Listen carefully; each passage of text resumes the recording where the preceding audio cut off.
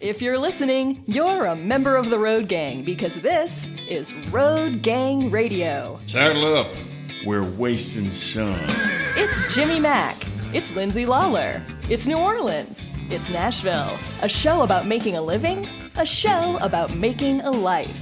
It's the biggest... Is that a fat joke? And the best collection of voices in trucking, transportation, and travel. Not only in this world, but beyond. We're looking at you, Zebulon 5. Let's turn this sucker over. I think that's your cue, Phone Master Dre. Good day to you, cousins, aka Road Gang, because this is Road Gang Radio live from the House of Degas, also known as Fastport Studios, with your host, Jimmy Mack. Are there people you just want to take a swing at? Here and there, yeah. Especially driving here, yeah. You know, Larry Miller has a really great stand-up comic routine about being in a bar too long, and as long as you get 6-7 hours of sleep, you're cool, and that number goes further down. In the midst of that magnificent routine, it's like at 3 o'clock in the morning, you buy the guy at the end of a bar a beer just because you like his face, and then he goes through the routine. At 4 o'clock in the morning, you punch the guy at the end of the bar just because you don't like his face. There are people you just want to take a swing at. I just want to be like, I just want to take a swing at you. And I might be okay with you afterwards. We might be cool afterwards, but I got to take a swing at you. That's exactly how I feel driving here, because with the commute and the people that I drive with in Mississippi, oh man, I want to buy you a beer. If I get in Louisiana, I'm putting you in a Hurt Locker. I'm putting you in a Hurt Locker, dude. I'm putting you in a Hurt Locker. No, you can't come into this lane. No. You know what makes me crazy? You can't come into this lane, and you look in your rear view, and there's nobody behind you. That truck is not much bigger than my Jeep, okay? I will come at you, bro. What are you doing, man? What are you doing? Okay, speaking of taking a swing at people, visitors to a California beach are warning of an aggressive otter with a habit of stealing surfboards. Yeah, man. And it isn't the first time, dude. Isabella Orduna said she was, by the way, perfect name for a California surfer. Female surfer, Isabella Orduna. I thought you were making it up. Said she was, I am. No, she really is a person. Said she was surfing Wednesday evening at Steamer Lane in Santa Cruz when a sea otter bit her foot and climbed atop her surfboard. They got pictures of it, man. Go online. Look it up, dude. You're not surfing that wave right, man. Let the otter show you how to do it. Hey, dude. Let the cool buzz and the tasty waves take over, man. I'd call it an exploratory nip, is what Orduna told the New York Times. It didn't puncture my skin or anything. He took a little nip. I want to punch him in the face, man. She said the otter remained on her board for 20 minutes before being driven away with the help from other beachgoers. We got to get that otter. The idea of a mob gathering to drive an otter off of a seaboard. Just be thankful it's not a beaver, okay? That's a different type of bite. Mark Woodward, nicely done. A local photographer who captured photos of Orduna's encounter. I told you, a professional photographer took shots of the otter. The otter on the surfboard. Returned to the same area on Thursday and witnessed an otter commandeering another surfboard. The otter didn't bite your board. It's okay. Woodward said the surfer was a teenage boy who attempted to paddle away from the animal, but the otter grabbed onto the leash connecting the surfer's leg to his board and pulled him backwards. Come here, that's my board. What are you talking about? That's my board.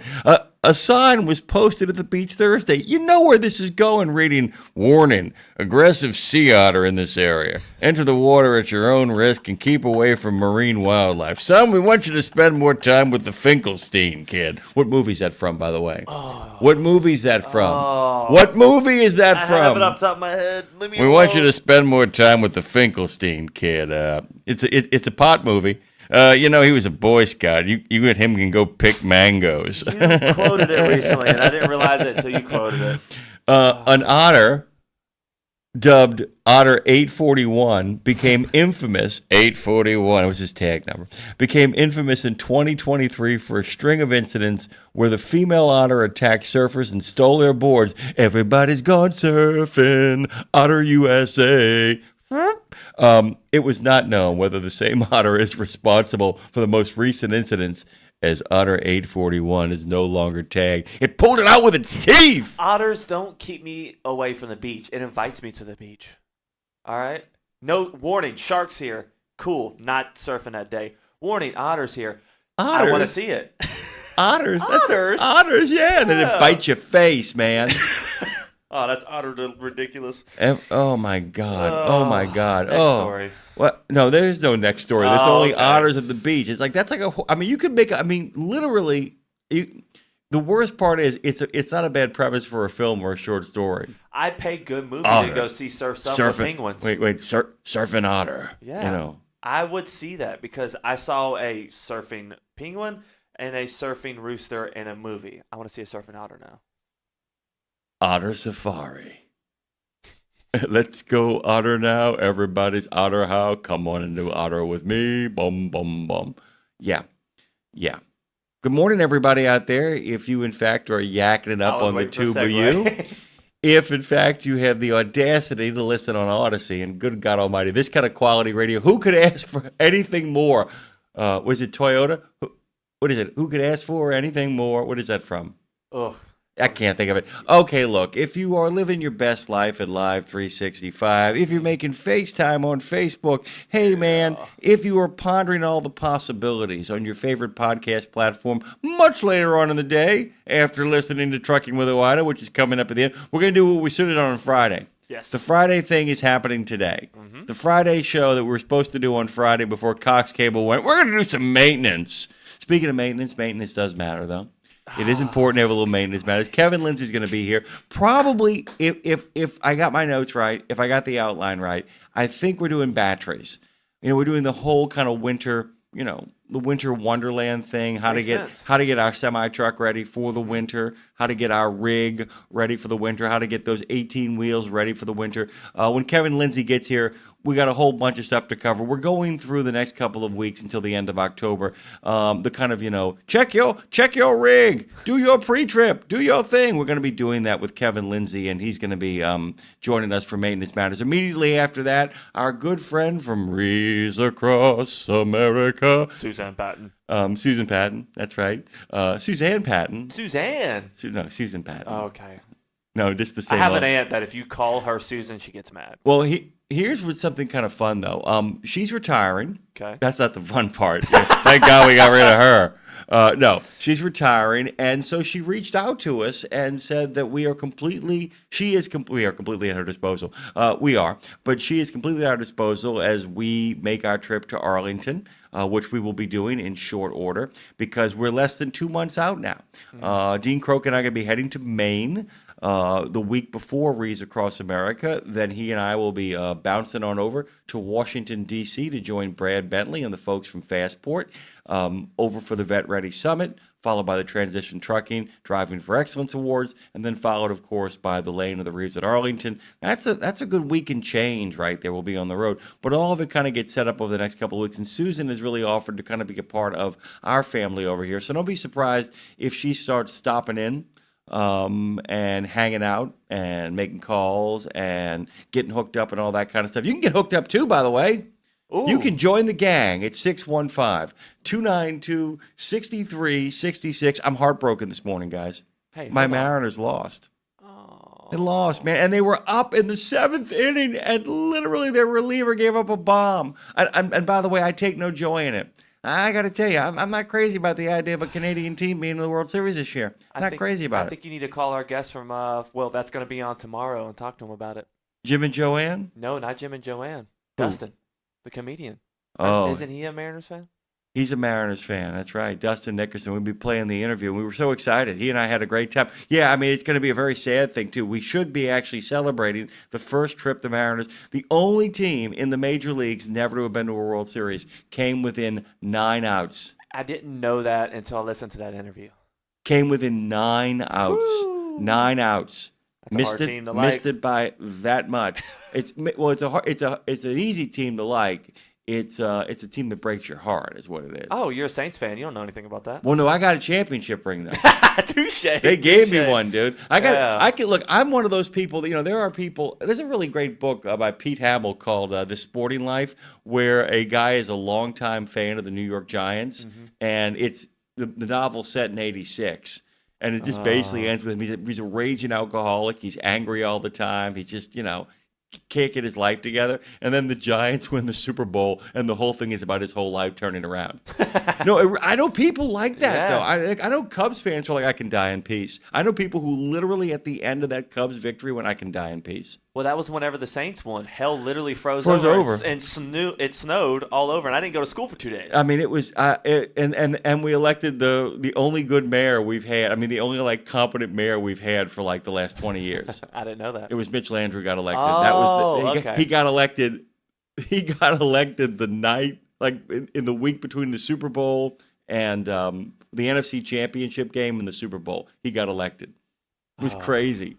It was crazy. Everybody thought that was one of the craziest ad campaigns of all time. So everybody voted for Ray Nagin. Well, everybody didn't. It was really close. So Ray Nagin beat Mitch Landrieu. Yeah. Because a lot of people couldn't give up I'm getting totally in the weeds here. They couldn't give up the franchise. A lot of African-American voters simply could not, quote-unquote, give up the franchise. Yeah. And Landrieu lost by the slimmest of margins. Of course, he was the only white candidate who had a shot at beating an African-American.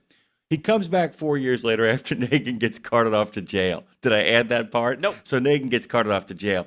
And Landrieu comes back, and the commercials were brilliant. It was all African-American voters going, this time I'm voting for Mitch.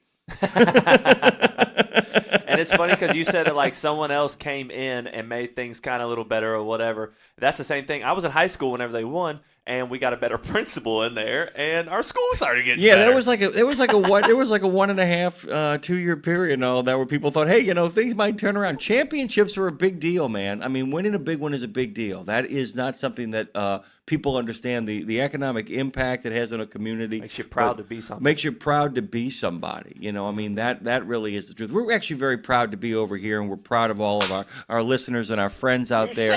You can join us, of course, as people always do, at 615-292-6366. What he said, 615-292-DAVE-NEMO. Yeah, and there's lots of groovy people, by the way, who are listening right now. I actually can't believe how many people are actually listening. The Grumpy P says good morning from a balmy Manchester by the sea. Marshall is actually telling Joe good morning, who's actually saying good morning to us from Sioux City, Iowa. Like I said, all kinds of great folks. Brad Bentley is 38,000 feet above the Atlantic, by the way. He'll be back in town tomorrow. Paranormal Pie Man says, yo, our good friend, the diver, who is also a driver, Mr. JB, says, good morning, everybody. And by the way, Jerry knew the answer.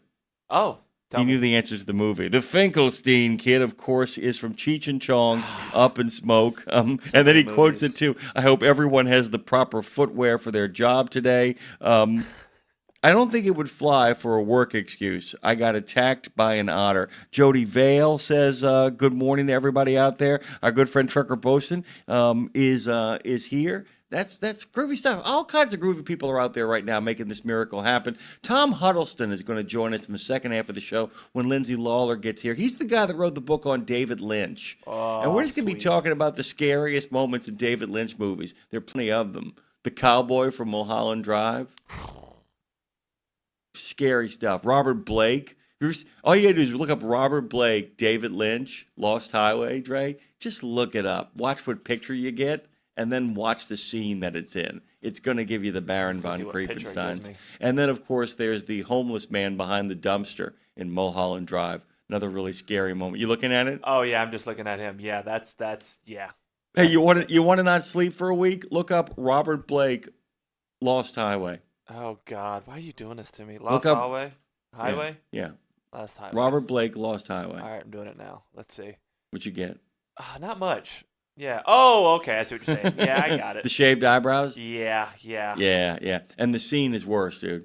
It's this really nice and fun party, and he walks across the party, and he comes over, and all the sound goes away except for him and Bill Pullman talking. And there's a little crackling while he talks. There's a little crackling while we talk sometimes, but most of the time we have a pretty good signal over here. We got to take a deep breath. And we got to take a pause so we can do a little bit of reflection on our country with a pledge and a little national anthem and then a bracing cup of Java from Pastor John. And then maybe we'll dig into some trucking news. Let's dig into this. I pledge allegiance to the flag of the United States of America and to the republic for which it stands, one nation, under God, indivisible, with liberty and justice for all. Oh, say, can you see by the dawn's early light what so proudly we hailed at the twilight's last gleaming, whose broad stripes and bright stars through the perilous fight o'er the ramparts we watched were so gallantly streaming, and the rockets rocked alive, the bombs bursting in air gave proof through the night that our flag was still there. Oh, say, does that star-spangled banner yet wave o'er the land of the free and the home of the brave?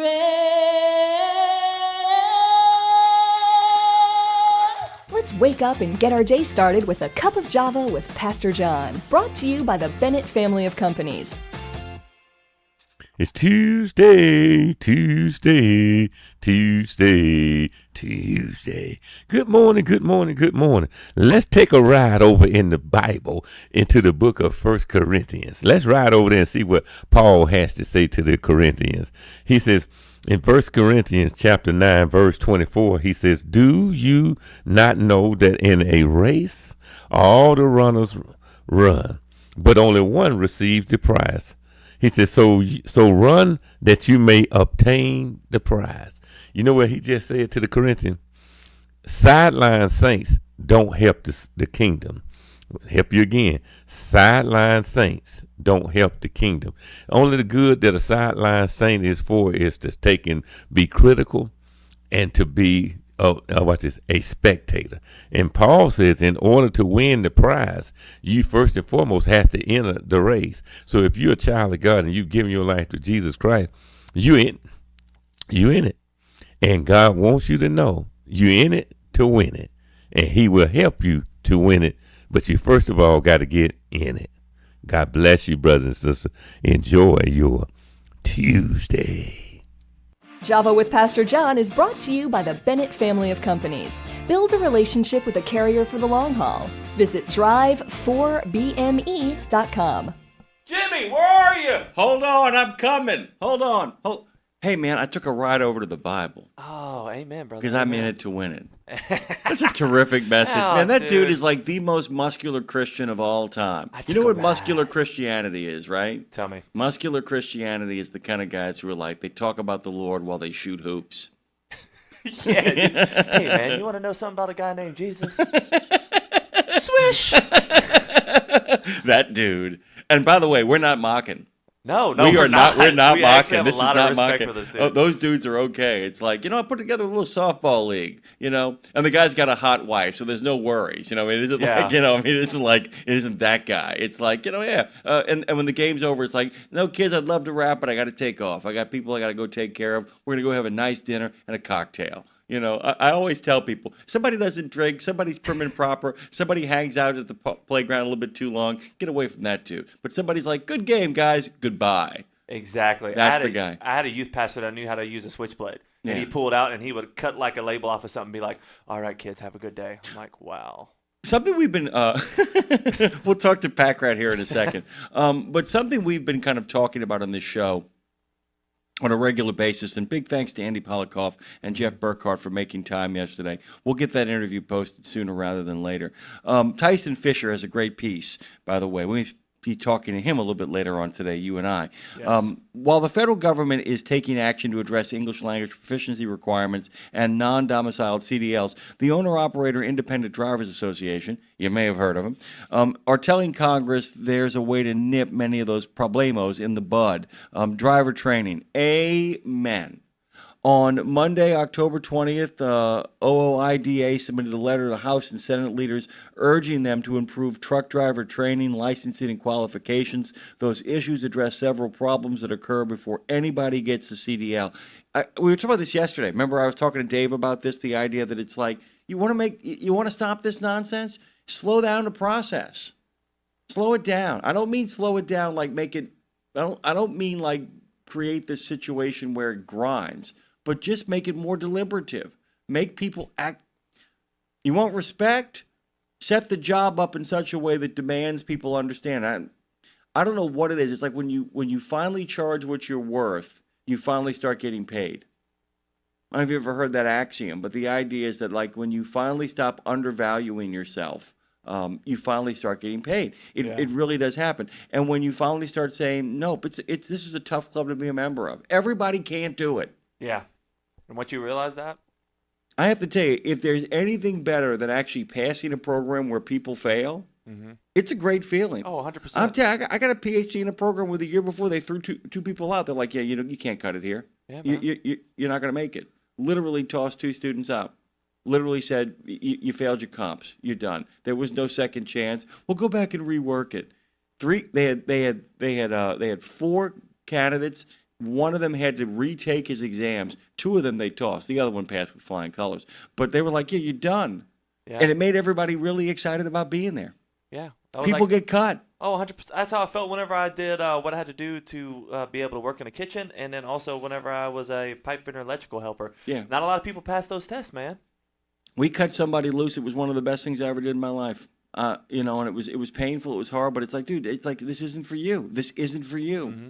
And I don't just mean like not for you, like, well, they didn't try hard. They were a lazy bum. I'm talking about like, man, he's a good dude. She's a great lady. It's just not for her. Yeah, it wasn't their cup of tea. Not well, I mean, and nobody else is either. Yeah. That's the other thing. And nobody want to run on the road. Okay. Simply put, far too many individuals are entering the trucking industry without the basic skills necessary to safely operate a commercial vehicle. Amen. That's Todd Spencer, of course. Additionally, inconsistent and improper licensing processes among states have permitted hundreds of thousands of unqualified drivers to work on our nation's roads, which has needlessly resulted in numerous fatal crashes. What our friends from OOIDA are calling for is Congress to clean up 5 areas of the process to obtain a CDL. First, the association wants to bolster the entry-level driver training standards. I agree. Currently, no behind-the-wheel hours are required. OOIDA wants a mandatory 30 behind-the-wheel hours before getting a CDL. What Spencer also went on to say, and then we'll get to Packrat's phone call, compared to the brief evaluation, an examiner is currently required to conduct mandatory behind-the-wheel training, provides greater opportunity to evaluate the skill of the entry-level driver, and for the trainer to offer corrective actions. These hours expose the entry-level driver to multiple road signs and various traffic/roadway situations, giving the instructor more options to identify and correct deficiencies. I don't know. Sounds like training to me. Pretty much. All right, let's go to the phones. What's going on, Packrat? What's happening? Let's get these people trained. Let's get them. Good morning, Dre, Jimmy Mack.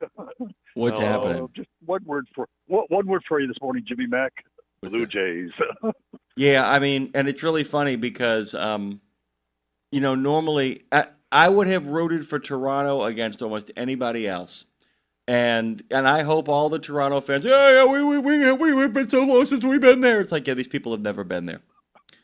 They've never been there. So that's right. I got bad news for all of my Toronto fans, though. All my friends out there, go on, Dodgers. Go get them.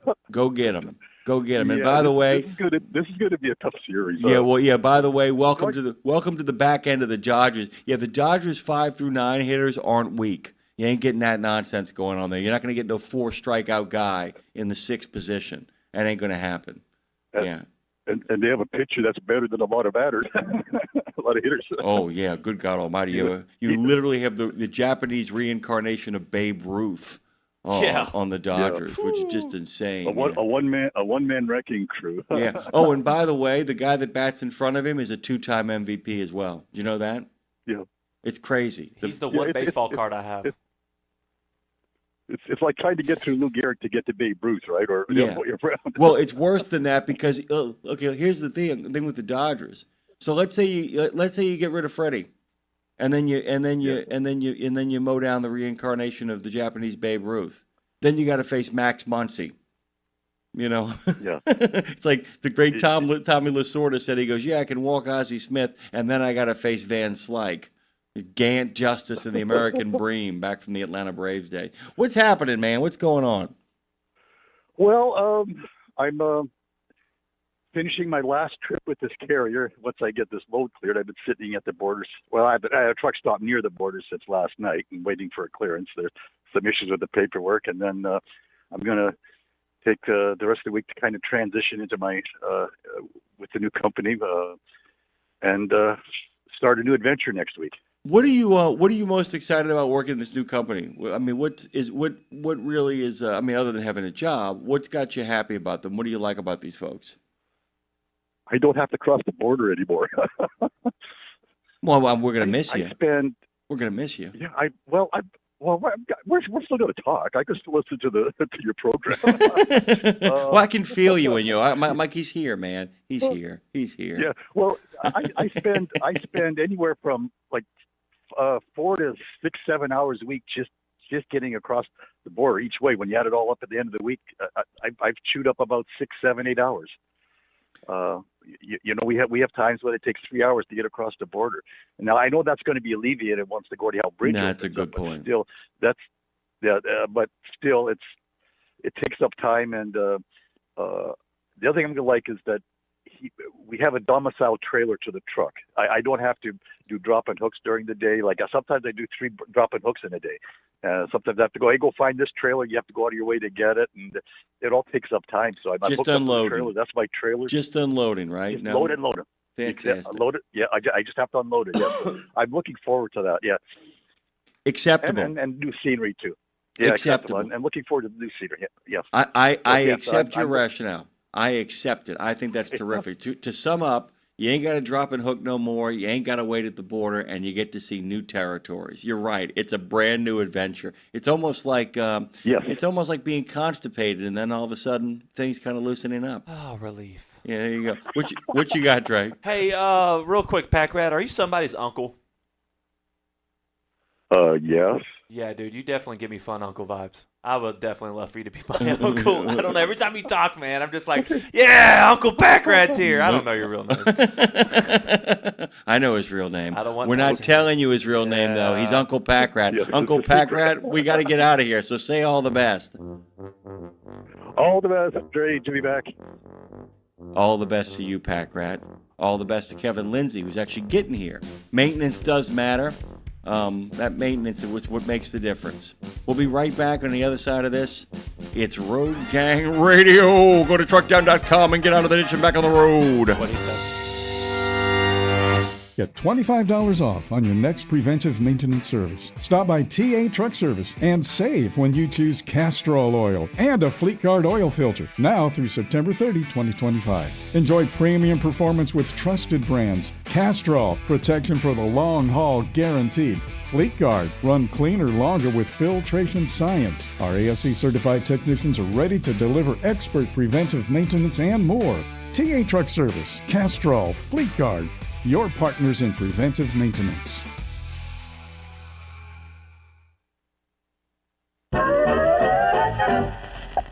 Looking for that exit to fun and joy? Join Mac and Cheese on the highway to hilarity. Be a part of the ongoing rolling fun and adventure that is the jokes that come at non-stop paces. Hey, Mac, I went to a haunted office the other day. Were you nervous? I sure was. The accountant said he heard invoices. Did the ghost wear spreadsheets? Tune in next time as we shift into fun with Mac and Cheese. It's one simple act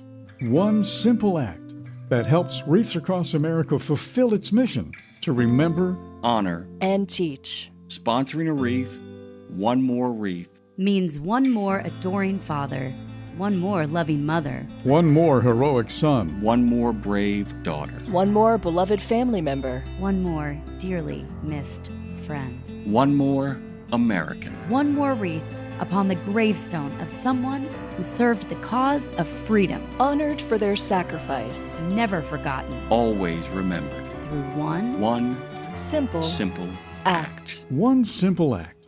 Go to wreathsacrossamerica.org/RadioNemo and keep the mission moving forward. Welcome back to Road Gang Radio. Join Jimmy Mack and Lindsay Lawler's Gang of the Airwaves by subscribing to Radio Nemo on YouTube. We celebrate all kinds. Make it official. After all, if you're listening, you're already in the gang. The Road Gang. If you ain't turning, you ain't earning. 100% correct. A driver who ain't driving is going nowhere because he's making nothing. Or as I like to say, but that ain't actually the job. That's the payoff. The load is secure, the route is mapped out, the destination determined. An open road is an open soul. That's doing what you do best. That's a soul set free. The job, your job, is actually outside the cab. Securing insurance, passing the physical, by staying physical, grabbing the profitable lanes, finding a mechanic you trust, pricing out the best fuel card, and hiring the right lawyers to protect you from the wrong lawyers. In other words, carefully picking the best partners. Because no matter how good you are, you're only as good as the folks who ride alongside you. And even if you do all of that right, you still got to keep a sharp eye out. Pre-trips to prevent maintenance, maintenance to prevent catastrophic failure, and yes, managing those moments of inevitable catastrophic failure with those carefully picked partners to get you back to turning and earning, back to that open road, back to that open soul. We pick partners great here over at Radio Nemo, and we pick one of the best you possibly could imagine in Kevin Lindsay. Of course, he's the guy that basically runs technical maintenance over at TA Petro. He does it. He's the man with the plan, and he joins us on a regular basis here on Tuesdays on Maintenance Matters. Good morning to you, Mr. Lindsay. My friend. How you doing? I'm good. How are you doing today? I don't have any complaints after that wild farago of a Maintenance Matters last week. I am ready for almost anything. We covered a lot of territory in a very short amount of time. We have been setting up here, and I know we've been setting up here just a little bit. As I was saying, the maintenance, keeping that close eye out, because so much of what we're talking about over the last few weeks has been getting ready for winter. Getting ready for the change in the weather, right? Can you kind of take us through that? I mean, we were at batteries. I mean, I think we kind of put ourselves in a position where we're talking about charging now, right? Exactly. Because that's a huge part too. Anytime the seasons change, though, batteries get a lot of extra heat. No pun intended or anything there, but they actually do seem to show up issues because of change in temperatures. And I think what a lot of people don't realize about all that is a lot of times it may not necessarily be the batteries. It could be something as simple as connections, have gotten slightly corroded here and there, things like that. But when it turns cold outside, everything contracts.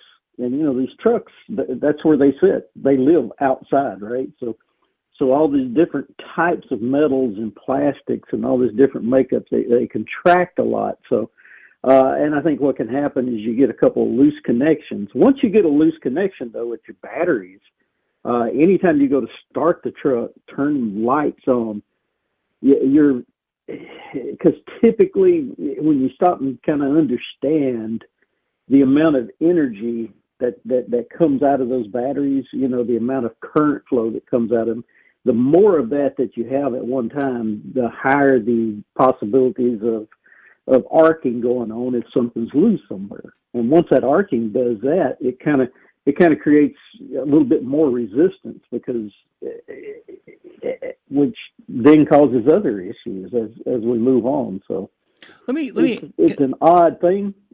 Let me ask you something, because and this probably is just obvious, but I always say if you don't ask the obvious questions, you miss what might not be so obvious. So, so much of when things heat up, of course they swell up. I'm trying to kind of figure out a way to say this. That they're always going to get as big as they're going to get based on the heat that they generate. They're always, if they're in proper working order, great. They're still going to swell up. I mean, it's going to get swollen. Mm-hmm. because it's cold, it's actually contracting before you ever start it up. What I'm curious about is it's got further to walk to get where it needs to get to. So that the colder you are, the longer it takes for you to get kind of heated up, which means is that in fact doing more damage? I mean, like I said, and I'm not talking about the kind of damage where, you shouldn't do that. The joke we always make, what's the worst thing you can do for your engine? Turn it on. And because it's so cold sometimes, it's got longer to walk to get to where it needs to get to. Absolutely, Jimmy. And you think about that, and I like the way you kind of put that. You got to get to where you're going, and you're starting from a different place. The colder it is, because those things are contracted and everything. Just think about that. Something as simple as let's just say the battery in the truck. It sits there overnight once the temperatures get cold. You've got plastic, right? You got the plastic case that it's in. You got the lead inside. You got the acid inside of that, the liquid or gel, whichever it is, depending on the battery chemistry, all that good stuff. But all of those components are sitting there overnight, so it's gotten cold, so they contract a whole lot. You go to start it. There's a as you go to start it, now all of a sudden you've got this surge of energy, because I can tell you on a big truck, the starter draws more current from those batteries than any other component on that truck. Headlights, blower motors. That when we're starting that truck, especially when it's cold, you stop and think about it. That thing, it's a big diesel engine. It takes a lot of energy to get it turned over and going. So all of a sudden you get this big surge of coming out. Well, and if you really think about that anytime it does that, it's going to generate some heat, because we're flowing, right? Even with electricity, it's going to generate some heat, because electrons, at that atomic level, they're bouncing off of each other. So it creates friction, which generates heat. That kind of makes sense to everybody. So, but if you all of a sudden you've got all that with everything contracted, because you've probably heard drivers and everybody talk about, in the wintertime, all of a sudden they went to start it up and the top blew off the battery. I've actually had that happen to me when I was in the military years ago. We were jump starting a truck, and I walked past it, and the top of that battery came across the back of my head and knocked my cap off of my head. Is how close it was. Not a scratch on me, but oh man, good God Almighty! It was scary. That was scary. Well, I mean, basically, Kevin, you're turning. I mean, and I just figured out a way to kind of say this in a way that I could have said before. But essentially, if it's a 5-mile walk, what the winter does is turn it into an 8-mile walk. Exactly right. Because I like the way you use that. It gets you starting from a different point. These things are contracted and packed together a little tighter as it is. As it's gotten cold, so it's got further to go when it does heat up. And if it heats up too quick, things break. When we change temperature and components it real quick, no matter what the component is, what it's made of, it creates issues, right?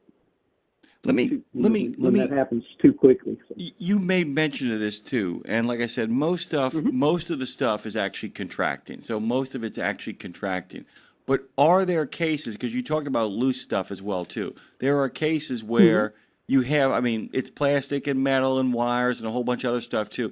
There are instances where some things aren't contracting as much as others, which means you often have stuff that is actually getting smaller, while at the same time something is staying the same size, which when you do that sometimes, while it might tighten some things, other things that shouldn't be loose are loose until they get warm. And I have a feeling... We're not going to talk about all the problems with after treatment devices. No, go ahead, Jimmy. Okay. But that's exactly it. Is the fact that and all of this, by the way, is building towards my question, of course, which is how do we make sure? So I said we turn a 5-mile walk into an 8-mile walk. How do we take steps overnight or before it gets to overnight, where we get to the point where we can mitigate some of that, where we can make sure that when we wake up, we're never going to make it back to the walk it was in middle of August. but how do we actually make sure that it's closer, that it's back to normal, or at least what can we do to make sure that Well, contraction doesn't happen as much? Quite honestly, simple things. Because when you stop and think about it, it seems like it's always the simplest things we can do that save us more money than anything, and we don't even think about a lot of these little things. But think about your truck. Think about what you've been, what you've been feeling, what you've been seeing, what you've been hearing, what you've been smelling. Use those senses that we have, to help understand, what could be going on, because odd smells or swollen batteries, anything like that can indicate an issue that's already there. Now, I know you asked me about what can we do to help prevent some of that. Well, quite honestly, keep your eyes, ears, nose open, and because when we do have a problem in the electrical system, there's a good chance, because if things get loose during the hot weather or anything like that, because you run Arizona, for 3 weeks straight, and things started melting, Yeah. those things happen out there. So. Believe me, believe me, I can tell you, having lived in some areas, I will say we have a little bit more lubrication down here in regards to humidity. But I know of all you have to do to understand what's happening inside of your engine is sometimes sit inside of your cab when the heat really has got to the seat to have a sense of what's happening. Yeah. Yeah, right. It's crazy, but pay attention to those things, because anything odd that's happened lately, whether it's a sound, a smell, something you see, batteries will typically start to swell. And if you stop and think about that, what causes a battery to swell? Well, it's building up too much pressure inside it. What can cause a battery to build pressure? It could be overcharged, but it could be something as simple as every battery has vents on it. It could be something as simple as a vent stopped up because there's a lot of dirt. Keep your battery box clean. Keep the tops of those batteries clean. All this dust and stuff over the top of the battery, because most big truck batteries have a positive and negative post at each end of it. If you keep the tops of those clean, I mean, when you stop and think about all this dust and dirt and everything, what is dust and dirt? Well, it's solid particles. Some of them, a lot of those particles, once they connect together, can become conductive, and it can just drain your batteries just from dust trail across the top, right? So, kind of keep those circuits open. I wanted to make you laugh, by the way. Tom Bray is over on the chat room right now, and he says that it gets so cold in Wisconsin, you have to walk so much further that you have to pack a lunch in order to cover the distance. And I totally know what he's talking about, because I've been up. I've been in Minnesota I went to Minnesota one Christmas. Was at a show. Walked outside and my beard froze. I'm not kidding. And by the way, that's not a bad example to kind of talk about in regards to winter, because anybody that's ever been inside of an air conditioned, and I don't mean just cool, but in a heat conditioned area, and then walked out into freezing weather, has had their beard bristle up on them, has had it literally freeze up on them. But it's just a great example of how quickly all this stuff can change. But I wanted to go back to what you've already opened the door on, is the fact that we talk about the simplest things make a difference. It's cleaning it. And I know that sounds crazy, but simply dusting the damn thing. I'm saying dusting. That's, you're not going to get a feather duster, but you really, but wait a minute, feather duster and maybe one of those, air guns, which you use on your computer. Get it cleaned off, get that stuff out of there, because when it contracts, that's the other thing. Once again, ignorant question, but I'll ask. So some things contract, some things stay the same size. Dirt gets in there. When it begins to expand and swell, and it begins to push that stuff in, you can really, like I said, the long-term damage of this, the incremental damage of what that stuff is doing, especially on the heat up, if you're not keeping the battery clean, can really, really take years off of, take a lot of life out of what you're trying to accomplish, right? Oh, absolutely, absolutely. And you got to remember that's a lot of that. How do I say this? Well, it's naturally occurring as far as trucks go, right? just by the makeup of trucks and what they are, what they do, what we use them for, And when I say truck, I mean the entire truck, including the engine, drivetrain components, everything, right? So, manufacturers design all of this stuff knowing that they're going to be in these conditions, these extreme environments, one way or the other. And, in some cases, you may be in upper Minnesota and Wisconsin, in January, start up and you've got a load to Southern California and Arizona and, down through El Paso and different places during January, and then you back up. So these things, man, it's a tough life when you stop and think about it. Oh. It's a tough life on components on these trucks and everything. And so many different environments that they live in. It's kind of crazy that some things last as long as they do when you really stop and think about it, depending on where you run and all that good stuff. But it's kind of crazy. Well, we do Highway to Health on Tuesdays as well, because it's a programming gag, but it's also a programming insight. The idea that we're talking about both the health of your truck and your own health. Although today is about taking care of pets in the truck.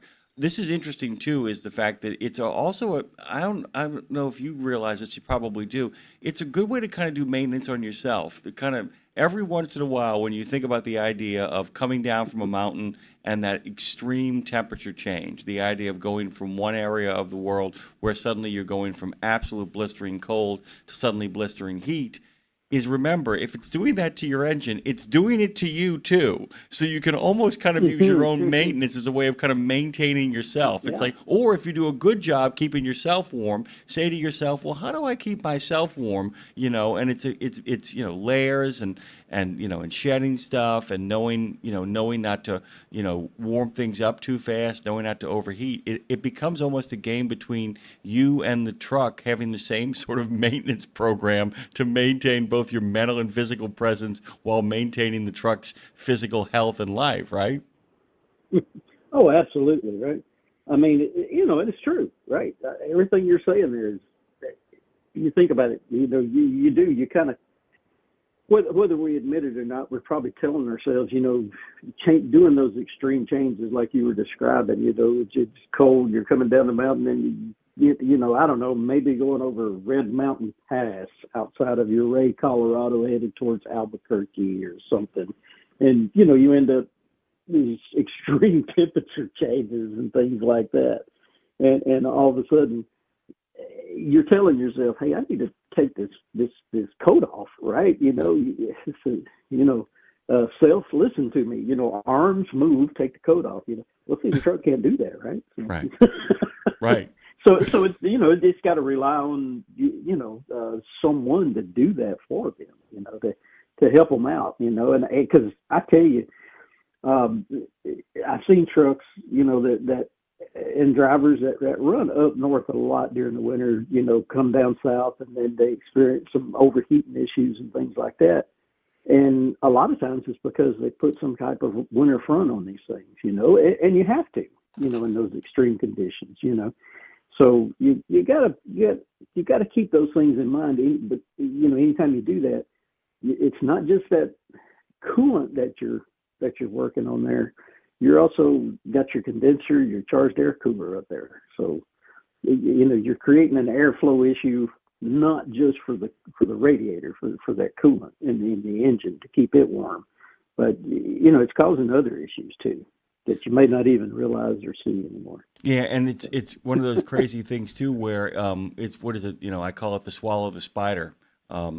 thing where you're swallowing the spider to catch the fly. I don't know why you swallow the fly. Perhaps you'll die. And it's about it really becomes this kind of balance game. I want to get back to batteries here for a second, Kevin, because I literally took you into left field. But I do want to talk about connections and cables, because we did talk about it's all interconnected. The idea we talked about cleaning and getting the dirt off, but so much of that is about making sure that things are tight but not too tight. Yeah, I mean, and the idea of kind of figuring out how far the eye can take you too in regards to checking connections and cables, and then we'll get to belts if we have time. I can't believe this, Kevin. Yeah. We got like 5 to 6 minutes left. Unbelievable. But go ahead, Sam. Well, yeah, exactly what you said. Look at everything. As far as those connections and everything. Do some of that touchy feely stuff. Get a little dirt on your hand, put your gloves on, whatever. Grab a couple of those cables in that battery box. Most trucks nowadays, battery boxes are, pretty well, I'm not going to say necessarily, I think they're easier to get to than they were in the older days, but that's just my opinion. I talked to some of these young techs and they complain constantly, oh, you got to take this off and do this. And I'm like, well, in the old days, there was a lot of times you actually had nuts and bolts you had to take off just to access the batteries. Yeah, and I'm gonna defend your opinion here. Taking stuff off is very different than taking something out that weighs literally the singularity of a black hole. I mean, that's I mean, yeah. I think I've got this right. I think I know enough about this to realize I don't mind taking well-organized parts out of a thing. The thing that's awful is when you have to lift something out of there that is massively heavy to get to the thing that you want to get to. And we don't have as much of that anymore, right? No, we don't. We don't, except for the battery itself, obviously. That's still a pretty good sized black hole there. You got to lift. But, yeah. So, you liked that one, didn't you? I did, very much, very much. Yeah. I always like when people pick up the thread and run with it. Nicely done. Nicely done. It's true though. But sometimes you got to touch those things. Feel, make sure nothing's loose, all that good stuff. And not just the connections at the batteries. Because a lot of times in battery boxes on trucks nowadays, you see a cable come off of that ground and go to the frame. And a lot of times right there at the battery box, feel those things, make sure nothing's loose. All of those things, make a difference, especially with the way electronics work on these trucks nowadays. The simplest thing, I've seen some of the crazy simple issues with nothing more than a ground stud on the frame, the nut being just slightly loose, wreak havoc on some electronics on some of these trucks. In the last few years, it's crazy. It's crazy. The things that we see out there now compared to what we used to. The way things used to work. But yeah, don't forget about that stuff. So that's really, and I want to point this out to people that things are a lot easier now. But because they're a lot easier now, as you've just kind of pointed out, they don't make them like they used to. Part of that is a very good thing in regards to being able to get stuff done in a hurry, but it also means that stuff, if you don't keep up with it, breaks down in a hurry.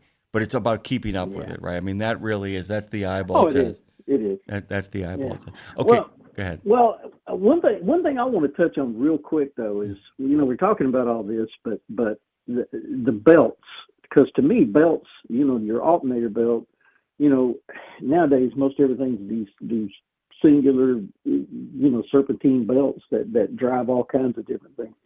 But I think belts get overlooked a lot nowadays, and I think a lot of it is kind of, the industry's fault, the belt manufacturer's fault, because they've made these things so much better than they ever used to be. They last so much longer, but they also have more tension on them, and they're turning more components. There's a lot more instantaneous torque applied to them, when the engine's revved up and things like that. Personally, I think it's a great idea to replace as a preventative maintenance, to replace your belts every so often, depending on how you run. Because you break a fan belt or an alternator belt going down the road, especially in the months we're coming into with not knowing what the weather could be up ahead and all this. And then all of a sudden you can't run your engine and you may be in the middle of a snowstorm. So, think about those things, Well, hey, what's that crazy belt hadn't been replaced in the last, year or two. Yeah, Kevin. Maybe get a new one. Kevin, I'm going to actually back you up here because this is one of the things that has driven me crazier than anything else. It is the easiest thing in the world to replace or to swap out. It's one of those things that once it breaks, though, what follows is awful. It's one of those things where it's like it's kind of like not tying your shoe. It's like, yeah, my shoe's not tied. I need to get new shoelaces, and then you trip and you literally break your teeth. It's that. Well, and I tell you, it's some of the things I think people don't think about with belts nowadays. Though, if it does break, you're going down the road. Your engine's 1,800 RPMs. There's a lot of pressure up there. Maybe the fan is engaged at this time. Because these fan clutches, these things, can suck an easy 25 horsepower out of an engine. So you think about that, 25 horses, that fan turning. So there's a little bit of pressure, power, torque there, right? So if that belt breaks and it happens to hit one of those plastic blades, what's about to happen? There's just going to be instant hard plastic shrapnel all over the place. It could go through the radiator. I've seen pieces of fan blades come apart because of a belt break and then going through the hood and cause body damage, on fiberglass hoods and things. So it's crazy. Some things that you can see, and it's a simple process, right?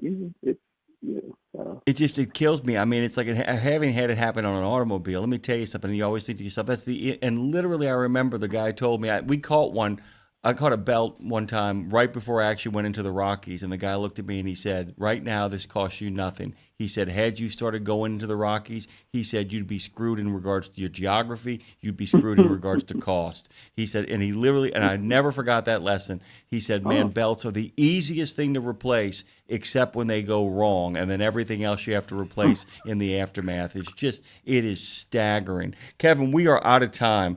Promise me we'll come back. We'll have a conversation about the alternator. We'll talk about fuel. We got all kinds of great stuff to cover. We left a lot on the table, but my friend, eventually I'll figure out how to do this job because you already have, but I think we'll get there together. Kevin Lindsay, of course, joins us every single Tuesday on Maintenance Matters, courtesy of our friends from TA Petro. It is great to have you. I hope you have the best of weeks, and we'll talk during Halloween week, okay? All right. Sounds like a plan. Thank you, sir. Kevin Lindsay appears, as he always does on Tuesdays. Rees Across Americas is coming up. That's a cool dude, man. You need to listen to Kevin Lindsay. This is the place to be. Road Gang Radio, which you are a member of. We'll be right back after these messages with Susan Patton.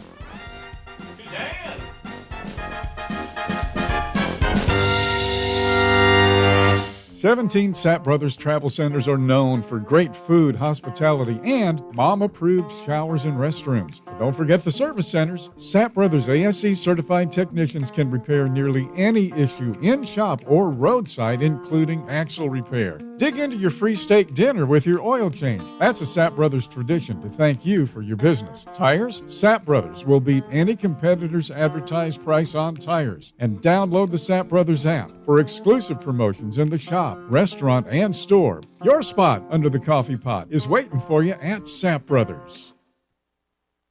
Pro drivers, say hello to your perfect fuel stop, Racetrack. Perfect as in hello, everything you need on the go. Oh, hi there, dedicated truck lanes. What's up, hot and delicious grab-and-go food? And hello, cat scales, clean restrooms, and large, easy-to-maneuver lots. Racetrack has what you want so you can get in, get out, and get back on the road, turning miles into money. Next time you need to stop, say hello to the fuel stop built for pro drivers. Racetrack, whatever gets you going. At RadioNemo, we believe in finding your tribe, your people, your gang. But you can't find your gang unless you find yourself, and you can't find yourself unless you write, right? Lindsay Lawler's We Should Write is a podcast about the healing power of writing. It dives deep with creatives of all types to discover how putting a pen to paper helps them work their stuff out. and maybe gives you the permission slip to do the same thing.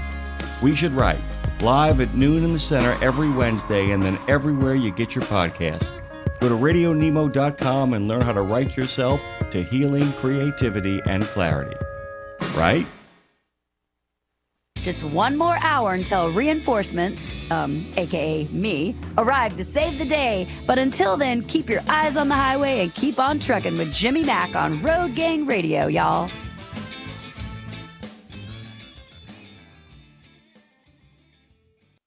Welcome to Trucking Tributes. I'm your host for Trucking Tributes, Susan Patton, and today on Trucking Tributes, I have a really fun and unique story. Not that all of my Trucking Tributes shows aren't fun, but this one's going to be particularly fun because I am joined today by Jerry Hayes, and Jerry represents Hayes Recruiting Solutions out of Anniston, Alabama. Jerry, thanks for joining my show. I appreciate having you today.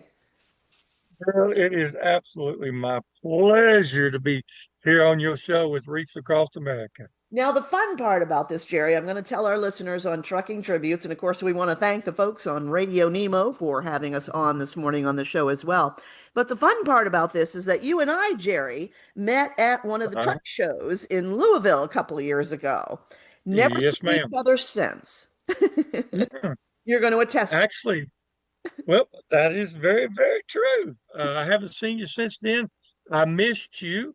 I was actually up in Maine last year hauling reefs. Of all things, I hauled them with my pickup and a box trailer. Okay, now don't give out the secret yet. Mm-mm. We're not going to say anything more about that until we completely unpack your story.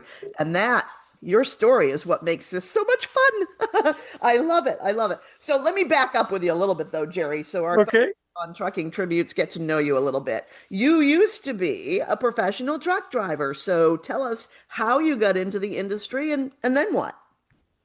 Yes, ma'am. I was a driver for several years back in the 80s. Started out driving in the oil field, hauling pipe and rigs and everything like that. And then drove for some of them wild and crazy folks back in the early 80s. I ain't going to mention none of them names. And then I went to work for a company called Creek Carrier. Drove for them for a couple of years, and then they found out I was blessed with a big fat mouth and liked to run it. And they made me their first ever driver recruiter. And I hauled freight back in the day in the late 80s from point A to point B, and then set up with a little bitty card table. And I'd hire truck drivers right there, Johnny, on the spot. That is amazing. And then what happened? Because Lord, and then my future. So what are you up to now? And then it got started good. I worked for Crete for 6.5 years. Like I said, they brought me in-house. They made me a terminal manager. Then I was in charge of all the owner-operators. I've been a director of recruiting for the old Builders Transport out of Camden, South Carolina. Them old ugly green trucks with that ugly yellow stripe down them.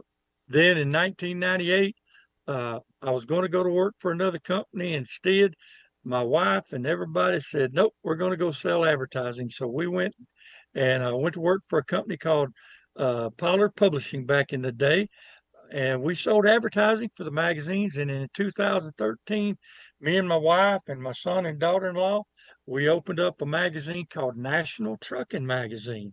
It was one of the largest distributed magazines in the industry.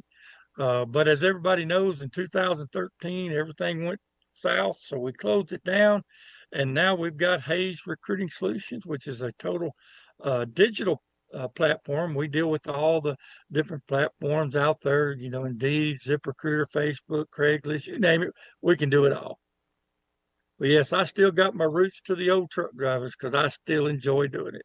Now, what actually got you started in truck driving, Jerry? So many of our professional drivers that I talk to on Trucking Tributes tell me it was in the family. It was in their bloodline. That diesel was coursing through their veins. What's your story? How did you become a professional driver to begin with?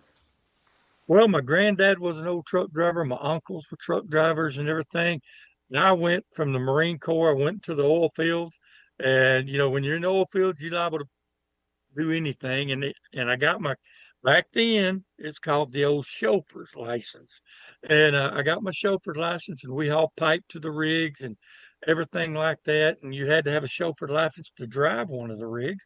And so that's how I actually got broke in. And then in '85, the oil field crashed, and I had to do something. So I knew how to drive a truck. So off I went Off he and never looked back. gentlemen. And I was just going to say, and he's never looked back, and I love it. And obviously, coming from one big mouth who loves to run their mouth to another big mouth who loves to run their mouth, here we are today on Trucking Tributes, and I think it's a beautiful match for everybody to listen to and to hear the story. Now, what you can't hear on Trucking Tributes at the moment is that Jerry has his Wreaths Across America ball cap on, and he is I sure do. quite broadly and loving that whole moment. So, when did you first actually hear about Wreaths Across America as an organization, Jerry? Oh, what? Probably 10 years ago, 10 years ago. I met some of the folks that was, with it and everything at one of the events. And next thing I knew, I started sponsoring, with in our magazine, Reefs Across America, to help promote it because I am a military person. Between my Marine Corps and Texas Army National Guard, I got 13 years of, service in on Let's top talk of everything. about some of that, Jerry. Why the Marine Corps? Girl, if you're going to do it, you got to do it right. So I joined the Marine Corps right out of high school. And went to boot camp, got all that done. I was a field communications person, enjoyed the Marine Corps, loved the Marine Corps. But in '79, I got married and had to go over to the reserves. So I joined the Texas Army National Guard. And as you can see, I'm a big person and I don't fit well in the tank. So I learned something. There's one part of the service that everybody loves, and that's the cooks. And me, love to cook. So I was a cook for many years, and when I got out, so yeah, I was a battalion mess sergeant when I got out. Well, Jerry Hayes, you can cook for me anytime, my friend. I'm the cook in the I house. make some mean barbecue ribs now. I go ahead and tell Oh, you. boy, you're talking my language. I'm loving it. I'm Susan Patton, your host for Trucking Tributes, and I am having an absolute ball today on Trucking Tributes with Jerry Hayes with Hayes Recruiting Solutions out of Anniston, Alabama. Started out as a professional truck driver, wound up in the Marines, and now, and let's get to the Guard. Tell me about the Guard service, too. The guards, like I said, I come over in the guards. It's a tanker outfit out of Weatherford, Texas. Love the Texas Army National Guard. Absolutely love. Great folks, great organization. I can't say enough good things about them. They help everybody they can.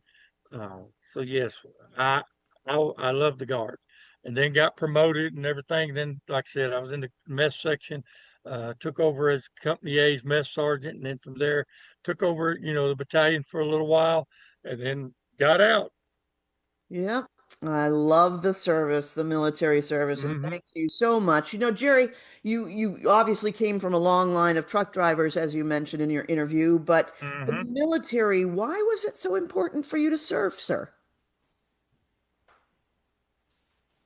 If you're going to talk the talk, you should have been able to walk the walk. In today's world, so many people don't have a clue what the military really stands for. But in my view, and I can only speak for myself, the military signed up for the ultimate sacrifice, and that is to protect this country. And no matter what anybody says, without them, we would not be where we're at today. These young men and women that sign on that dotted line are signing up for the ultimate sacrifice, that they're willing to stand up and put their lives on the line to make sure everybody can do what they need to do. I can't say enough about our young men and women in the service. I mean, I don't care if they're in if you could see it, if you look right here in front of my RV right now, you'll see American flag, and you'll see 5 branches of flags on my stand. I just ain't found a flag for the ones up there in the sky. The you Space know, Force. Would someone the please Space Force. send Jerry Hayes a Space Force flag? He is missing that flag. He's flying them all Missing that proudly flag. in front of his RV with he and his wife, and he needs a Space Force flag. So anybody listening today, Yep. Trucking Tributes, get this man a Space Force flag, for crying out loud. Absolutely. Yep. I got them all flying proudly. I am Susan Patton, your host for Trucking Tributes. I'm speaking with Jerry Hayes. We want to thank the folks on Radio Nemo for having us on this morning. And Jerry, you almost let the cat out of the bag, but now is the time. And I'll explain why. We're always saying on Trucking Tributes, Courtney George, our director of transportation, is always saying to people, listen, I can load anything except a tanker and a flatbed. But we make relationships happen and we bring people together and we bring our assets together. And she said, by golly, if I know the dimensions, I can fill it with cases of veterans wreaths. So in comes Jerry Hayes, but he's not hauling a conventional 53-foot van, are you, Jerry? Tell me this. No, ma'am. Well, it was so funny. Me and my wife, we were up in Bar Harbor last year, and Courtney got us set up to do one of the tours and everything. And a young gentleman that drove for Walmart, he's the man who gave me the tour, and we got to meet the owner out there at the container, where the airplane. And I told him, I said, I love your organization. I thought if there was ever any way I could do it, I said, I've got a 14-foot box trailer, 7-foot tall. I would love to be able to come help you. And he said, if you only knew how bad we need you. I said, well, if you need me, I'm there. And so next thing I knew, Courtney and I got together and she said, Jerry, I will make it happen. And so the next thing I knew, I got to go up to reefs across America, got to sit there, and I had so much fun visiting with all the truck drivers and everybody up there. It's so great to see what all y'all do with reefs across America.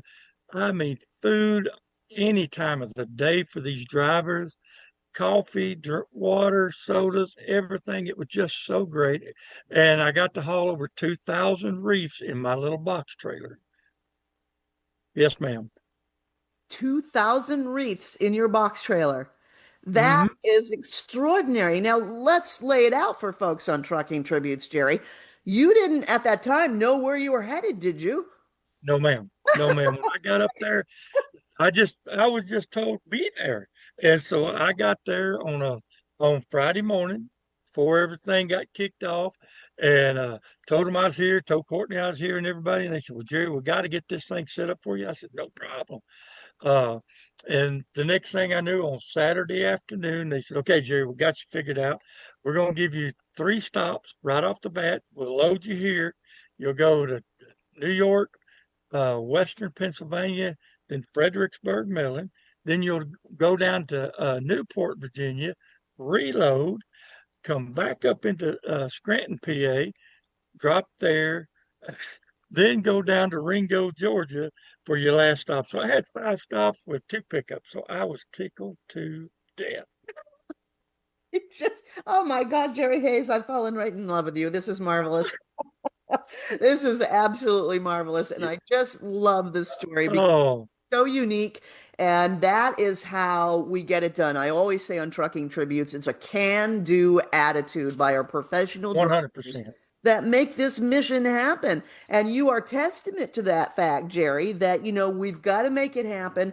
And by golly, I got to tell you, going into season, which we're in now, in season, hard to believe, for 2025, we are in season already. And we've got well over 5,300 participating locations in addition to the National Cemetery. Yeah. I mean, even as you and I are speaking, Jerry, on Trucking Tributes, our amazing Reefs Across America liaisons are signing up new locations.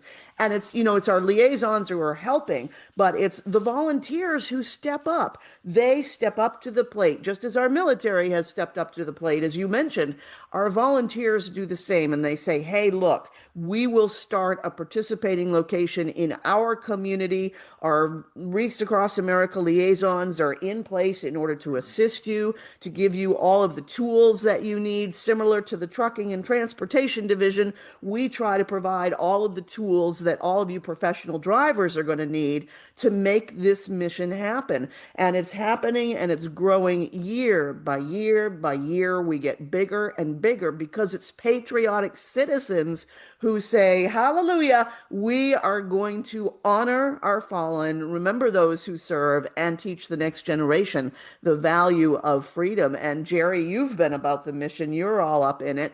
Tell me about your stops. What was it like to connect with other volunteers?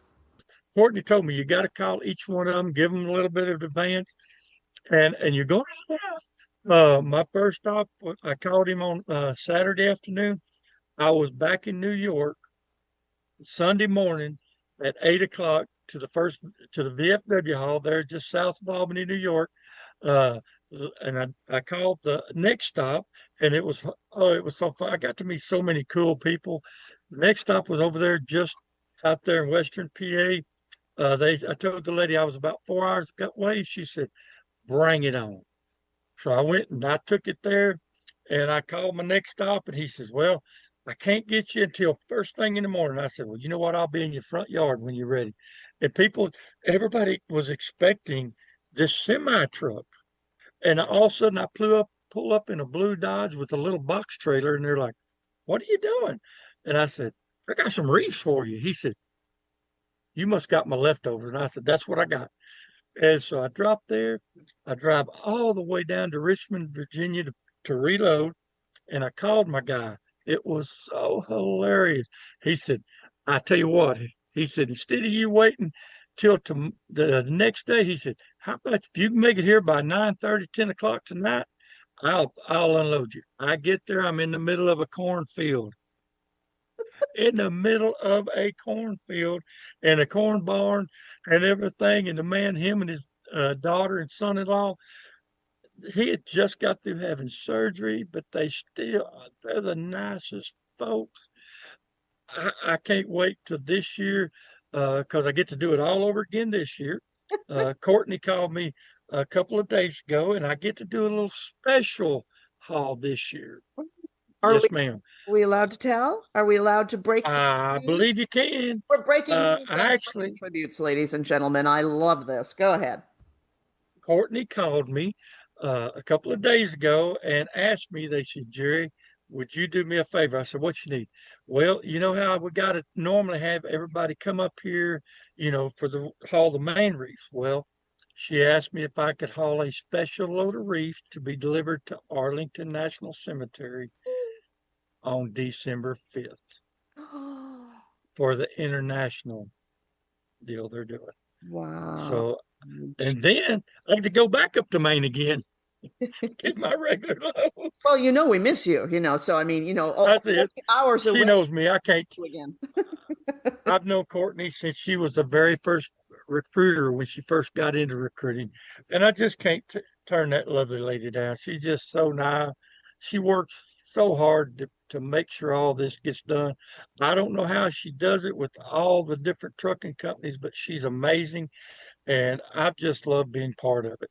Well, you are just such a gem, and that Southern charm is coming out in you just as it comes out in Courtney George, our director of transportation. And you put your thumb right on it. You put your thumb on it, Jerry.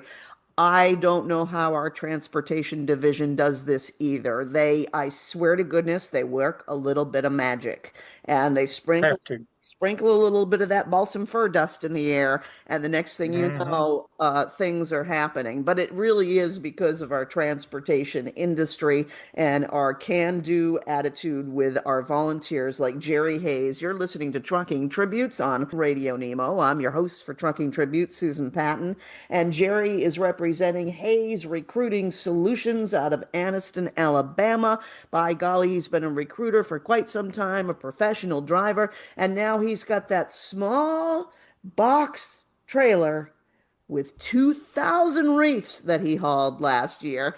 And the great part is that you're not always sure where you're headed, but it really illustrates for us, Jerry, that not all of our participating locations, like Arlington National Cemetery, are huge national cemeteries. We have a lot of participating locations that are small community cemeteries. Some of them are out in, if you will, the phrase, we're used to this phrase in Maine, but out in the middle of nowhere. And you can't bring in those big tractor trailer rigs, but we've still got to get those wreaths to our volunteers at a reasonable location so that they can get those wreaths distributed and placed on the headstones of our fallen. And this year, of course, if you're planning and playing the game with us, this year National Wreaths Across America Day is Saturday, December 13th. So we are really looking right down the avenue here at National Wreaths Day. And I know that the transportation sector still needs people to haul wreaths for us. And by golly, Jerry is testament to the fact that we will make relationships happen. If Courtney knows the dimension of your trailer, we've got small construction trailers, we've got motorcycle trailers, we've got you name it.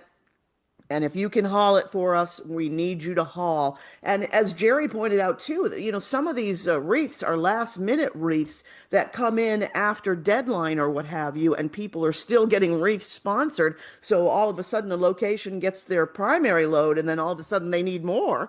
And we've got to get that load to them. So it is just amazing. Was your wife with you, Jerry, last year when you were doing all this? Oh, she wasn't able to participate. No, she wasn't able to participate. She stayed with my oldest son and daughter-in-law, and they had a ball down in Alabama.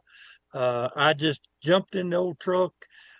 Luckily enough, I got a four-door truck, and I did just like I did when I was a truck driver. I slept in my bunk, which is my back seat, and all I'm going to say is something to each and every listener out there. Like Susan was saying, if you got a little box trailer, big box trailer, whatever, they can use you, because I am just the feeling you're going to have of delivering these wreaths to our fallen heroes and everything is so much worth it. My wife will tell you that was one of the biggest honors I ever had, just to be able to haul them. The leftovers, I thought it was just too cool. And it just gives you goosebumps, just thinking about it. It's just that cool.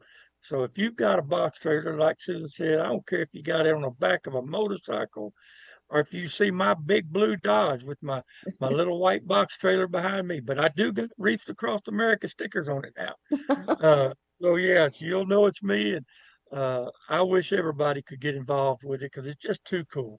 We need drivers. We need carrier companies. The secret is out. Actually, it's really not a secret at all. We've been talking about it a lot on Trucking Tributes, and that's what Trucking Tributes is all about, to pay tribute and honor to those professional drivers, no matter what size or shape they come in, that they are going to be thanked and appreciated. We have Driver Appreciation Week once a year, every year. Well, for Wreaths Across America, it's truly all year round, because the amazing can-do attitude of these individuals that say, look, if you've got a veteran's wreath made and it is destined for a fallen hero, we are going to find a way to get that wreath to its destination. And by golly, Jerry, you going back and forth and up and down. And, you touched on the driver's lounge a little bit, and kudos, of course, to the Tyson Food Cooks team, because they're amazing. They're absolutely amazing. In addition to hauling veterans' wreaths, the Tyson Food Cooks team set up, and they put out a smorgasbord of food all throughout the season for all of our volunteers or professional drivers. And you touched on the camaraderie at the driver's lounge. Again, talk a little bit about that, Jerry, and the things you were able to experience there. The best way I can say it is, back in the old days in trucking, all the drivers would sit around and shoot the bull with each other, the camaraderie, cut up with each other. I met so many drivers that have been doing it for years. I mean, years of the Reefs Across America, and their companies have been doing it over and over again. the Bennett family of companies. I've seen a ton of their folks up there, their vice presidents, and everybody was there, all supporting it. The people from, like you said, Tyson, they got some chefs. They're not just cooks. They got some chefs slinging out some food and Oh, everything. oh yeah, But they really, we their food we is met just so many cool people up there, and it was like I said, the olden days where drivers could go in a driver's lounge and relax, and there was couches and chairs and tables, a constant flow of coffee and everything. The food was outstanding. Uh, it's just a cozy comfort. When like on Saturday it was football. And everybody was watching the football, screaming and hollering and yelling. It was just a ton of fun. And you're And I bound got to meet Morrill Worcester, the founder of Reefs Across America, because if you think that Morrill Worcester is going to miss lunch or dinner at that driver's lounge, you've got another thing coming because that man is driven to know when his belly goes off. And let's face it, he is a hard worker. And he is one of the first in line for whatever great meal that the cook team is going to put out there. And it's wonderful because our drivers all say, I met Mr. Worcester. I mean, Mr. Worcester was Yep. there. It's like you're darn tootin'. He's there. He wouldn't miss it. And he Mm-hmm. loves coming to the driver's lounge. And of course, our Gold Star families will come in too when they start arriving in Maine to get ready for the annual Reef Escort. And Mm-hmm. as much fun as Jerry makes it sound coming to Maine, which it is, and we all want to share our hospitality and the experience of being in Maine with everybody, you don't necessarily have to come to Maine. We have now 9 operating cross docks throughout the country, and you can pick up at any one of those cross docks and take a load to a destination. That's why Courtney George, our director of transportation at Reefs Across America, says, hey, listen, reach out. This all begins for you. You become a member of our honor fleet with that first email to Courtney at reefsacrossamerica.org/trucking or trucking.at reefsacrossamerica.org. Either way, it's going to get to them. So please reach out because where there is a will, as we say, there is a way, and they will make it happen for you. She's also totally willing to talk to your owners of carrier companies to talk about how we can make a relationship happen, and that's how you become a member of our honor fleet. And as Jerry just pointed out, so many members of our honor fleet are repeat carrier companies that have been with us for 10 years or more, because just like Jerry, as soon as a driver gets done, drops the Veterans Wreath at that destination for those awaiting volunteers, and Wreaths Across America Day is wrapped up, they're already looking forward to next year. And what a thing that is to be able to say, Jerry. Yep. I want to give one more shout out to one of the Reef Across America drivers. Please. Her name is Jane Good. I know She Jane. she's I talked to Jane you on. know Jane, Yes. and she delivers reefs back in Iowa just so she can lay a reef on her husband at the time. He was in the military, and she gets to lay a reef on his grave every year. It's She's trying to get her new company. She's trying to get her new company to let her do it again. But just her story, I introduced her to Dave Nemo last year, and she got to do a complete sit down with Dave Nemo and Jimmy Mack and all of them. And she come back and she was glowing in the dark. She couldn't believe it. But her story's pretty strong. Celebrating her husband and everything like that. So I wanted to give a shout out to her and everything that she's done for the trucking industry as well. Thank you for that, Jerry. Very, very important. And I've got to tell you, I've been doing trucking tributes now since 2017, and I don't know of a driver that I've interviewed whose story wasn't strong from one perspective or another. So many, such as yourself, Jerry, have served in the military, so they are military veterans themselves, or they have someone in their family who has served that they want to pay tribute to. And everybody's story is unique and very, very, very special to us because they are helping us to remember our fallen, honor those who serve, and teach, most importantly, the next generation the value of freedom. Get in touch with Wreaths Across America. Make 2025 your year to haul our veterans wreaths. And Jerry, I think you'll probably confirm this, one of the most important loads you'll ever haul? 100%. 100%. If it doesn't, when you go to deliver those wreaths, it will humble you at all of the volunteers that are out there doing this. I was just a small little sliver of one of the wreaths amongst all of them, but it made me stand up and believe again. Absolutely, sir. Jerry Hayes with Hayes Recruiting Solutions, a digital company out of Anniston, Alabama. And he has been a friend of Wreaths Across America in terms of helping us attract more and more professional drivers. And he was all over the place last year with his with his pickup truck and a small trailer, which just goes to prove if you've got something to haul it in, we can load it. They sure can. Gary, thanks so much for joining me today on Trucking Tributes. It's been a total. Thank you so much. It's been absolutely my pleasure, and I can't wait to get up to northern Maine.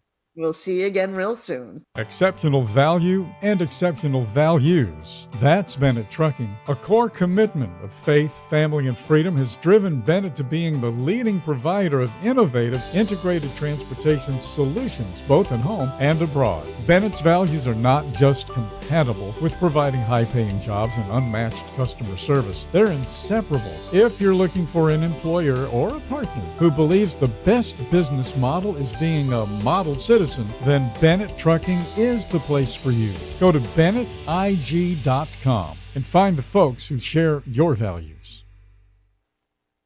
Back to Road Gang Radio with Jimmy Mack, Lindsay Lawler. Give me a minute, y'all. I'm coming. And you, because if you're listening, you're in the gang. Take it away, founding member Phone Master Dre. You are part of the gang because this is Road Gang Radio live from the House of Degas in beautiful NOLA with your host, Jimmy Mack. By the way, carefully picking the best partners. We talked about that when Kevin Lindsay came on, because no matter how good you are, you're only as good as the folks who ride alongside of you. But even if you do all of that right, you still got to keep that sharp eye out. Pre-trips prevent maintenance. Maintenance prevents catastrophic failure. And yes, managing those moments when inevitable catastrophic failure arrives means you've got to make sure that you've picked the best partners. We pick the best partners for Highway to Health. So much of the conversations here have been about well-being and fitness and, paying special attention to special months and special weeks and special days. So much of your health out there is dependent upon sometimes the folks you ride with. And sometimes the folks you ride with sit in the cab aside you, and they're on four legs. And they're a little hairy. And they're a little hairy. And we've actually talked about that at length on occasion, the idea of how to maintain your health while maintaining the health of the wonderful friend that rides alongside of you. We have the best person in the world for that. The best. Dr. Carol Osborne, DVM, is an integrative veterinarian. We've spoken to her on numerous occasions. This is kind of an interesting topic we're going to get into here, and one of those things that you can actually prevent by keeping a close eye out, but also making good, healthy decisions for your pet before we even get started. But before we even get started, what do you say you guys go to Chagrin Falls petclinic.com. You can find them on Facebook at PAAWS. It's Paws with a double A. Doctor, on Twitter, it's Carol on Pets, and on Instagram, it's Dr. Carol DVM. And it is our absolute pleasure to welcome one of the best people in the world, Dr. Carol Osborne. Good morning to you, Doctor. How are you? Oh, very well indeed. Thank you. What we're talking about today, though, is breast cancer awareness for dogs. Because so much of what happens in regards to animals. By the time we realize something is wrong, it is very, very late in the game, and either we're looking at a lot of expensive treatments or we're looking at no choices to be made. So much of what we're talking about today, and you can correct me if I'm wrong, is also making sure that we make decisions for our animals that will allow them to lead healthy, happy lives before we get to that terrible moment. But it does happen. Breast cancer does happen in dogs, does it not? It does. It's actually it's quite common, especially if you have a female dog, that hasn't been spayed. And I want to kind of begin before we get to even the idea of dealing with the issue we're talking about, to talk about spaying. In this day and age, it should be an obvious conversation, but it's not. Can you kind of take people through, besides the obvious advantages, the overall health impact of what it can mean for a dog's life and for your own mental well-being if you in fact get your animal spayed? Yeah, well, in the case of breast cancer, if you have a female dog and you have her spayed young, when she's less than a year of age, the chances of developing mammary cancer are pretty much nil. And then, of course, if you wait a little bit longer, the chances can elevate a bit. But it's mostly if you have older female dogs, 6, 7, 8, 9, 10, 11 years old. Those dogs, if they're not spayed, they would be at the highest risk of maybe getting a lump or a bump, underneath their tummy. And there's some breeds, poodles, dachshunds, German shepherds, and spaniels. They seem to have a genetic a genetic link, if you will. So if you have one of those breeds in a middle to older age female who hasn't been spayed, which is a very simple operation these days, that'd be something to talk to your veterinarian about. Let me kind of ask you a question, because a lot of our listeners here, as truck drivers, often are farm owners. And, there's responsible pet ownership even when the dog is allowed to breed, because if you are in fact on a farm and your dog does breed, often that people, and especially kids, can get their hands on pets at a much cheaper rate than they would, say, from a breeder, or even to find the kind of right dog that they're looking for. So we're not saying that people can't, use their dogs, especially in rural life, to breed. Is there a point, and I guess this is my follow-up question, do the numbers change again if, let's just say, you have a female dog, and at around 4 years old you allow it to breed, but then once it breeds you say, okay, that's enough, we're going to spay the dog? Do the same numbers apply? Does the possibility of breast cancer reduce from the moment you spay? Well, that's a good question. The numbers certainly don't go up. You have to remember that just because you have a female dog that hasn't been spayed, it doesn't necessarily mean she's going to get breast cancer. It just means that if you have a female dog that you use for breeding, when you have finished that, I think that getting the dog spayed is certainly something that should be on your mind. It's a very smart move. But more importantly than that is, no matter how old your dog is, take a couple minutes each day, take a look at your dog, run your hands all over the dog's body, under the tummy, in particular if you're concerned about mammary gland health, and if there's a lump or a bump or something that shouldn't be there, pick up the phone, give your veterinarian a call, and make sure of what the lump or the bump is, because in most cases, the sooner that you jump on it or address the situation, the better off you're going to be. And you point out in the notes that you sent that over half the tumors are malignant, and a good deal of them have metastasized by the time they're initially diagnosed. And I kind of want to go back to some dog care tips here as well, too, because what you're talking about doing, a lot of people who are pet owners never think to do.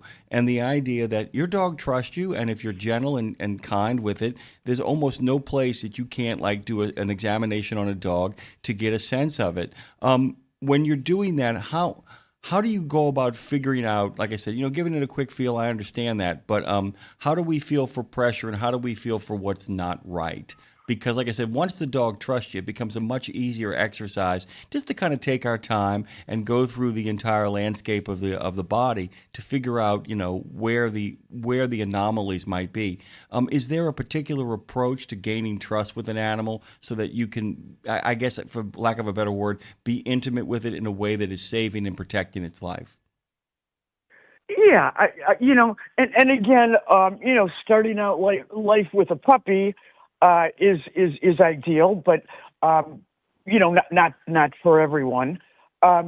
You just have to try to be able to touch and handle your dog as much as possible. If it's a rescue, an adopted dog, something like that, you have to go slow. You might start with the head and the neck and the back. But basically, it's simply running your hands along the dog's body if you're not sure. Stopping at your veterinarian, and they can show you that it's nothing special. Just take your hands and, run them around the dog's body so that you are able to differentiate, normal from abnormal. And that's I think the biggest thing is, know what's there. And if you find a puffy spot or a lump or you're not sure about it, ask, and you'll get an answer. If you have a timid dog, you have to just have a lot of love and a lot of patience and just kind of take one day and then the next day. But, as they learn to love and trust you, most dogs love to roll over and have a good belly rub. And while you're doing something like that, you can see what you see and obviously feel what you feel. Whenever you're not sure, just ask. I love it, too, the idea that if, in fact, you are doing that for your dog on a regular basis just to make them happy, you also get a sense of when something feels different than it felt before.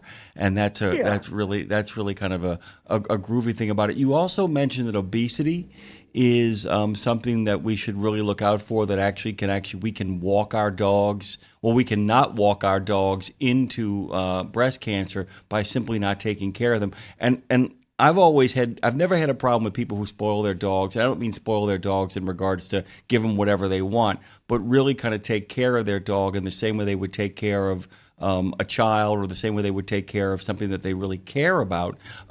What is a really kind of great foundational diet for the dog in the beginning and one that is going to guarantee the best health outcomes?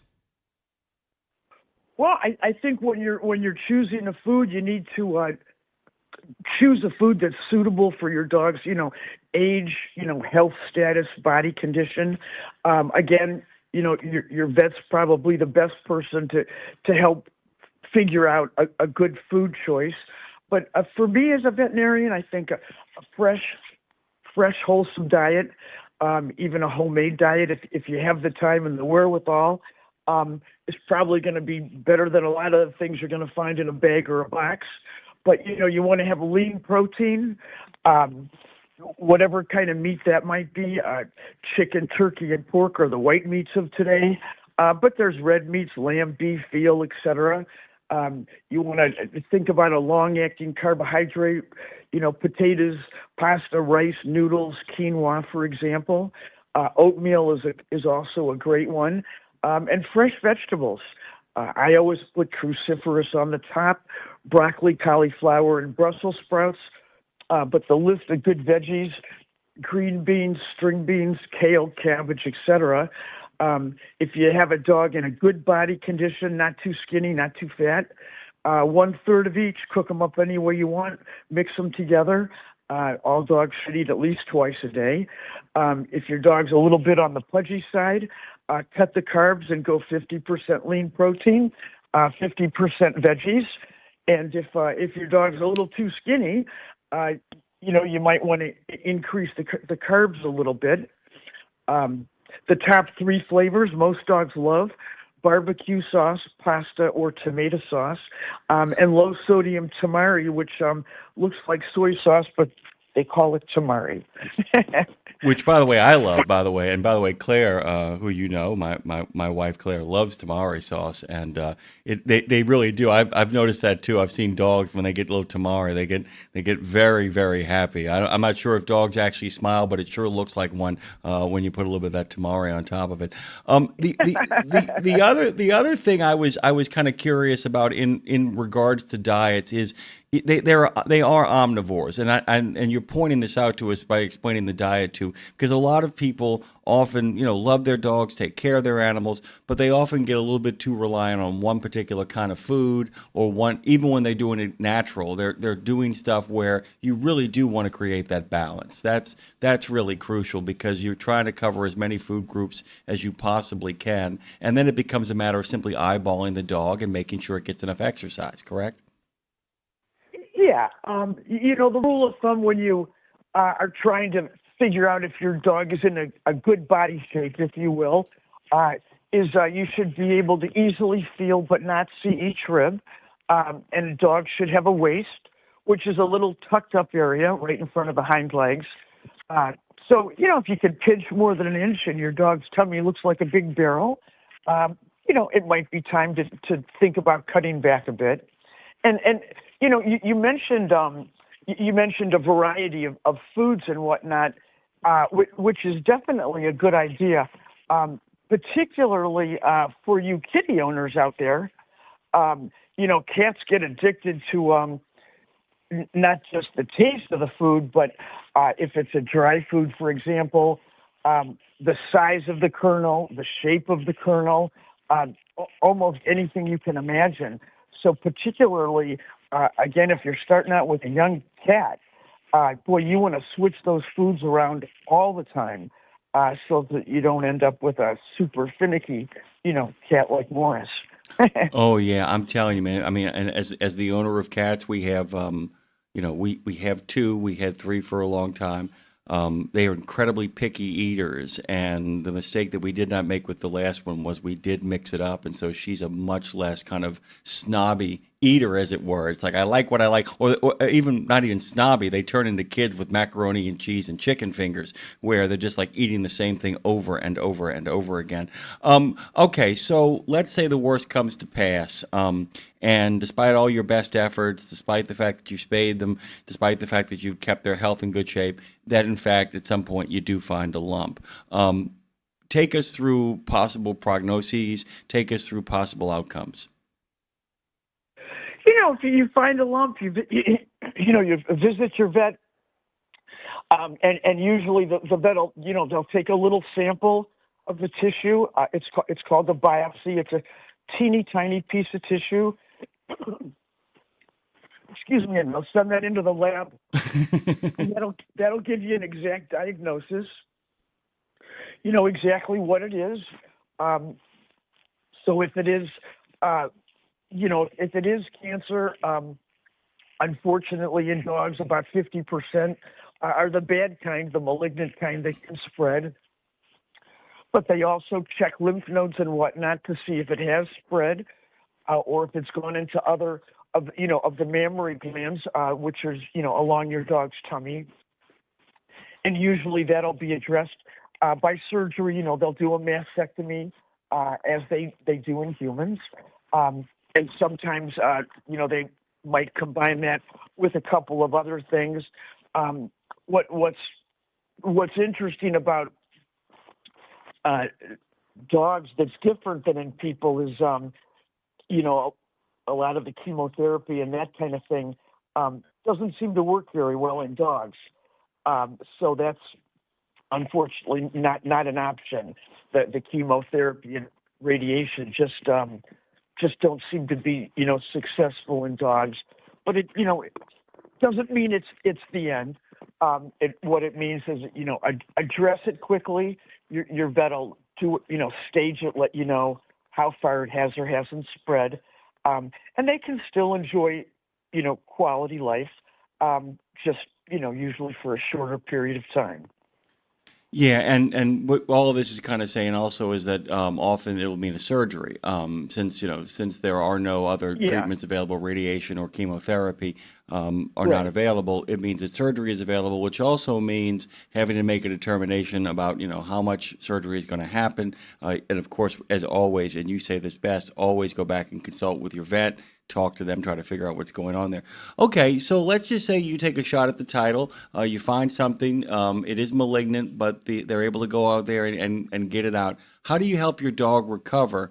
And I have seen this from time to time, the idea of an animal that is suffering a little bit or maybe have a developing problem, and, some surgery and a change in lifestyle for the dog does improve the quality of life and gives you a better outcome. What should you do for the dog, for the animal, once it has undergone its surgery and you begin to kind of, figure out what to do next? How can you help it along? Yeah, I think, other than all your love, which is always the most important thing, if there's antibiotics or whatnot, you want to finish those, per your vet's suggestion. We have anti-cancer diets these days, which basically anti-cancer diets, because cancer cells kind of live on carbs, all the stuff we Americans love. Basically, you're talking about meat, white meat, chicken, turkey, and pork, any kind of fish, and veggies, putting those cruciferous vegetables on top. But you can mix those up any way you want, and feed your dog multiple times a day. So you want to go with the protein and the veggies, eliminate the carbohydrates. And there's different supplements and antioxidants that again can be very helpful to, sort of keep your dog's body as strong as it can be, while this is going on, and try to ward the spread of that particular type of cancer or slow it down, the very best that you're able to. And in our experience, many dogs enjoy many more days of high quality life than the initial prognosis that individual might have been given. The other thing is too, and I want to kind of go back here for a second. A lot of people know too, surgery in human beings is often very invasive, even in the best cases of scenarios. With dogs, because of where the mammary glands are located, just to kind of give people some reassurance here, surgery has much better outcomes in this case, and it isn't as barbaric because, explain why. I mean, it's not as hard to remove a tumor often from a dog as it is from a human, correct? Yeah, that's exactly right. Whether they're, removing one mammary gland or, doing a radical mastectomy where maybe they have to remove all the glands, on one side or another. There's the mammary tissue in a dog is on top of the muscle, so it's just a much easier surgery than in a person where the glands are located beneath the muscle. And that makes things a lot more complicated. So it's not a difficult surgery, but it is something that you want it to be done properly by somebody that does it often, perhaps a specialist or your own vet. Again, those are all personal decisions.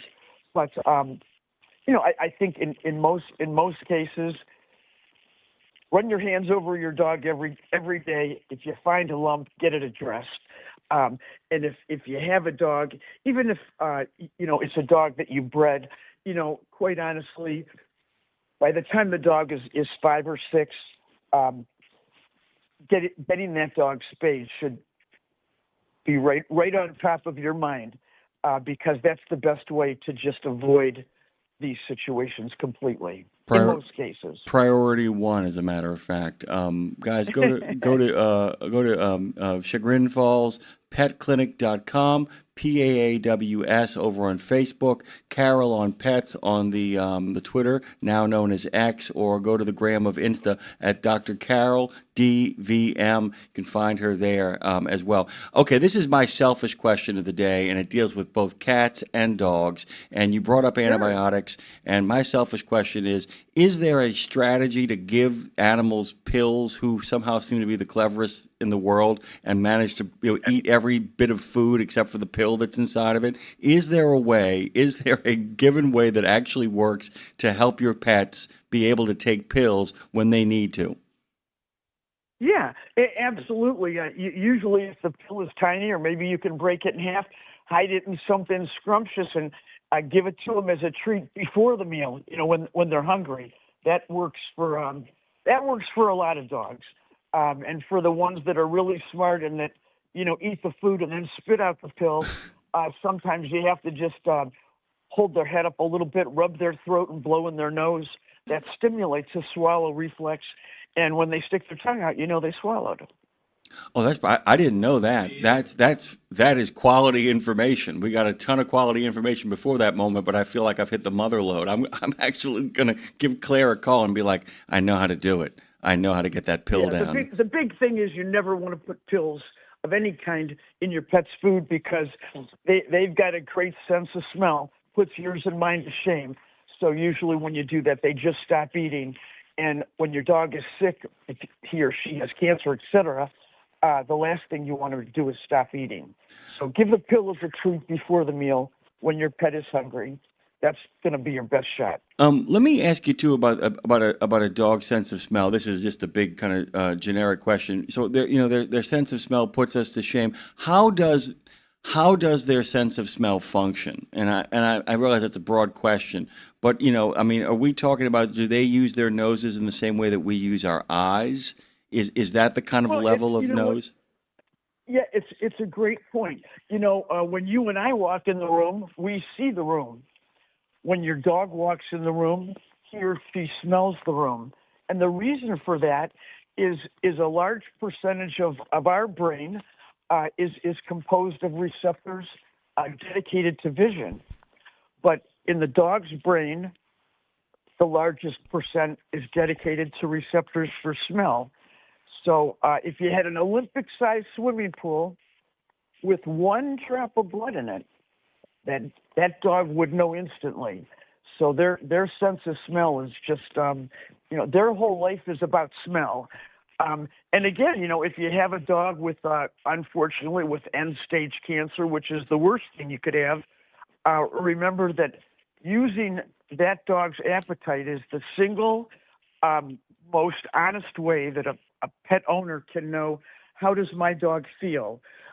You want the pet to continue eating, and the stinkier and the smellier that food, sausage, pepperoni, that kind of stuff, the more likely that the dog is going to be interested in eating it, because dogs don't even taste their food until it's actually in the process of being swallowed. So it's all about the smell. Really quickly before we get out of here, Dr. Carroll, one of our favorite people in the world, my producer, Phone Master Dre, has been dying to ask you a question, so I'm going to let him get one in here. Sure. Well, actually, I'm going to save it for next time since we got to get out of here and transition to good old Lindsay Lawler. But I just want to tell you thank you, because each time that you've come on, I've taken my fair share of notes, and in a way, it has helped my dog with her weight problem, with her coat problem. But then also with you saying what you said today, I'm going to put that in consideration, because I completely switched her diet with asking you questions in the past and then having you on, and it's completely changed her. And then also having my girlfriend's dog be her best friend / like anxiety partner, because when they separate, that's just a nightmare for both of them. Yeah, and I'll tell you what, we make a lot of dogs into vegetarians. Fresh vegetables. Those cruciferous, depending on the size of your dog, you want to feed them 4 to 6 times a day. Yes, ma'am. Vegetables. It's the dry food that makes pets fat. Oh, my dog is obsessed with sweet potatoes. Yeah, get rid of the dry food and go for the veggies, and you'll be amazed. You'll end up with a whole new dog if you get rid of those extra pounds. Well, thank you very much there, Dr. Carroll. Dr. Carroll, thank you. We're going to get you on board sooner rather than later. It's always great talking to you. Thank you so much for the time, and thank you for the great information, both the broad and the specific strokes. Thank you. Well, Thank you. Love to join you guys anytime. Speaking of join us anytime. Speaking of broads. How about every time and all times? How about a little bit of Lindsay Lawler coming up here in a second? Who you calling a broad? We're not too far from Broad Street. That's what we meant. Yeah. Broadway. Yeah. Just sleazy broads. Music sleazy, keeping it sleazy from the Big Easy to music sleazy. Hey, boys. Hey, gal. Baroness von Stokenstein. Get excited. You know Castrol for passenger car oil and racing, but did you know that they're in the heavy-duty over-the-road market? Well, Castrol's CRB Multi 15W40 and Vecton Long Drain 10W30 are now available at TA Truck Service Centers nationwide. This is the partnership in preventive maintenance. TA Truck Service and Castrol, offering you premium products and performance at great price points every day. Castrol, performance for the long haul, guaranteed. There are precious few nonprofits in the trucking industry, and even fewer that make a tangible difference in the lives of professional drivers. So thank goodness for the St. Christopher Fund. Since 2008, over 4,000 over-the-road semi-truck drivers have turned to the St. Christopher Truckers Fund when a medical issue took them out of work. The SCF steps in and pays necessary household expenses such as mortgage, rent, utilities, insurance, and vehicle payments. The SCF also provides free health and wellness programs for drivers. So find out how the SCF can help you, or help the SCF yourself. They'll turn your dollars and cents into that tangible difference for the professional drivers who need it most. Support our highway heroes with a donation at truckersfund.org. The Soup Nazi says no soup for you, but we've got plenty of alphabet soup for you on Nemo Nation every Monday. You'll know what's going on at FHWA, TCA, ATRI, CARB, NHTSA, NACFE, OVAC, NTSB, ATA, RLA, NMFTA, DOT, CVSA, TXTA, NASTC, NAPTA, and of course OOIDA and FMCSA, and more. Dave, we're gonna need a bigger bowl.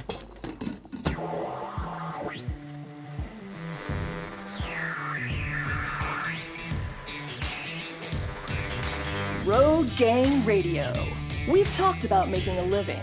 Now let's get a life. It's Jimmy Mack and Lindsay Lawler with the best stories, the ultimate road trip, the concert of a lifetime, and a home when you're not at home.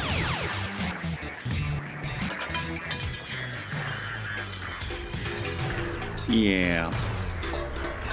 Here we go again. The wheels have come off, but we're still rolling.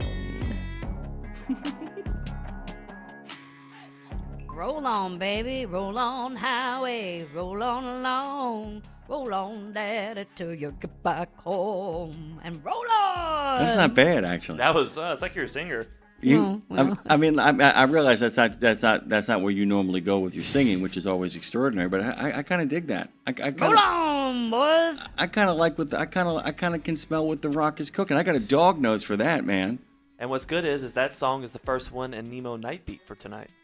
Oh, coincidence? Yeah. I think not. Yeah, that's what I'm talking about. Everything, everywhere, all at once. And that's a great reminder, Dre, to listen tonight to Nemo's Night Beats. Are you lonely on the road? Well, you're not anymore.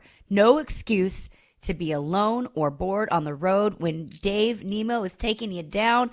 Old school style, Jimmy. I mean, he's taking it back. It's the facts, it's the tidbits, it's the good music that keeps trucking rolling. It is a great show, and if you're not listening to it, whose fault is that? You're only doing yourself a disservice. Yeah, that's enough about that. Who's on We Should Write tomorrow? That's what I was about to ask. Who's your guest tomorrow? Tomorrow on We Should Write, which I think is like episode 14. We're still on the air. No one's kicked us off. Yeah. That's great. Autumn McIntyre is joining me, who is, you know the last name because she's Reba McEntire's niece, and yes, she has a Grammy-nominated song, the lead song off of one of Reba's previous records. But Autumn is a brilliant songwriter. She has cuts for all kind of artists all over town. And she's just like a girl's girl, but also a guy's girl. She's just like so chill. She will be in studio here with me, which is awesome. Makes Dre happy. Yeah. Over the moon, as a matter of fact. God. She's a Oklahoma girl by nature, but lives here. She's a mom. She just writes from, and her husband actually is Luke Bryan's manager, and he works in the country music world. So they're very music, and she grew up all around music. So she comes from such a music family, but she is so down to earth, such a good, God-loving family, God and country, and yeah, she's just awesome. She's awesome. You're going to love her. And I think she's going to play some music live also, which makes Dre happy. Yeah, I'm all right. Yeah, so it's going to be a good show. I'm really excited. Autumn McIntyre tomorrow live on We Should Write, a show about the healing power writing. That will be on at 12 p.m. tomorrow. Would you like to? I'm going to actually keep on talking about you here in a second because we want to make sure we can praise you for what is coming up with this coming weekend with the arrival of Nemo, who is coming in support of you because of all the wonderful things that you have done for the trucking industry. We'll get to the NASTIC event here in a second. Can I share with you both one of the problems of starting a new platform and all of the stuff going on around you and how sometimes you miss One of them? Yeah, yeah. Well, one of the things that Which one? Heartbreaking.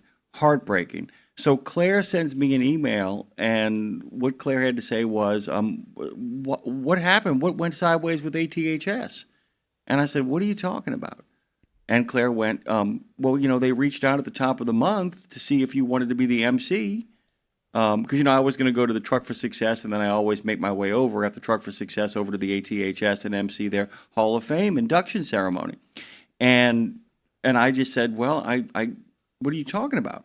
She said, well, they reached out. And I said, I just thought they just couldn't do it this year, and I wasn't invited, and I wasn't going to be all part of that. Well, I went back and checked my spam mail, and there was Marina's message, and she called Claire yesterday and said, I guess Jimmy's not coming, huh? Now, it wouldn't have worked out. I mean, there would have been a scheduling conflict because it would have meant that Dave was on the road and I was on the road and you were, doing what you have to do and all this kind of stuff. But I got to tell you, man, sometimes you miss things and you kind of go, it's okay, it happens. And sometimes you miss things and you go, really? I got to tell you, I was a little soul sick. So I talked to them. We're still going to. But also glad to know that they hadn't forgotten about you. You also got to be a little bit happy. Well, that was really nice, and it was a really lovely letter. It just ended up in spam, and I don't know how it ended up in spam. That happens from time to time, very rarely. Usually, I just ignore emails, and but I wouldn't have ignored that one. And I promised them, I said, so starting tomorrow, we're going to do some real coverage of them and let people know who their inductees are and kind of give them the lowdown and the information and all that stuff. But yeah, it's just one of those things, too, where I realized that, we've changed so much about who handles what and how things get handled that it just kind of got lost. It's just one of those things that as you kind of figure out your way on a new platform and in a new world and in a new life, sometimes you just got to go, well, we'll figure it out. And we're still figuring stuff out, and we really appreciate that. What we also appreciate is you, Lindsay. And I'm going to make you toot your own horn, and I'm going to let you tell people what is coming up this weekend at NASTIC, because I'm really excited for you, and I think this is deserved.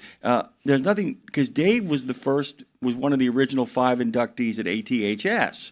He was part of that initial ceremony, and it was really, he went there out of respect.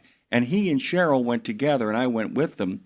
He had asked that I be invited to be up there because they ask always somebody to present the. It's kind of like when you make the Hall of Fame anywhere. You have somebody you care about and trust present the award to you. Well, it was me that he asked to come up and do it, and I had done so well that after that they started asking me to start emceeing the event. You are going to have the same thing that happened to Dave, is that you are going to be one of the initial members of a new award. Tell us about that. I'll tell you briefly, and then we can talk more about it at 9:30 after this next guest. But yes, the NASTIC annual conference is this week.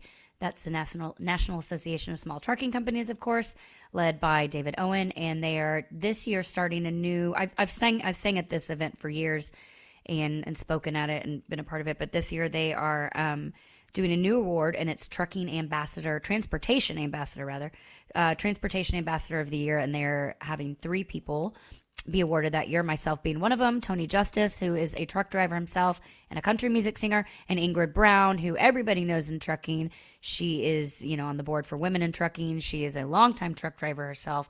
She is a cancer survivor and badass out there fighting the fight and raising awareness, and just one of the most lovable humans. So it'll be great company, and we just kind of put together last week a fun addition to it that RadioNemo, they've asked to come out and give the opening remarks at the dinner on Thursday night and kind of rekindle that relationship with the Davids and hopefully get us back working hand in hand with NASTIC, because we love the people over there at NASTIC. They're doing great things for the small trucking company owners and drivers.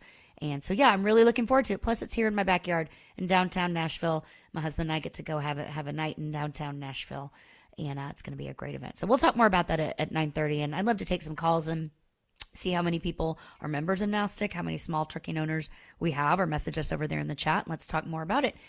But enough about me. Let's talk about me talking about our guest. What do you think about that, John? I think that's pretty spectacular, and congratulations are still in order because this book is brand spanking new, but we're going to do a different focus, not so much on the book, although we will continue to promote it across this interview, but it is the spooky season, Lindsay, as you well know. And anybody writing about David Lynch, his work, and his world, I think actually has earned themselves a place into a spooky conversation.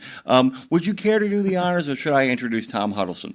You introduced Tom, and I'm going to dive in because you and I are taking different angles on this conversation. I'm going to, so Tom knows too, you're taking the spooky angle. The David Lynch is one of the all-time great, his contributions in horror. I'm going to go on the music and the sound design angle. Oh my God. But you bring it in because we had a great conversation with Tom, I think just last month, when about this wonderful book that belongs on every coffee table in America and beyond. And beyond. But you wanted him to come back specifically in October to get spooky. So bring it on in, Jimmy. All righty. So Tom, by the way, in case you haven't figured out, he's an author, a journalist, and he's a musician based in North London. His novels include several science fiction and fantasy stories for younger readers, including the eco-futuristic Flood World trilogy. He has spent a decade on the film desk at Time Out magazine and is now a freelance film and TV journalist writing for, among others, The Guardian and Little White Lies. We told you David Lynch, his work, his world, which we loved and got excited about. Tom joins us this morning. Actually, it's not morning where he is, but it's good to have you, Tom. Welcome back. Thanks for having me. Good morning. I know you being a musician too, that you're ready, willing, and able to talk David Lynch music as it pertains to the spooky. I don't even feel like spooky is the right word. It's just like it's this intensity. It's this uncanny, maybe. Uncanny, yes. Thank you. Exactly. Yeah. And I want to start with Twin Peaks, which actually my husband and I are going to go back and watch this winter. That's going to be one of our winter binges. But I went back and was listening to some of the music of Twin Peaks, and those with those like dreamy saxophones and those like the slow lounge rhythms I call up. And I feel like the music of, and correct me if I'm wrong, or please add to this, but the music of David Lynch, it lulls you into a false sense of calm. It's like, oh, this is beautiful. It's the calm before the storm a little bit. Why do you think that contrast with him works so well, specifically in creating horror? That's a really good question. I mean, yeah, the music is Blue Velvet was always the film where he said he found his kind of voice with the music and also found his kind of greatest musical collaborator, Angelo Badalamenti, that was the first film the two of them worked on. And, the music is kind of ominous, but it's kind of cool at the same time. But that describes the film to some extent as well, and definitely describes Twin Peaks. It's ominous, but it's cool. So yeah, Twin Peaks does. Twin Peaks has this very dreamlike music. It's very sort of drifting and quite ethereal, and a lot of that obviously comes from Judy Cruz's amazing voice. But yeah, they were kind of taking inspiration from all over the place. Obviously from kind of 50s jazz, but also from sort of 80s dream pop and synth pop, and putting these unusual elements together to create an atmosphere and a mood. And I think that they created a kind of music together that stands alone. People have taken inspiration from it, but no one's been able to recreate it. There's nothing quite like that first Judy Cruz album, which then became the majority of the Twin Peaks soundtrack. I also We'll tell you this too. No guys can actually make you feel completely awkward and uneasy while making you feel as cool as the other side of the pillow as Baldwin and Lynch. Because I remember Audrey in that first episode of Twin Peaks. I remember that doom doom ba doom boom ba doom boom ba boom. Yeah. And to show Lindsay and you what a big fan my wife is of Lynch's world and that music and that sound, Lindsay, the first vinyl record that Claire bought for her new record player was the Twin Peaks soundtrack. It's just, Nice. and there's a romance in it too. I think, and you can expand on this as well too, because now Lindsay got me pulled into the music. I think that there is something romantic in what is going on there too that makes the horror that much stand out that much more in contrast. There's something like hyper romantic that goes on in all of his things in Blue Velvet. You know, I think Lynch was a child of the 50s. He was born in 46, but he was a kid in the 50s, and I think a lot of that very romantic pop of the 50s was a huge influence on him. And if you look at the lyrics for the songs that which Lynch wrote, for those songs that Julie Cruz sang, songs like Mysteries of Love and Rocking Back Inside My Heart, they're very kind of straightforward declarations of romantic love. And some of the songs on there, Falling, a classic, some of the songs are a bit more poetic and a bit more strange, as you would expect from Lynch, but the majority of them are pretty straightforward love songs, definitely inspired by kind of 50s romantic ballads and pop. So yeah, I think maybe it's not surprising that there's a huge amount of romance in the music.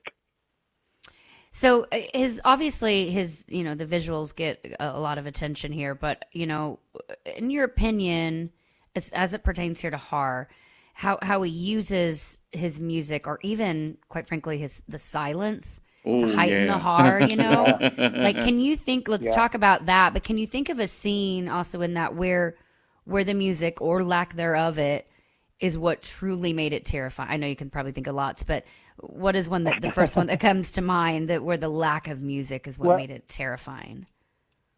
I think the most terrifying scene in Lynch's work, I think that most fans would agree, is the scene in Twin Peaks Fire Walk with Me where Laura Palmer comes up the stairs and sees Bob hiding behind the dresser. It's just, it's for me one of the great horror moments. It's one of the great kind of jump scares in horror, whether or not you count that film as horror. And as far as I can recall, there's no music when she walks up the stairs and enters the room. I think there's definitely the sound of a ceiling fan. But then when she sees him, there's a great stab of noise.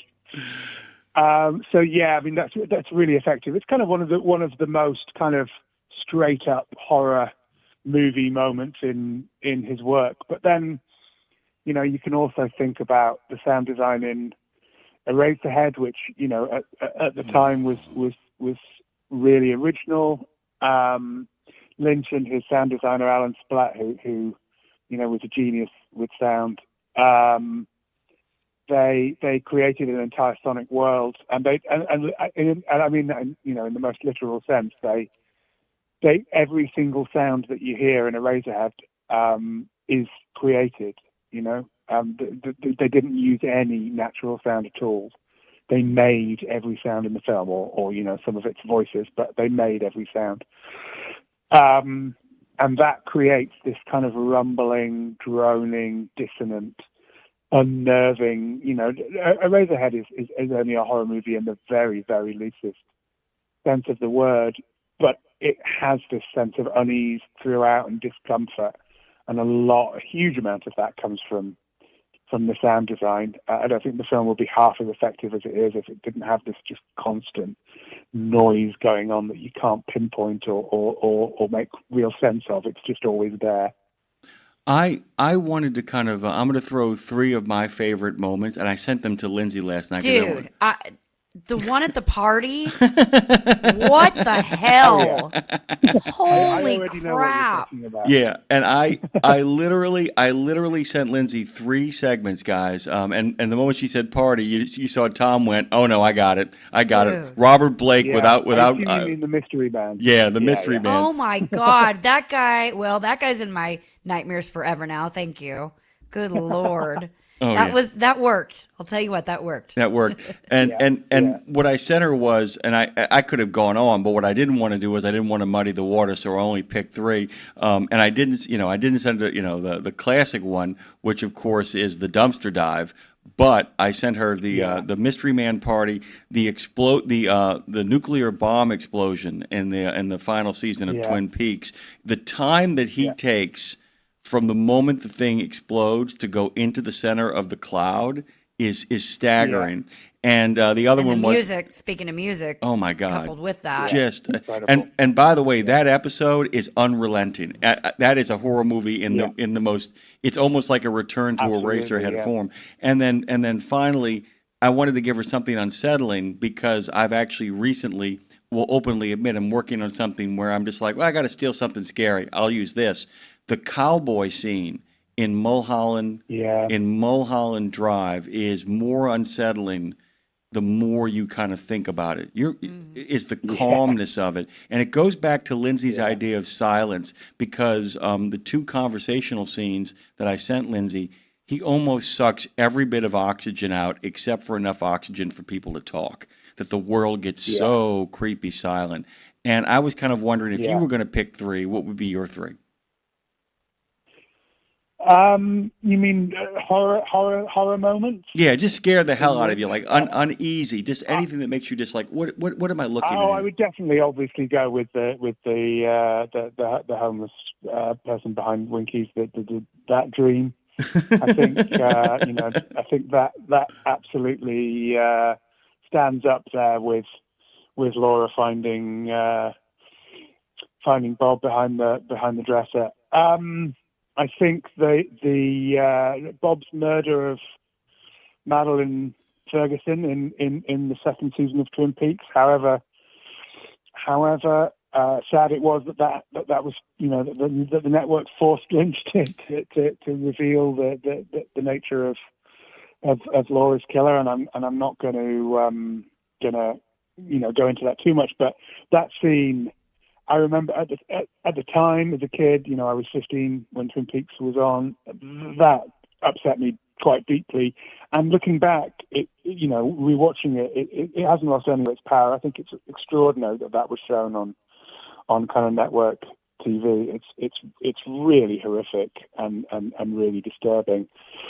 And apart from that, there must be other scenes in Twin Peaks: The Return that I'm forgetting. There's just so many upsetting and weird moments in that series.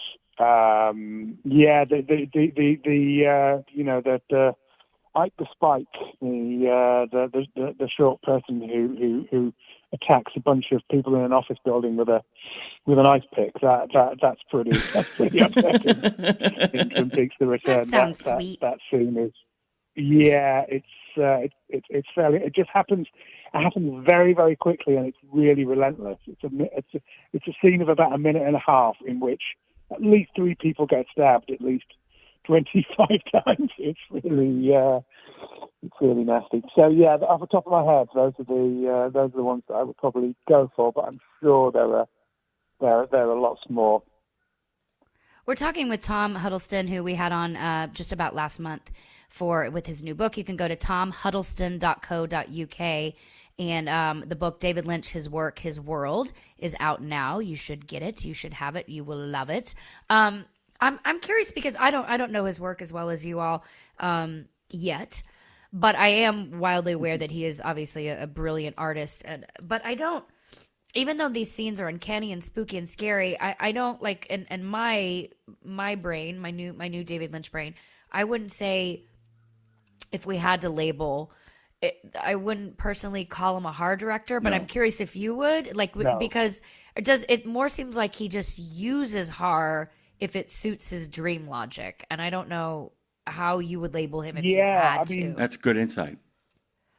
I think dream logic is absolutely right, and obviously dreams have more, have more horror in them than they have horror in them in the sense that we understand it from horror movies as opposed to the horror of the real world, which we probably don't have time to get into. But yeah, no, I think Lynch does use the techniques of horror. I don't think he was a particular student of horror movies. I don't think he was a particular fan of horror movies. But he definitely uses the technique of horror, and he manages to create a sense of dread, I think, more effectively than just about any other filmmaker you can name.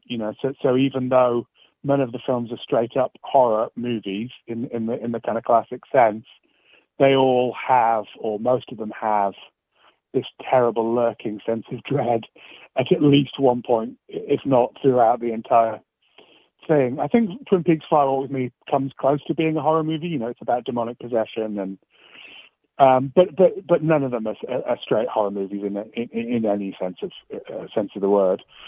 But yes, there's always just this sense of dread, and I think he was a master manipulator of emotions, and dread was just one of the emotions that he really, really loved to play with, I think, and he loved. His films were all about making an impact on his audience, and making you feel things that maybe you hadn't felt before or weren't used to feeling. And dread is certainly, one of the most effective emotions that a filmmaker can use. So yeah, I think it was all about just maximum impact, maximum effect. You bring up a really good point, and right, wanting audiences to feel dread, and this is something that a lot of people don't understand the difference with in creating art. There's a big difference between pandering and wanting to do something to an audience, people don't always understand that. And by the way, it's why he loves Frank Capra so much. Is that Capra wanted audiences to feel catharsis and wanted them to feel good and wanted them to feel a sense of urgency about their investment in the world. It often ends up being very crowd-pleasing, but Capra's less invested in pleasing the crowd and more interested in having them feel something. And the same thing applies to Lynch. By the way, show you how smart of a guy my dad is. My dad, one time in describing Lynch, Tom, he said, he goes, you just take Robert Aldrich, Douglas Sirk, and Nicholas Ray and wrap them up into one big Roger Corman bow, and there's your Lynch. And I'm like, good God, Dad, you watch a lot of movies, don't you? But that's really it, isn't it? I mean, that's really it in the sense that, is that Lynch wants people to feel something. He doesn't want to pander to them. He actually wants them to experience, as a true artist, he wants them to have something that makes an impact on them. And that's really kind of the breakthrough, I think, of being a popular artist, is understanding that you are engaged with an audience, correct? Yeah, absolutely. And I think Lynch was perhaps less swayed by the demands of an audience than most filmmakers in his position would have been. But I think at the same time, I think he respected his audience, and I think he was his only audience to quite a large extent. And I think a lot of what he did was driven by what would affect me, what would scare me, what would move me, what would make me cry. I think he put a lot of himself and his own kind of desires and expectations and fears and all of this kind of thing into the movies. And I think he was the kind of first audience for everything that he created. So that, you say, you talk about being a crowd pleaser, and Capra was certainly that. And I don't think Lynch ever felt the need to be. I think it happened when it happened, which wasn't nearly every time you made a movie. No. It kind of happened by default. It was people are ready for this now. Mulholland Drive, to take an example, was a very popular movie, and when it came out was very feted, and the reviews were great. But it's not necessarily an easier or more approachable movie than Lost Highway or Twin Peaks Fire Walk with Me, both of which had been released to atrocious reviews, minimal box office. So yeah, I think Lynch was interested in his audience, and I think he was interested in making an impact on them. But I think he first and foremost, he felt like he needed to do that to himself. And if it worked for him, then it would work for other people. Tom Huddleston has been joining us. You can head over to tomhuddleston.co.uk. Before you leave, okay, Tom, if you're DJing a haunted house and you can only use David Lynch soundtracks, what's the first song? What's your kickoff song? What's the creepiest haunted house David Lynch song?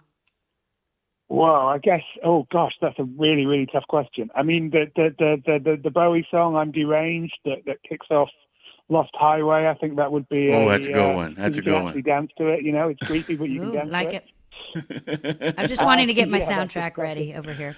Yeah, Lindsay's putting together her own Lindsay soundtrack. Tom, we're going to get you back on again sometime soon. Whatever you got cooking new, whether it's an article, anything, we'd love to have you back. Thank you, Tom.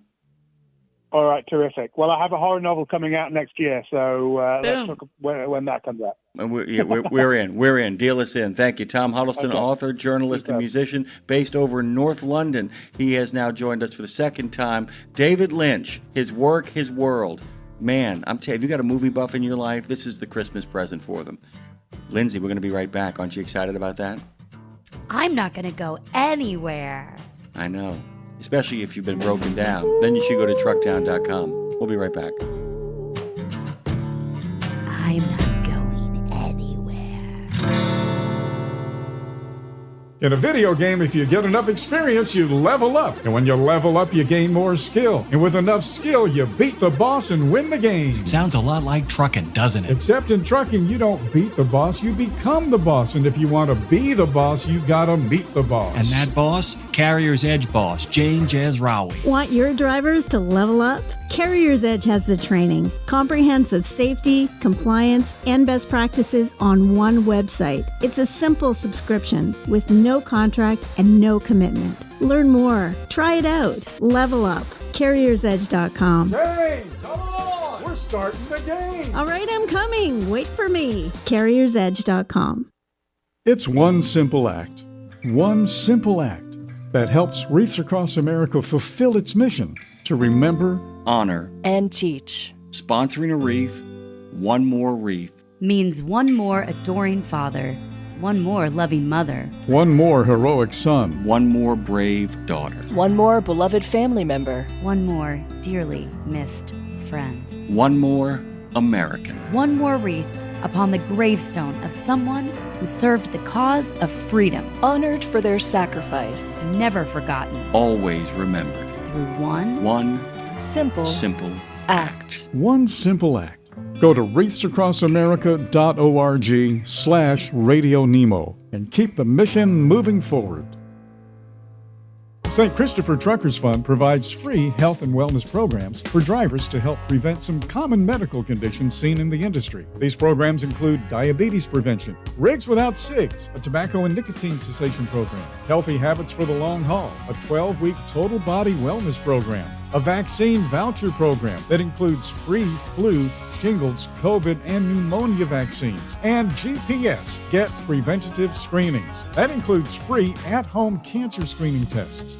These programs are available to Class A over-the-road semi-truck drivers. For more information or to register for a program, visit the St. Christopher Fund website at truckersfund.org. It's Tuesday. We're going where you want to go, so you can be where you need to be. It's Road Gang Radio with Lindsay, Lawler, and Jimmy Mack on RadioNemo.com. Tuesday. Slowly putting this thing together in a way that reflects all of our sensibilities here. Tuesday. Matter of fact, we hate Tuesday in New Orleans so much that we actually put our biggest holiday on it so we could forget about the fact that it was Tuesday. Because, what's Monday? Nobody really gets it going on Monday. Do you get it going on Monday? I love Monday has become my favorite day of the week. Oh. Well, yeah, you're welcome. It's my favorite day of the week because it's the one day I'm not on the air, but my kid is in school. Mm-hmm. But my kid is in school, and I got so much done yesterday. It was breathtaking, if I do say so myself. It's my day to I don't mean both work, but personally, professionally, Mondays, I kill it on Mondays now. I don't dread it, which means Sundays, I don't have the Sunday scaries where I'm dreading Monday. I love me some Monday. Why do you hate Tuesday in New Orleans? Well, no, we're making a joke about it because, the gag is Thursday's the new Friday. Well, Thursday's always been the new Friday in New Orleans, and so since you guys are already here now, where we've been for a long time, we've declared that Wednesday is the new Friday, and nobody really works on Monday. So the only day you have to do anything is Tuesdays. Got it. Hate Tuesday. Let's put our biggest holiday on Tuesday. I wrote something last night. I was working on Snake, and I wrote something, and I shared this with Kevin Lindsay, and I want to share it with you. And it's not, I'm not looking for feedback. It isn't like I'm putting you on the spot, tell me it's wonderful, nothing like that. But if you ain't turning, you ain't earning. It's 100% correct. A driver who ain't driving is going nowhere because he's making nothing. But that ain't actually the job. That's the payoff. Load secured, route mapped out, and destination determined. For Snake, an open road is an open soul. That's doing what drivers do best. That's a soul set free. The job, and it's the job for everybody listening right now, is actually outside of the cab. Securing the insurance, passing the physical by staying physical, grabbing the profitable lane, finding a mechanic that you trust, pricing out the best fuel card, and hiring the right lawyers to protect you from the wrong lawyers. In other words, you're carefully picking the best partners because no matter how good you are, you're only as good as the folks who ride alongside you. And even if you get all of that right, you still got to keep your own sharp eye out. Pre-trips to prevent maintenance, maintenance to prevent catastrophic failure, and yes, managing those moments of inevitable catastrophic failure with those carefully picked partners to get you back to turning and earning, back to that open road and back to that open soul. And that's kind of what we hope to do here, guys. We hope to be one of your partners over here at RadioNemo.com, Road Gang Radio. We should write, and yes, yesterday's Nemo Nation along with Nemo's Night Beat. Hope you guys are taking the ride. Hope you've subscribed on the Tube of You, and hope you're listening on the Book of Face. Hope you're having the audacity to listen on Odyssey, on Live 365, and of course, we hope you've lost your heart on iHeart as you join us this morning. We don't hope you lose your heart. Yeah, left it, kind of like in San Francisco.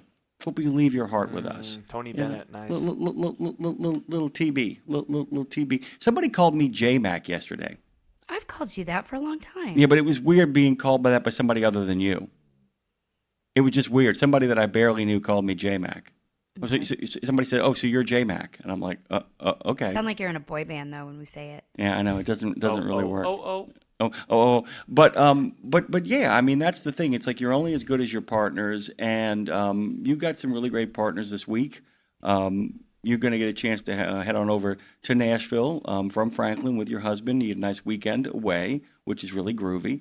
And and like I said, we talked a little bit about this, but I want to kind of stress what Lindsay's being awarded for, and tell me if I get this right. It's about being an ambassador for the trucking industry, in the way that it's not because I'm the best driver in trucking. Let me tell you that that's not. Yeah, that's absolutely not true. It's because you can speak for drivers in a way that they often can't speak for themselves. We were talking to Elizabeth Barner about this yesterday. By the way, speaking of your Monday, thank you for listening yesterday. Yeah, I know you do because I get those texts from you on a regular basis. And but I did kind of want to talk about this a little bit. That people have to go find their champions. Dre dropped something. No, that's what happened right there. But people need to find champions too. You can't do it all on your own, guys. And if there are people that you trust and people that know you and see you, it really is important to make an effort to go out and cultivate those relationships because those people will speak for you.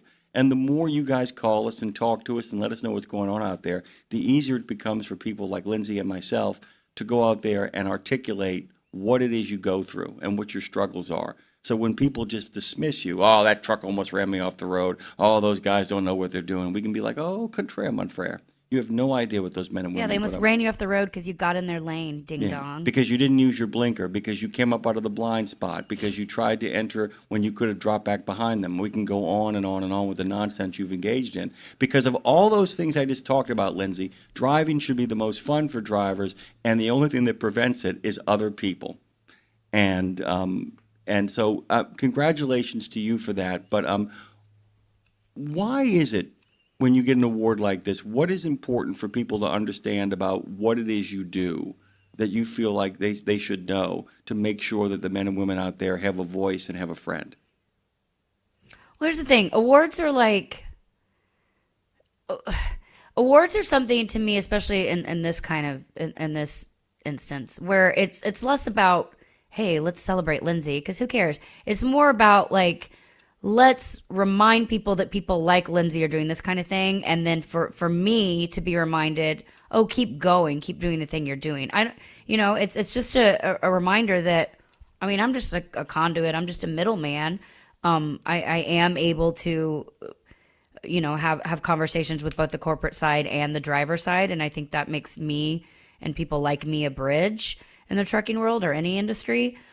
So it's less about the award and it's more about, oh, okay, I'm what you're doing is working, even if it's one person at a time. And I do every time I get a message from a driver, which is daily.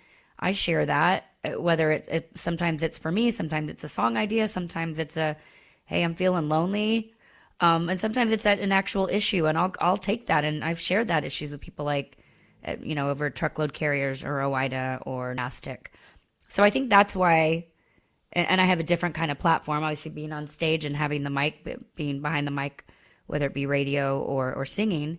I just have a different kind of platform where I can reach people on a different level and speak to them emotionally. So I think that's what this is about. Again, less about let's give Lindsay an award, but more about let's remind the industry and people out. And again, my most important thing, people outside, that we are trying, even if it's slowly, even if it's a slow roll, we're trying to carry the message and continue it. So that's what it's about for me. Yeah, and I by the way, I'm so glad you said that too, because it really is about opportunity. I mean, that's the thing too, is that when you get these kind of awards, when you get this kind of celebration, it's less about oh, I deserve this, and more about, oh, one more opportunity to speak on behalf of these people. Oh, I get to actually talk about this. I get people talk about me. This is an opportunity too, and I'll tell you this. I don't know how many people have been to an award ceremony where somebody has been awarded for their good works or their good deeds, and there are people out there who are very ego-driven who go, well, how do I get one of those things? And it's like, well, just you had to ask, therefore you're not going to get it. Yeah, well, exactly. And that's why David Owen and the people at NASTIC, I think, are brilliant. I hope they're listening right now, and if they're not, we need to send them this segment, because what I think they're smart and they do when I went off on a rant last week about what some of the corporate side does wrong in this industry. NASTIC is not that. They are really good at balancing, entertaining. He puts on a show. They're really good about balancing their corporate side and really highlighting the drivers. I mean, they have drivers at this event. This is a nice event at a nice hotel, nice dinner. It's a nice program, and drivers are there. They are honoring drivers, and so he does a good job balancing it. And listen, he just created the award. It's not like this is a long-time award. He created it because he saw something. He saw a need. He saw a hole in a lot of the image side and a lot of building up. And he even said it on air. David Owen said it on air with us last week. He said, "Listen, I did it. I picked people that were in different scopes, different areas rather, and knew that they would take the word out. And I'm not a driver, but Tony and Ingrid are drivers, but they are so many other things as well. They are really spokespeople for the industry. They have different kind of platforms where they can carry their message. So David saw a need and he created it, and that's the kind of thing that moves the needle, moves us all forward. So kudos to David Owen and the people at NASTIC, Debbie Lamberson, who works so hard, all of them. We're not paid or endorsed to say that, but it is a cool program that they're doing really well. So I'm excited to be a part of it this week. And Dave Nemo will be flying in as well to join me. He'll be giving opening remarks at the dinner on Thursday, and the awards dinner, and then a bunch of other cool things going on. We'll be at the conference, the convention, all day Friday at some of their different booths. There's a trucking ambassador booth, or transportation ambassador booth, which I'll be at, and then a bunch of different kind of networking events. So looking forward to it. Hey, Jim, can I go? You said in your thing that you wrote, I love the term open soul, open road, open soul. That makes me feel like so much promise. Like my soul is open. It's ready, and the visual of driving down the road with an open soul, I think, is a really cool thing. And so speaking of open soul, this made me think about this, and it wasn't something I was necessarily going to mention, but I've been having crazy dreams this week, working a lot of stuff out in my dreams. And I think it's because it's in preparation for what my mom and I are doing on Sunday. My mom and I, Sunday. At the church we go to, they're having, this is Revival Week. The pastor there has been talking about that we are in a real time of revival. He thinks it's kind of the fifth awakening in the world that has happened. And my mom and I are going to get baptized together on Sunday this week. Congratulations. At church. Thank you. Those are wonderful ceremonies. Dre and I were actually talking about muscular Christianity this morning. And I thought Dre actually made me laugh out loud. It's like, well, how did you put it, Dre, with the basketball court? The guys who practice Christianity on the basketball court, where it's like, let me tell you about a great point guard named Jesus, and then the guy drains the ball, then he swishes the ball from like the 3-point line, and I have to tell you that even the most staid practices, even the most conservative or orthodox practices, there is a certain beauty to all of those Christian denominations. Baptismal ceremonies. What are y'all's going to entail? How are they doing it? So yeah, they're doing it's after the service, and they've got, I think there's like 30 to 40 people getting baptized on Sunday. I did a class for it this week, but what they're doing there, it's after the service, so it's not like not making people that just came to church that day watch everything. It's something later. And they'll have I think 2 of the water tanks set up on stage, and so my mom's going to get baptized first, so then she can baptize me, which is a cool thing. And they're actually, you're not going to even be able to hear what's being said like out in the crowd. They're going to have music going on, like, because the worship team, I mean, again, it's Music City. The music at the church is incredible. There's an incredible band. There's steel and fiddle, and it's just like awesome band, awesome singers. So that's going to be going on kind of in front. So it'll be a little more personal or private, so to speak. So we'll just hear each other what we're saying with like the person baptizing, and that'll be our own kind of moment. But my dad and my husband and my daughter will be there, so they'll get to come up, to the tank at the before moment. But it's, for me, this is more of I've done a lot. I've been through a lot over the past several years, and I've also done a lot of work on myself over the past several years. Mm-hmm. And so for me, this is like a symbolic moment, Jim, to be like, because there's still this like heaviness inside of me. And so for me, it's like, this is a moment to like wash that away and be like, literally wash clean. I mean, that's what a baptism is about. But it's really just, it's very symbolic for me personally to like go from something that's been I was raised in the church, and then I left for a while. I didn't like leave the church, but I wasn't going in my college and early adult life. And then I found this place that I really like. I have different views on a lot of things than my family and even than some of the church. No. But after the time I've spent talking to your dad, I can't believe you have Shocking. any differentiation points. Shocking. And even the different views in some of the church. And it's not about the church or really Christianity in a whole. For me, it's about my own personal spiritual life and like this commitment to like to all the work I've done now to wash it away and cleanse it out and start fresh. So I'm excited about. But I think like honestly on my dream, like I've been having these crazy anxiety dreams and stuff happening in my dreams that I am working stuff out from the past, like 100%. I feel that every night these past couple days.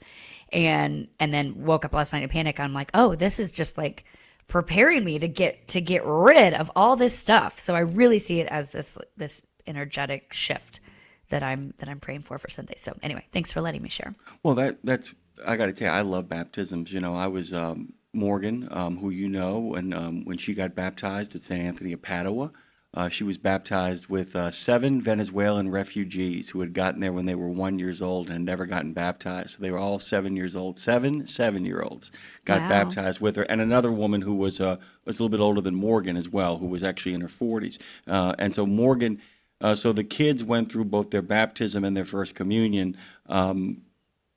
Morgan went baptism, first communion, and their confirmation, which is the 3 kind of steps towards becoming Catholic. What was really interesting was we did it on Easter Eve. So we did it on Saturday night. And at the midpoint of the Mass, it was the Easter Vigil, they turned the lights on in the church. And it was really funny because everybody who was there, the two women were dressed in white, the kids were dressed in white, and I was like in a light blue suit. So afterwards, everybody went to go get beignets. Sure. So everybody's sitting there eating beignets afterwards, and they're all covered in white powdered sugar, but it didn't make any difference because they're all wearing white, and I'm sitting there like a Jackson Pollock painting. And literally we're sitting there, and these kids are giggling, and they're laughing, and they're happy, and their parents, who have now become naturalized citizens, are happy. And Morgan just looked at me, and she said, "This was a good day. This was a good day." And there's something about a baptism that makes people in reflection kind of say, this is a good day. And I hope that Sunday is everything that you want it to be, and maybe a little bit more. Here's hoping. you. 615-292-6366. That's 615-292-NEMO. Please give us a call. Talk to us about whatever you want. Are you a small trucking company owner or driver? Or as we're talking about NASTIC this week, give us a call. Have you been baptized? Do you want to be baptized? Do you want to be baptized in the trucking world? Do you want to be Road Gang Radio baptized? We got that. We got that. We got a few more pins left. Dre, we have a phone call. Who do we got? Oh, yeah. Speaking of baptized, what's up, Marshall? Marshall. Good morning. Oh, needing to baptize. I want to start off with something for Jimmy first. Takes me all the way back to my high school drama classes. Oh. The drama teacher pointed out to us that the Catholic Mass is actually the oldest continuous running play. It has all the elements of a play, and it was the oldest running one. So there's a little something for you. Thank you very much. That's absolutely true. And the first play actually starts as a Catholic ceremony called Quem Coritis. Absolutely correct. It's cool stuff. Thank you, Sarah. Well said. Well said. Well, amazing that I can remember anything from high school. So that's the beginning. And Lindsay, I have a few songs. I tagged you in some of them on Facebook for you. The one that I really liked, I don't know if you've heard it before, The Architect. Oh, yeah. If anybody, can I speak to The Architect? You know, that's a great song. Yeah, I'm blanking on the artist right now. I can't think of her name either, and I can't look it up while I'm on the phone. Then I got another one for you that I found really humorous and funny and stuff. It's Ashley McBride, Kaylee, and it's Brenda, Put Your Bra On. Yep. You heard that one? Yep. Ashley McBride's the best. Yeah, that takes place in the trailer park.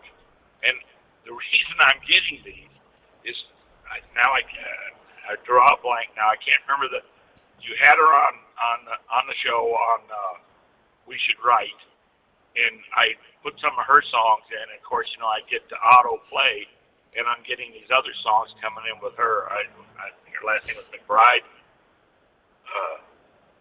No, it wasn't McBride. The artist that I had on, Sandy Knox or Cindy Thompson? No, keep going. Morgan Miles. No. Tiffany. An artist that I... On We Should Write? You may not have had her on We Should Write. You may have just had her on the show. I don't know. Okay. Well, could be a lot of people. Anyway, but I will tell you what, Marshall... It wasn't Casey Musgraves, though, who actually did The Architect. Go ahead. I'm sorry. Oh, right. Yeah. No, Casey's... Yeah. Marshall, I do want to say, if you can remember her name right now, the female artist you shared with me, the young blonde that you shared a couple weeks ago... Oh, yeah. I can't think of her name either. But perfect. Great call. No, but you... I will admit, I kind of looked at her first and I was like, young, dumb blonde. I said it. Dude, she's smart. She is good. I have actually reached out about having her on because her music is very good. So you're onto something. You turned me on to somebody, and I agree. It's, a little bit of that cheesy country pop, but her lyrics, she is saying some deep stuff. She's very good. So anybody listening, please send me recommendations. I do listen and I do reach out. I also have a good cover song. You said you wanted to cover some other old songs, and it comes up on my playlist a lot because I listen to a lot of blues and stuff, and it's Beth Hart and now I can't think of his name, but it's Beth Hart, and it's Sunday morning kind of love. It's a great old song, been covered by a lot. I want a Sunday kind of love. That guy? Yep. Yeah, that's the one. I'm in. I think it'd be a great song. And now I have another thing. I'm going to start calling myself instead of a gang member, I'm going to be the gangster, the old gangster. The road gangster. That works. And I'll tell you why. I would hear the term OG all the time. I never knew what it meant. I happened to be in the hood in Houston here. I don't know. It's been about almost a year ago now, and I'm at a little convenience store at like 1 o'clock in the morning, and I'm in the hood, and I had to go in and get a few things, and I'm peeling a few dollars off my bankroll, and there's this black kid there working and stuff, and I mean he's definitely a hood guy. He's got the big gold tooth with a little diamond in it and the whole 9 yards and stuff. And he says, "Man, you old G." I'm standing there with my big cigar. And and I laughed. I said, "I really don't know." He says, "In fact, you OG." And I said, I that's great, but I don't know what any of that means. You kidding me? You're here in the hood, you don't know what OG stands for? I said, "I have no idea." He said, "Well, it stands for old gangster." He says, I'm saying that with respect. He says, "And you OG." Because somehow in the conversation my age had come up. Because he really didn't think an old man, white man like me should be in that neighborhood, but I just left some friends of mine's house at a party, and I spent plenty of time in the hood there in Houston over the years. So anyhow, he said, "You OG," and I said, "Now what is that?" He's original old gangster. Yeah, buddy. I'm an old gangster now. Instead of just being in the gang, I'm an old gangster now. So ORG, original road gangster. Yeah. There you go. Love it. There you go. Love it. All right, I'll let you guys get back to work making some money, so take care. Money? What's that? Get back. I'm all right, Jack. Keep your hands off of my stack. That's what Love I'm you, saying. OG. Thank you, OOG. Really quickly, by the way, here's some of my other favorite gangsters. The Lyrical Gangster, which, of course, we've heard that one. I'm a lyrical gangster. Word 'em up. Excuse me, Mr. Officer. And one you might know. You remember the cartoon of Invader Zim? Remember Invader Zim, Dre? Yeah, that sculpted me. Yeah. Remember that? The gangster specter of defeat. I love that. I am the gangster specter of defeat. Ooh. My personality is after Gurr. I'm sorry. Yeah, I love that, Lindsay, that, when people reference something in a cartoon or a movie that you've never heard before and nobody else ever has either, but for some reason all the characters seem to know it, like the Muffin Man in Shrek. I am. The Muffin Do you know the Muffin Man? The Muffin Man? The Muffin Man. And by the time that conversation is over, it's the only person in the entire movie that John Lithgow's character is afraid of. Yeah. He's terrified of the Muffin Man. Oh my God, drops! But the gangster specter of defeat falls into that category because every time anybody says it in the cartoon, they all go, "Oh no, the gangster specter of defeat." We got one more phone call, Lindsay. Let's get to. Oh, it's gone. Okay, we lost it. We got a great. And we lost it. They didn't want to talk about the Muffin Man. I hear he lives on Mulberry Lane.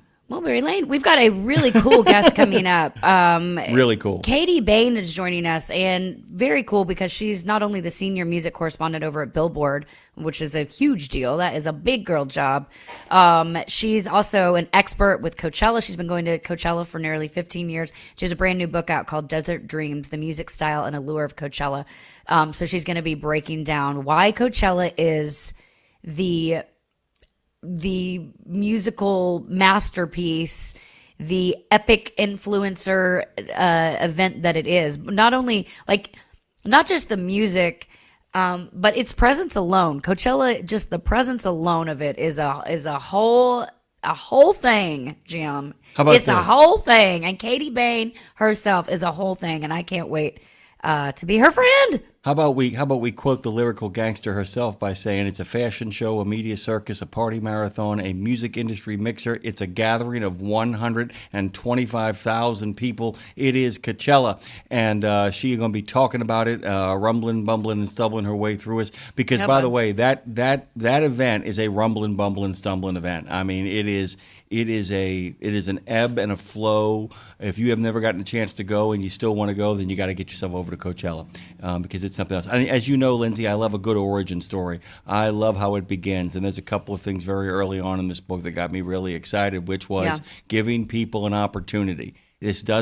Building this stuff doesn't mean you need to begin with a headliner and catering their every needs. Sometimes it can be about reaching down and giving talented little people a chance to actually become somebody. And I realize at the center of it all, there's a couple of big gets they get early on in the process that make the difference. But it's a great story of how to put something together on guts. It really is a story of guts. I kind of knew it was coming, but I was still kind of deeply moved by what it took to kind of put this thing together. Another quote, Gary was supporting bands that didn't get on the radio, had no record company, and no booking agents, nothing. The story, that's my autobiography right there. Nothing. It's Katie Bain joining us next. The book, Desert Dreams, the music style and allure of Coachella, one of the best events in the world. We're diving deep. Start planning your Coachella visit now. It happens every year, guys. Just like this show, it just keeps happening whether we like it or not. It's Road Gang Radio. We'll be right back. Get $25 off on your next preventive maintenance service. Stop by TA Truck Service and save when you choose Castrol oil and a Fleet Guard oil filter. Now through September 30, 2025. Enjoy premium performance with trusted brands. Castrol, protection for the long haul guaranteed. Fleet Guard, run cleaner longer with filtration science. Our ASE certified technicians are ready to deliver expert preventive maintenance and more. TA Truck Service, Castrol, Fleet Guard, your partners in preventive maintenance. From the wee small hours of the morning to the crack of dawn, RadioNemo has been there with you.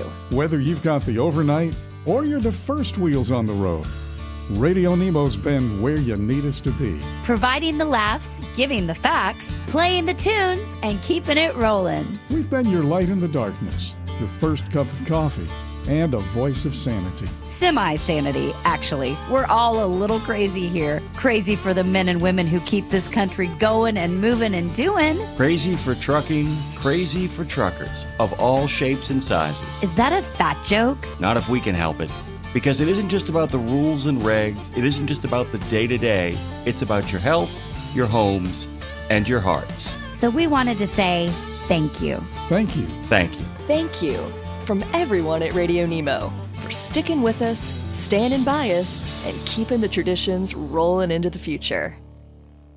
Exceptional value and exceptional values. That's Bennett Trucking. A core commitment of faith, family, and freedom has driven Bennett to being the leading provider of innovative, integrated transportation solutions, both at home and abroad. Bennett's values are not just compatible with providing high-paying jobs and unmatched customer service. They're inseparable. If you're looking for an employer or a partner who believes the best business model is being a model citizen, then Bennett Trucking is the place for you. Go to BennettIG.com and find the folks who share your values. It's a trucking, transportation, and lifestyle show like none other. Man, you call this a life? Road Gang Radio is back for another half hour of the best transpo show in the known universe. We come in peace. Well, actually, we're falling to pieces. Let's see if we can achieve liftoff, Phone Master Dre. Ooh, we sure did into a fun interview because this is Road Gang Radio live from Fastport Studios and also Nashville with Jimmy Mack and Lindsay Lawler.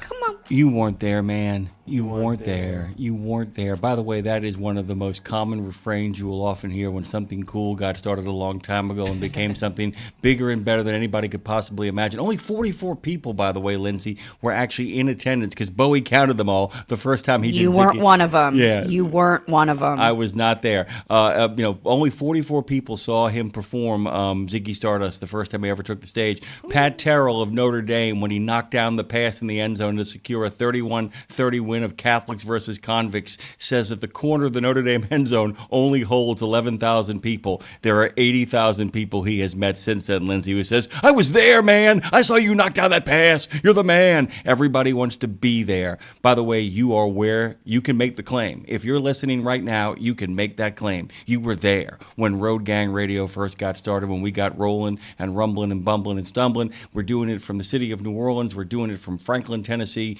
We're doing the Tennessee Waltz and the New Orleans Fado-Do. Good morning to you, Lindsay Lawler. Good morning, sir. We're talking Coachella. By the way, it's already sold out. It's in April of 2026, and passes are already sold out. Good Lord Almighty. Okay, our next guest is someone who knows more about Coachella than probably just about anyone. Katie Bain is also the senior music correspondent at Billboard. That is a big job, y'all. Badass. She's a longtime music and culture journalist whose work has appeared in, of course, Billboard, as well as The Guardian, Vice, Flaunt, and so many more. She's been covering Coachella for nearly 15 years, and her brand new book, Desert Dreams, The Music, Style, and Allure of Coachella, out today, y'all. How are we celebrating, Katie? More about that in a moment. This book is the first ever, how did that happen? The first ever deep dive into the festival's biggest moments, the wild surprises, the lasting cultural impact of it. And from behind-the-scenes stories and unforgettable performances to influencer fashion and those viral reunions, this book is a front-row pass to one of the most iconic festivals in the world. Katie's got the insider perspective, the reporting chops, and the real love for what this festival represents. She's actually been there, has lived it, has been a part of it, not just reporting from behind her desk, guys. So please make welcome to the show our new friend, soon to be yours, Katie Bain. Good morning. Hey, good morning. Thank you for having me and for that kind intro. You deserve it. It's your life, but also we're so excited to have you. This hits on so many things that we love to talk about around here. So Jim, make welcome our friend Katie. Katie, good morning, by the way, and congratulations. It is book release day, which is always a really great thing for anybody, no matter how long they've been publishing or telling stories. I know the kind of impact it makes in your life. By the way, I'm going to actually give a quote from the book of you quoting other people. Tickets were $50 for each of 2 days. Should have been $55. We needed a longer campaign to get word out. It was an extravagant 5 stages for a startup show. We lost between 800 and 850 and 50,000 and 1 million. We knew we were dust. And a lot of people don't understand that this whole thing operated literally by the seat of its pants. This really begins, it only works because of the energy behind it, but it almost derails itself because of the energy and the sort of egalitarian esprit de corps that goes into it. How do we get from there to here? Wow. Well, that is a good question. And you mentioned it before, because so much of it is about hard work and just really the tenacity of the people that were putting this event on and the passion that they had for music. But, they in 2000, 2001, got an influx of cash from AEG, and AEG said, let's bring this festival back, and here's some money to do it, and we believe in what you guys are doing. And, it was kind of off to the races after that first year that you just described. And I think there are many factors that make Coachella amazing, but the level of taste in terms of who they were booking, how cutting edge it was, how cool it was, in conjunction with how beautiful this festival site is, really was kind of the initial spark. And then you can't deny the influence of technology and what it's done to make this a global event through the live stream, through social media. And Coachella has really taken advantage of that and used that to make it into a worldwide event that you don't have to be on the field for. You can watch from your couch and still kind of understand what Coachella is and what it means to people. Well, I have to, since you mentioned technology, I just want to hit real quick the Tupac hologram, because that moment, where were you when the Tupac hologram hit the stage? And was that the moment the holograms officially entered the culture chat, do you think? I think so. Yeah, I was standing on the field. I was relatively close to the main stage. And I think all my friends had left for the night, and I wanted to stick around and see that whole show, of course. And so I was kind of like hanging out with some people who I just met in the crowd, really friendly people. And I remember the moment that a hologram appeared. And it was kind of like we all looked at each other like, are we seeing what we think we're seeing? Could it be? And then it was. And so I would say that you could feel even in that moment that something really historic and sort of, zeitgeist shaking was happening. Yeah. Woof. How cool that you were there for that. That's pretty amazing. I want to kind of go back here for a second and kind of set the stage, because most of our listeners are very, very aware of Coachella. In the book, you actually, in your own words, call it an almost absurdly beautiful place to have a music festival. The thing is, though, is that absurdly beautiful places to have musical festivals are often absurdly difficult to kind of reach and logistically figure out as well. And I was just kind of wondering, just as kind of a really brief overview, if you could give people a sense of, I talked about they should have charged $5 more at the gate, but talk about the kind of origin energy that really kind of brings this into, the idea of leading people out into the desert has certain mythic overtones as well to it. But talk about the driving forces behind this and what it takes to actually create a proof of concept that then gets somebody to actually drop a whole lot of cash on top of it. Sure. Yes. I mean, in a way, the site in Indio that is used for Coachella, the Empire Polo Field, was kind of found almost as a fluke. I'm sure you guys remember in 1993, I think it was, when Pearl Jam decided to boycott Ticketmaster. Oh, yeah. And so, they were not going to bring their tour to the greater Los Angeles area because there was no venues that, weren't Ticketmaster affiliated. And so some very savvy promoters, then affiliated with what would become Golden Voice, found this site that, 200 miles east of Los Angeles, big empty field, polo field, and thought, oh, we could put a concert on here. And so they brought Pearl Jam out there, and it worked beautifully. People drove up from LA, and, at that time, that area was really considered the middle of nowhere. It was the sticks, especially compared to, obviously, cosmopolitan Los Angeles. And so that was the proof of concept to, if we build it, they will come. And that is how Indio and the Coachella Valley and Palm Springs area became the destination for what would become Coachella. I love, and if you build it, they will come is also speaks so true to the artists that they're booking at this, because, as Jim mentioned earlier, the Coachella really, they balance showcasing legacy acts with launching newer, these genre pushing artists. But, you write in the book that when you play Coachella, the world is watching. So what does that really mean for an artist's career, like early in the career? And who are some of the artists whose careers completely changed after playing Coachella? Yeah, I mean, I know artists that, will design their whole year around a Coachella booking and put every dollar that they have into production for this show because they know it can be such a, transformational moment. Because, as you just said, the whole world is watching through the live stream and, through the 125,000 people that are out there on the field. It's also a major destination for the music industry itself. So people are out there just watching and kind of ascertaining what's trendy and what's popping and what people are talking about. In terms of people who've really broken through at Coachella, I mean, there are many. One that I'm remembering off the top of my head because I was there was, I believe it was 2013 or 14, and the UK electronic duo Disclosure, who hadn't released their debut album yet, but that tent was on fire that night. It was such a dance party. And for me walking away, there was this feeling of okay, these two are going to be huge. And I think within 3, 4, 5 years, maybe they were playing the main stage. Wow. I was okay. This is kind of a crazy thing too, because we told the idea that look, and there's a lot, I don't know if you know this, we are broadcasting literally 6 blocks from where the New Orleans Jazz and Heritage Festival actually happens, and the space. Anytime, space, of course, has a big determination on what something can become. And because of the space out there in that absurdly beautiful location, it also allows it to have a lot of setups and a lot of different acts and a lot of stuff going on simultaneously and a lot of installation art pieces. At the basic foundation, there is a mixture of giving people who are up and coming a chance to really hit the big stage, while at the same time making sure there are enough big acts to bring in people who might not know those other acts and give them a chance to kind of get exposure to that. And then, of course, a pattern begins to develop as the show begins to kind of, develop stuff. And you talk about certain of the tropes that go on there, like the guests, the surprise guests, and all of that kind of stuff. In the time that you've been going there, what have you seen that has really changed that you feel like has expanded, made the situation better, given more opportunities for more audience kind of, engagement?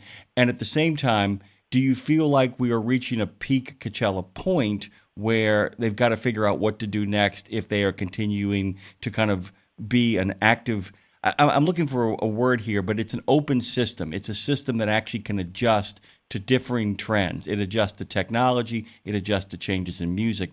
What have you seen that where you can point to that and say that's a good example of it? And what do you think is coming next? And does it make any sense? Sorry about that. Yeah, no, I think I'm following you. It's a good question because I do think Coachella is kind of pliable in that way, where they respond to trends. Excuse me, I can give you two examples. Or three, I guess, because they've added 3 new stages since I started going. The Yuma tent, which focuses on kind of like club dance music, the Quasar stage, which focuses on long DJ sets, and the Sonora stage, which focuses on kind of like underground Latin music and indie music. And so, as you said, they have the actual physical space out there to grow and to add things and to be responding to, like, people are liking club music a lot right now. So we're going to put this new area in where they can enjoy that and book those types of artists. And so, yeah, I mean, I think it's as you're saying, it's in tandem with the size of the field and the fact that they can expand outward, and then responding to trends, and then by responding to those trends, also helping to break them more because they're then feeding them into this kind of like popular culture headline maker. Headline maker. Wow. Okay. So speaking of popular culture, I mean, there's music and then there's mythology. And Coachella really steps into the mythology world around this. So what is it about Coachella, in your opinion, Katie, that makes celebrities flock to it, even when they're not performing? And it's like, if you're not there, you're not there. Yeah. Well, I mean, I think probably most pragmatically, it's pretty close to Los Angeles. So it's an easy one for celebrities and musicians and people in LA, in the music industry and in the film and television industry to pop out to. Certainly, it's become more and more and more a place to see and be seen. We see that with the rise of influencer culture there and celebrities going to all of these adjacent parties around the festival. But, celebrities are just like us. They love music too. Yeah. I mean, like ultimately, people are going out there because they love music, and they know they're going to get as much as they're physically able to consume while being at the event. Isn't that funny, Jim? It's really well said. It's like, what are you doing here? Well, I'm a 9 Inch Nails fan. I don't know what to tell you. Or I like Sabrina Carpenter. Why are you here? I like the Strokes. Like, it is a dumb question in a sense with a very simple answer. I mean, they want to hear music too, and this is where you can hear everybody, both up and coming and on the main stage. Yeah, and I'll tell you this too, Lindsay. Actually, there is an answer. One of the pages in this beautiful book, Desert Dreams, has an answer from one of the most famous, no longer with us artists of all time. I said, I can't come work no place, but I will come and play. I will come to party. And those are, of course, the words of Prince, who, actually saw this as an opportunity to have a good time. I mean, there is a sense of it's a space that is designed to play. And by the way, that quote that I'm reading has been pulled out from the beautiful writing that Katie has done here, but more as equally important, it's one of those wonderful books that mixes a great deal of wonderful essays with a lot of spectacular imagery. So it's really trying to capture a sense of, if you're not there, this is the most analog way to experience it. And by the way, if you get the book, might I remind you, take out your Spotify or your Pandora, whatever you get your music from, iTunes, and every once in a while you're reading the book, just play the songs that they talk about while you're watching it to kind of get a sense of that as well. And I wanted to ask that question. Talk about putting this book together, about the proper mix of your words and these gorgeous images and what to kind of focus on. Yeah, I mean, I think that a coffee table book is such an apt and appropriate format for anything about Coachella because it is such a visual experience.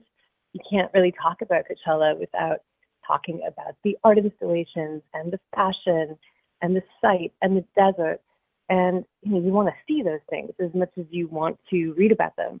And so I think it's just like a great, they play off of each other so well because Coachella is a feast for the eyes. And then hopefully my words add all the context. Well, the photos give you a real understanding of the visuals and everything that there is to see out there.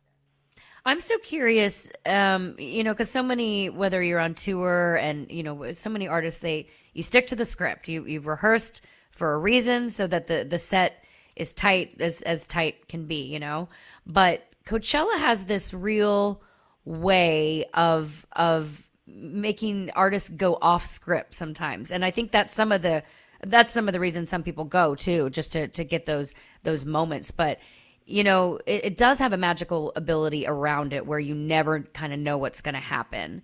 And so what are some of those performances that caught you, Katie, personally off guard when you're like, oh, this isn't off script. This is an improv moment? Oh, man. Well, I think, as I'm sure you both saw, there's a big section of the book dedicated to the surprise guests. Yeah. And the people that come out. So off the top of my head, and there are so many, throughout history, but I think the one that I maybe personally freaked out the most for was during Beyonce's headlining set, and she brought out Destiny's Child, and Kelly and Michelle literally rose out of the stage, and it's like you don't really know how you're going to react to something until it happens. I couldn't have told you that I would have, been screaming in a crowd of 125,000 people also screaming to the point where it felt like we were all going to hyperventilate together. It was just so exciting. It was so exciting. And one of those things that, it would have been cool if we had known that they were coming, but the fact that it was a surprise just brought it to this level of like joyful hysteria. I love that. By the way, in going through it, another phraseology I just love, and probably the most bitchin' cello concerto the festival has ever seen. I'm of course referring to the 2017 appearance of Hans Zimmer playing themes from Pirates of the Caribbean and The Dark Knight. Which, by the way, I've seen him in concert with that cellist, and I can't even imagine what it must have been like in that wide open space. It was bitchin', Jim. It was bitchin'. But that's the thing too, is the fact that when you put this book together, I mean, so much of this you lived it, so much of it you were there, so much of it you kind of experienced it, and I'm wondering how hard it was to kind of control your own nostalgia in the creation of this book, and I mean that word in its actual meaning. How much sadness has it filled you that you will never be able to see those particular acts again, and only is it buttressed by the fact that there are more to come?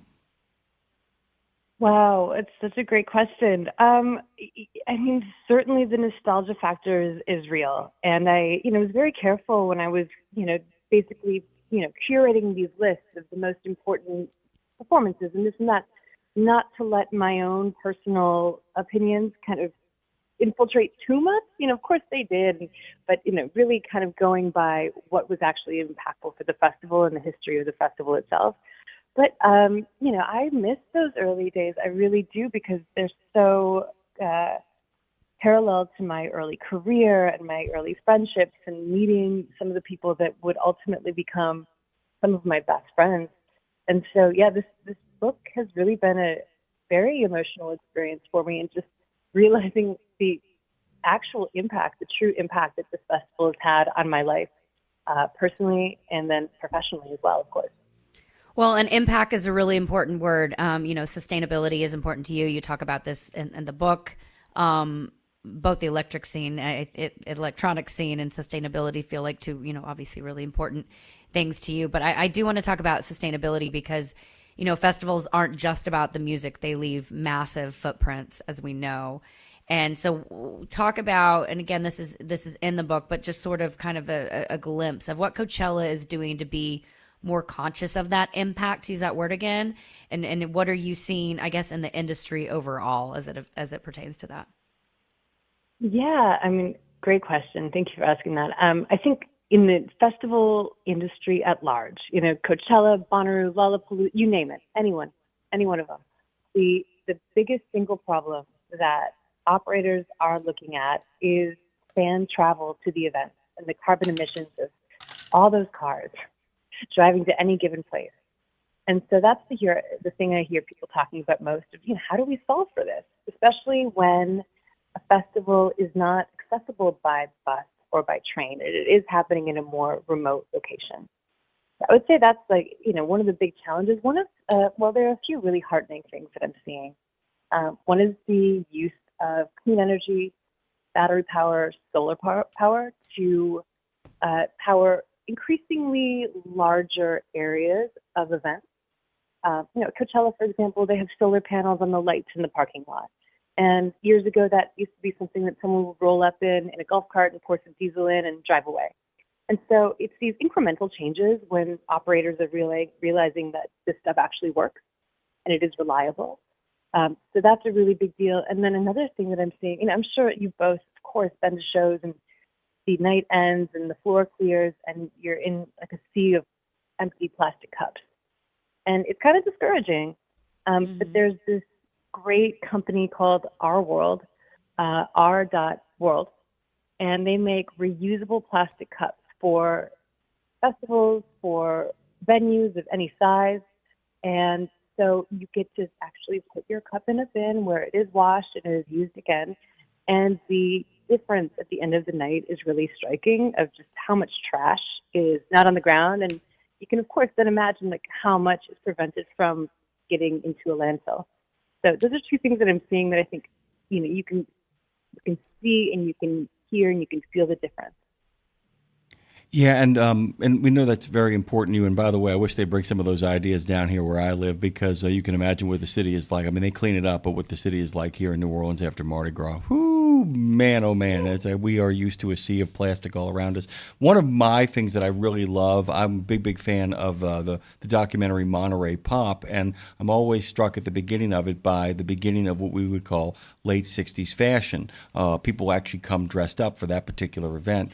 That tradition has continued at Coachella. There has been a real, and you spend a lot of time in the book looking at it, the idea that the geography almost demands a certain kind of outfit, a certain kind of look, and the place has, along with being a musical kind of zeitgeist, has become a fashion zeitgeist as well. When did you really start noticing that? I mean, you've been to a lot of these things, so I mean, when did you start noticing, oh, wow, people are really kind of making an effort here, and they're also trying to maybe introduce trends to Coachella?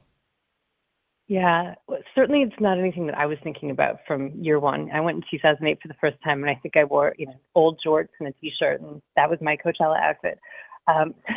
The year this really kind of came online for me had to be 2012, 13, when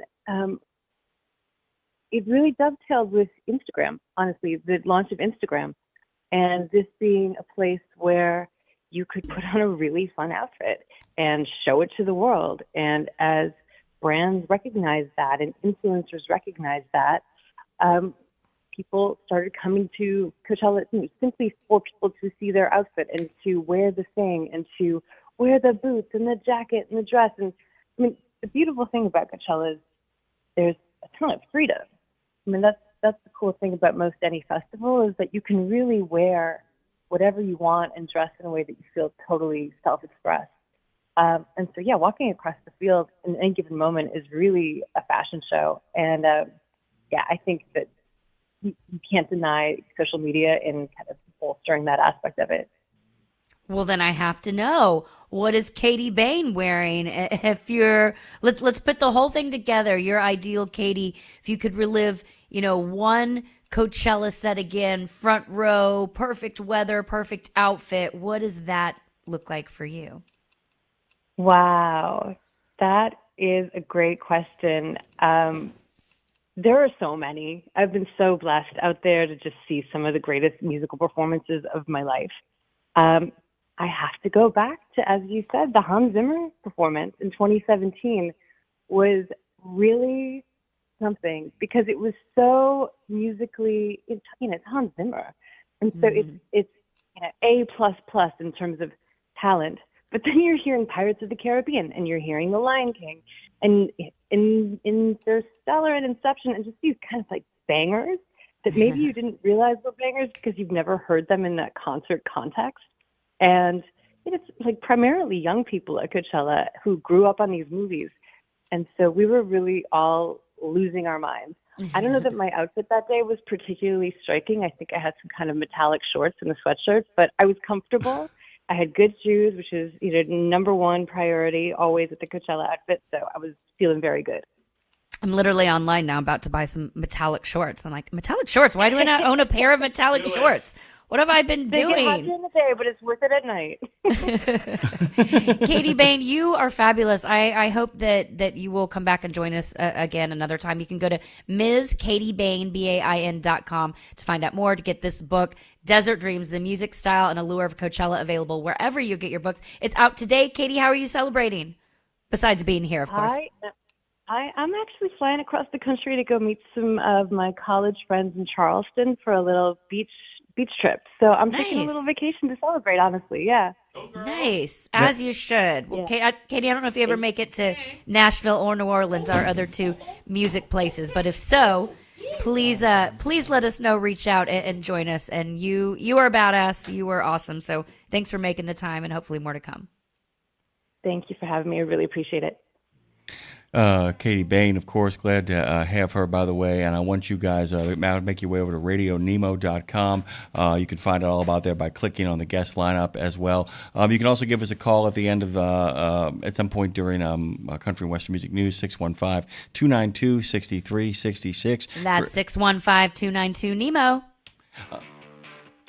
We will be back on the other side of this, rumbling, bumbling, and stumbling our way through with both kinds.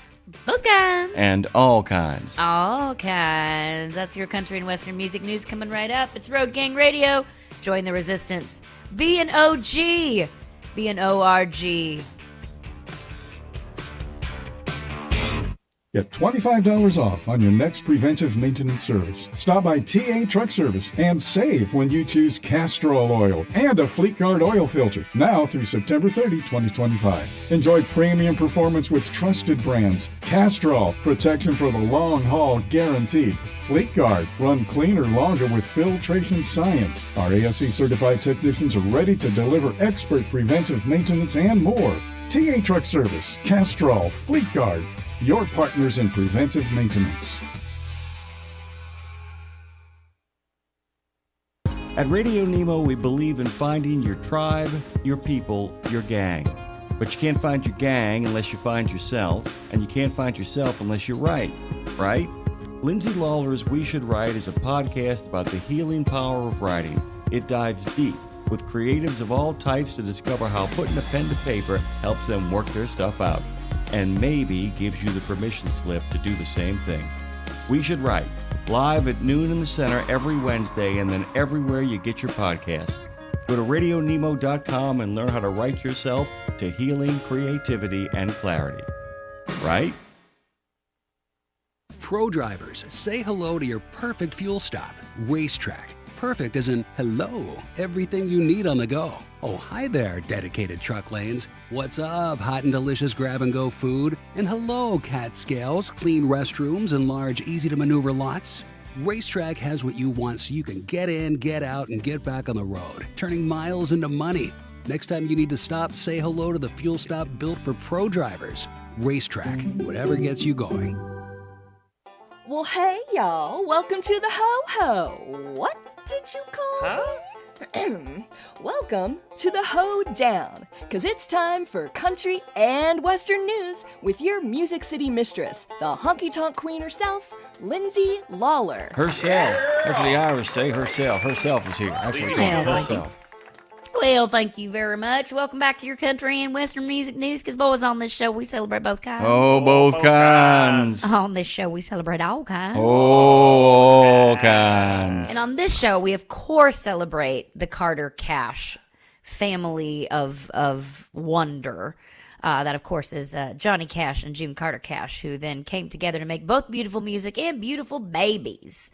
So I've been trying to talk about this guy for 2 weeks, and for one way or another, it hasn't happened. But John Carter Cash, Jim, is a Grammy award-winning artist. He's a producer, and he's son of the Cash Carter family. So John, son of Johnny, he is 55 years old, and he told People Magazine recently that he has this new album, Jim, which is, I mean, it's really silly, but anyway, it's called Pineapple John, and it's a reflection of his current headspace, he says, recalled through the lens of the character Pineapple John, which he says is an imaginary, life-worn singer-songwriter spending his life at sea, like John Carter Cash does.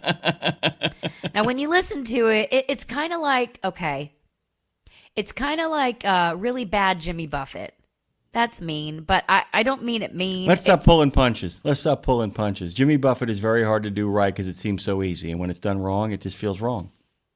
Yeah. But that being said, I really appreciate that he's like, this is what I like. I'm doing it. He doesn't like, first of all, he's a Carter Cash member. He's like, I can do whatever I want. He doesn't act like that, but he's really just taking that on. I want to talk about that actually at the end. So, he says that Pineapple John, it's a very personal record. It's informed by times of his life that he spent in Jamaica, which was a second home to his parents, legendary, of course, Johnny Cash and June Carter. So we're going to talk about that being one of the most haunted places, by the way, in country music. We'll talk about that maybe on Friday this week. But he says that he grew up with calypso and reggae. Now, I didn't realize that Johnny and June had a place in Jamaica. They had places, a lot of places, but the fact that he grew up with them listening to calypso and reggae at their Jamaica house, I think is really cool. He says we were surrounded by it. We actually sat around and played it. He said when I was in Jamaica, when I was in my 20s, we would sit around and play it. So it's not foreign to him at all. The album has 15 tracks on it, which include a song called Sleeping with the Mermaids, as well as the title track Pineapple John. And the album isn't out now. And it includes all these steel drum and beats, coupled though with like reflection, especially there's a song called Snow on the Sand and The Island Fair, Captain Jim's Drunken Dream, Carry On. It's a 3-part musical odyssey. Written in my honor. I appreciate it. Yes, it was for you. It's a 3-part musical odyssey that closes out the album. So John said that the ocean is such a monstrous part of my life. I dream about it. I think about it. I have a boat in Florida. I spend hours a year, hours upon hours on the ocean, chasing after those elusive fish. And I come from a long line of seafarers, my father's line all the way back, so it's in my blood. There's also a lot of collaboration and inspiration on the album. And he and his son, Jack, he said he would drive around and beat out rhythms in the car, and that's kind of where it came from. His other son, Joseph, is a musician. He plays mandolin, electric guitar, and keyboards on the record. One of his daughters would send him lyrics for the record. So there's a lot of family collaboration on this, well, which fits in, of course, with the whole idea of the Carter Cash life. And he says that he has to, of course, throw kudos to his iconic father, Johnny Cash, for planting the seeds that eventually inspired Pineapple John in him at a very young age. And finally, Jim, and then we're going to talk about the love of this, but the covers he chose to include on the album, there were songs that he said that his dad, Johnny, would sing in the bar when he got up and played, like over there in Jamaica. And those were really the songs he said of his life, of Johnny Cash's life, the songs that he would see his dad just when he hopped up on a bar stool, what he would play, what covers he would choose to play. And he said the first time I heard him sing Shame and Scandal, we were at a bar in Bimini, and I was 13 years old, and he sang that song, and I thought it was autobiographical. And I was like, Dad, are you trying to tell me something? And he said, and I've been so greatly connected to it to this day. And he says, that this family, that there's such a melting pot of music, and that's really where the album is as well. And he said, it just finds me where I'm at. He said, I found my voice, and this is what we're going to talk about, Jim.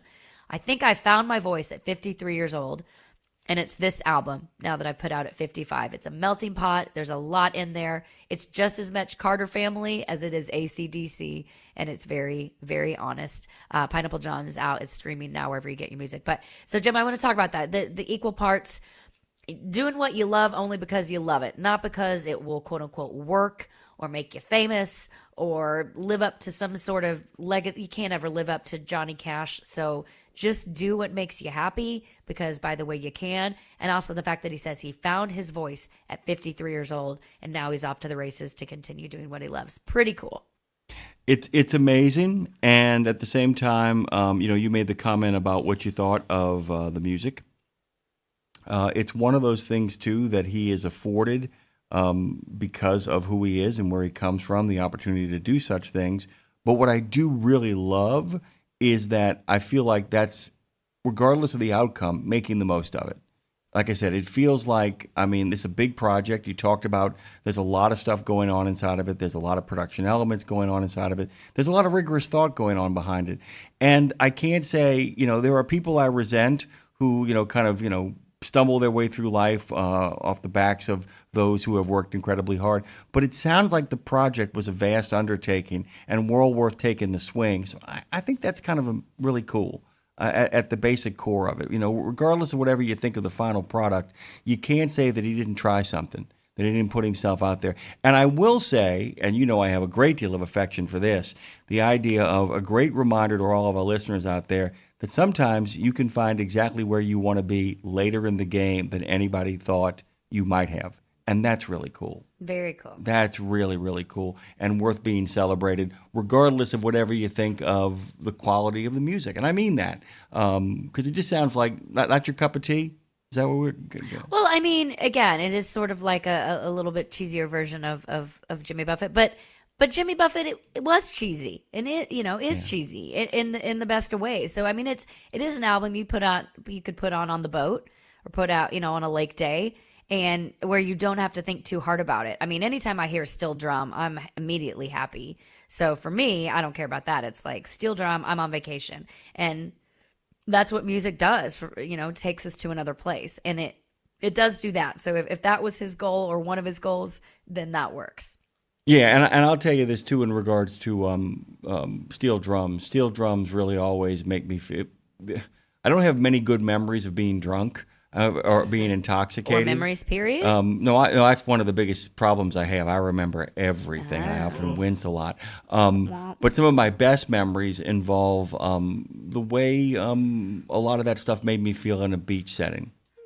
I don't have any memories of the beach where I look back and wince, if that makes any sense. So a lot of my memories of imbibing when it comes to, as we said earlier on the show, a tasty wave and a cool buzz, those are pretty good ones, and those steel drums make me think of Beach Boys and a whole bunch of other groovy stuff as well. Well, maybe Pineapple John is for you, Jim. It wasn't all out when I first started listening to it, so I haven't got to. I'm going to dive back in because I know there's got to be some gem like nuggets in the lyrics that are hidden gems for sure. Just knowing where he came from, where this is inspired from. So I do want to go back and really spend even more time with the lyrics. I'm going to listen to it tonight. So I'll tell you what, when you finally go through it, I'm going to listen to a lot of it tonight. When you finally go through it, let's just take some time to talk about it, regardless of what we think. And we'll just kind of say, and rather than be giving a review of the album, we'll say, here's what we found that we liked inside of it.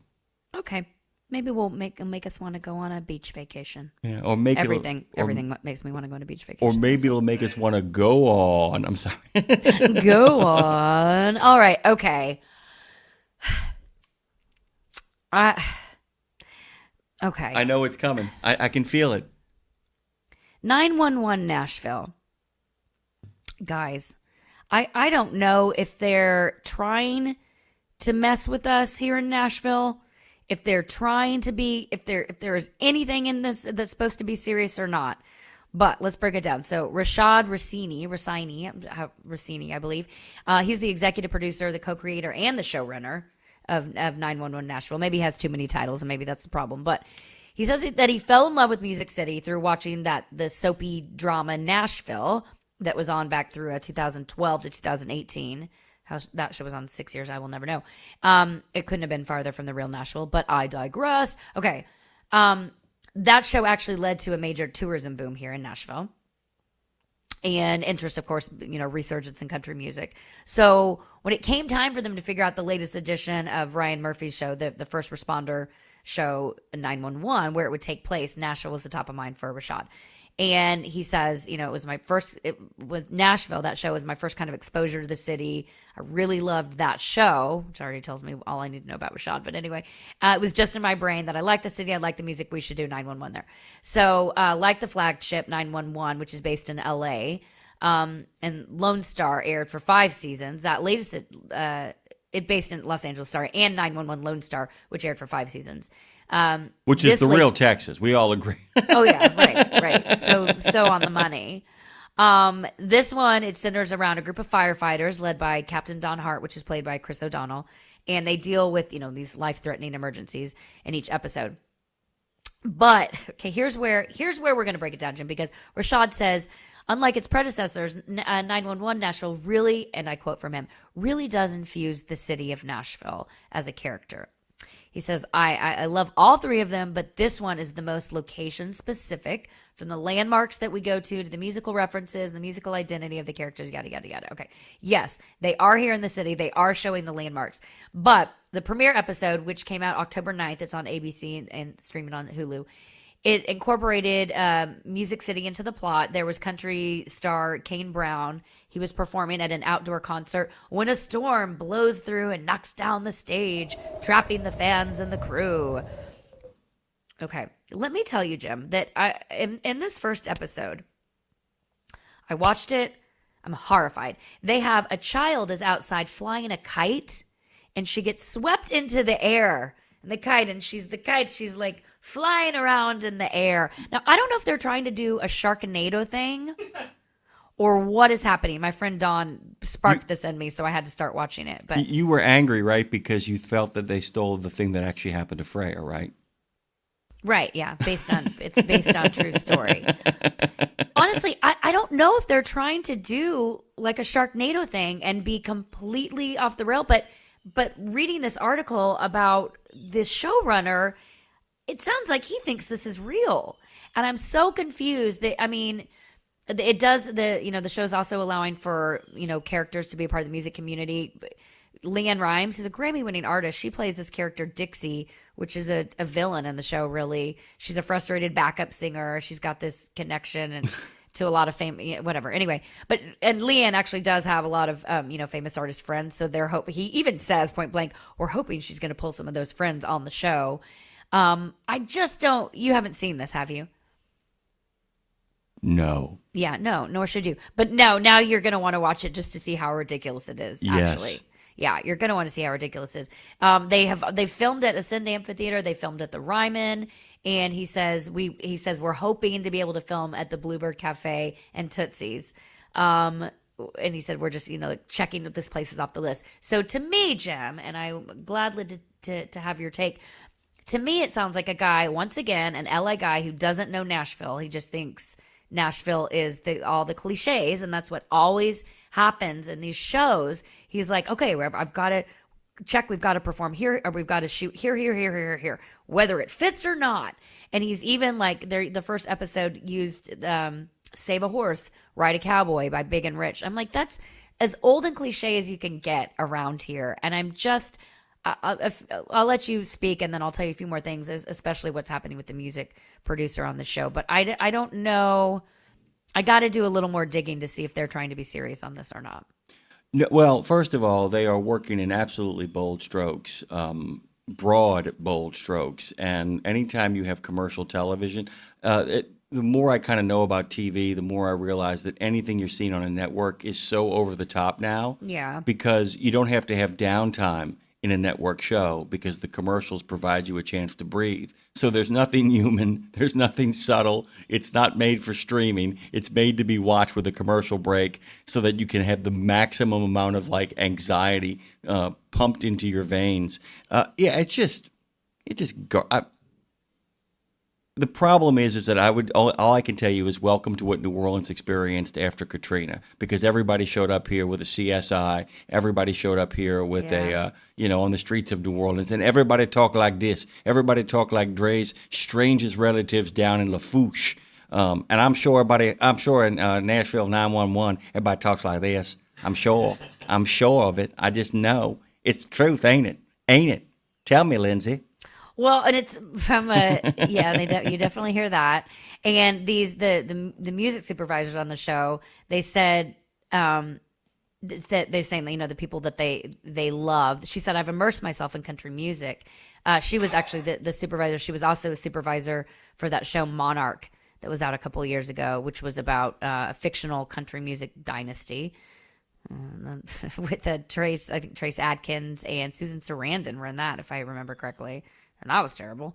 But she says, the music supervisor goes, there's just some really interesting things coming out of country music, like Daisha and Jesse Murph and Madeline Edwards. I don't know any of these people, by the way, which probably makes me sound old. And she said that so many artists are doing really cool things. And I just think that that's the priority, to really talk about the new up-and-coming music that's happening on this show and couple it with real-life emergencies. I mean, that's already a random thing to try to do. So I'm like, hey, did you hear the new single? Oh, and by the way, somebody got a spike through their shoulder in a car yeah, wreck. exactly. Grandpa had a stroke. Wait, what? I mean, come on now. I walked into barbed wire and I don't. Wait, what are the notes on that?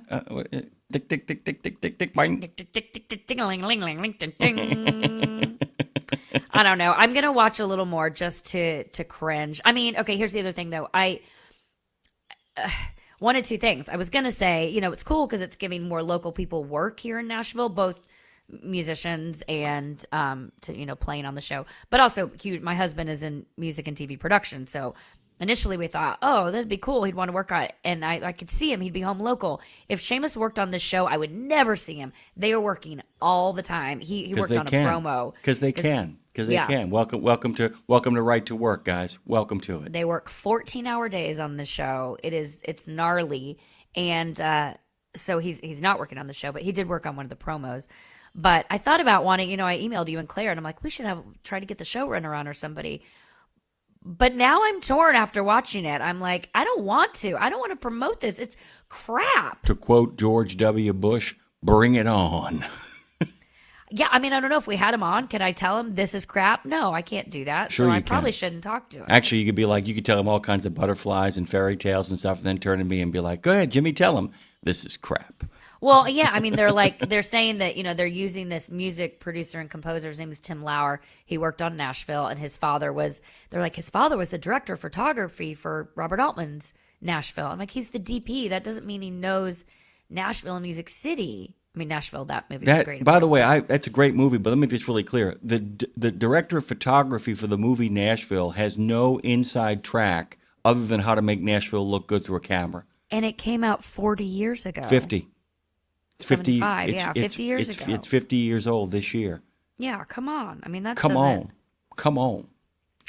Anyway, I would just love to get my hands on, or I guess I'm going to have to make my own at some point. Maybe real life is too boring, and that's why we never get it. No one ever gets it right, because you gotta make everything. I'm going to actually make you feel better about that really quickly. I would tell anybody who believes that it can't happen, ask the people of the city of Baltimore what they think about The Wire. They love it. They love it. There are things that get things right. Homicide, life on the street. You know what it is? It's because Eric Overmyer is from Baltimore, so he writes about it. He and David Simon. That's when you get lucky. You get somebody who actually made it big in Hollywood who comes home and makes it. That's what you really need. You need somebody from Nashville. Yeah, who made and it. there's a lot of songwriters in Nashville who have tried to do it, but songwriting for music and writing for TV are completely different things. So it hasn't worked yet, even in musical theater. So we'll see. More on that to come. I'm going to keep watching it. But if anybody has watched it or would like to watch it, please, and we will continue to discuss moving forward. One or two more stories to get to. But before that, Jim, Trucking with Owaito is coming up today at 11 o'clock, as we do every Tuesday, Thursday, and Friday. Here it's the best produced show in the trucking on the trucking planet. What are they going to be talking about today, Joe? We're actually going to be talking about what we were going to talk about on Friday. It's going to be a replay. They gave themselves a little bit of space to breathe, and I encourage that. Pennsylvania, in case you guys don't know, is going big on parking. We had the head of the ATA for Pennsylvania on yesterday talking about this. Our friends Ashley and Scott have a big get. The state just announced plans to add more than 1,200 spaces across the Commonwealth by the end of next year. The person leading that charge is Penn DOT Secretary Mike Carroll. He's going to be joining them to talk about what prompted that push, what the plans call for, and even his own experiences with a CDL. Plus, Owner-operator Dustin Ross has been weathering the storm that is this freight recession fairly well, but he knows plenty of people who haven't. The OOIDA senior member joins Ashley and Scott to discuss his inclusion in an NPR piece dedicated to the prolonged slowdown and what he's doing to keep things moving, along with the origin of his father's son trucking company, his 2000 Sterling named Stella, and much, much more on Trucking with Oida coming up immediately after Road Gang Radio. Sweet. Okay, another show I want to talk about that I haven't watched yet, but I'm guessing it's going to be bad.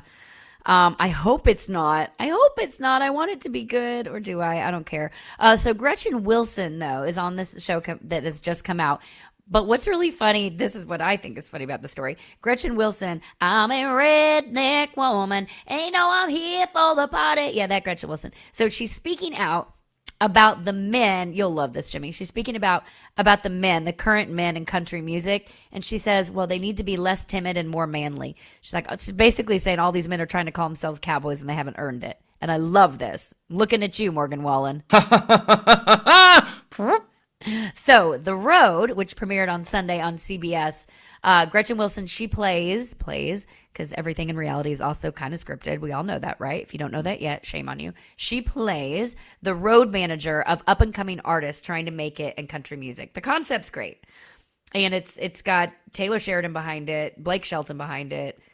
You would hope these, and that's Jim. That's it. You got an actual TV writer. Granted, this is reality, but you got an actual TV writer and an actual country music writer and artist. So it should be a perfect storm. My mom and dad are excited about it. Did they watch it on Sunday? They did. Do they have thoughts yet? That you know of it? They are excited about it. They want to see what happens next, and so I'm gonna watch it on streaming on Paramount this week. We should talk about that too this week because guys, and we'll make the recommendation. You can choose to watch it on your own, of course, but if you guys are interested, because it's got some elements. Lindsay's right. It's got a guy that knows how to run a show about people who live in the West or people who live in country and rural settings. It's got a guy who grew up in that world. Actually, two guys who grew up in that world. It's actually populated by the folks. So it's got a fighting chance. Let's see. We're gonna find out, aren't we? I hope it's good. I'm gonna try to catch it, watch it tonight. They asked Gretchen Wilson was asked if she thought that there were more sissies in country music today compared to the cowboys and outlaws of the genre's past. And she said, well, this is Gretchen Wilson's quote, I see that more on the male side. She said, I see it definitely more on the male side than the female side. It just seems like more men are timid nowadays than the women are. It's just where we're at in the world. It does seem like women are more boisterous than they used to be. Agreed. She said they're unafraid and they're ready to kick the doors down, which she was one of the women that did that in, 90s, late 90s. Her thoughts, she went on to say, men seem to be standing around asking for permission, except for Morgan Wallen.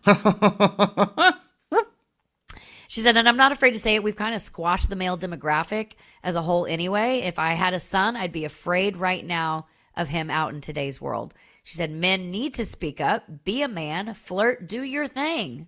Okay. In the same conversation, she also said, can't tell what's real anymore in the genre of country music, though. Some of these kids just got mommy and daddy's money, and they put together a little story that they wish was true. I love that she's saying this. This is good. I like it.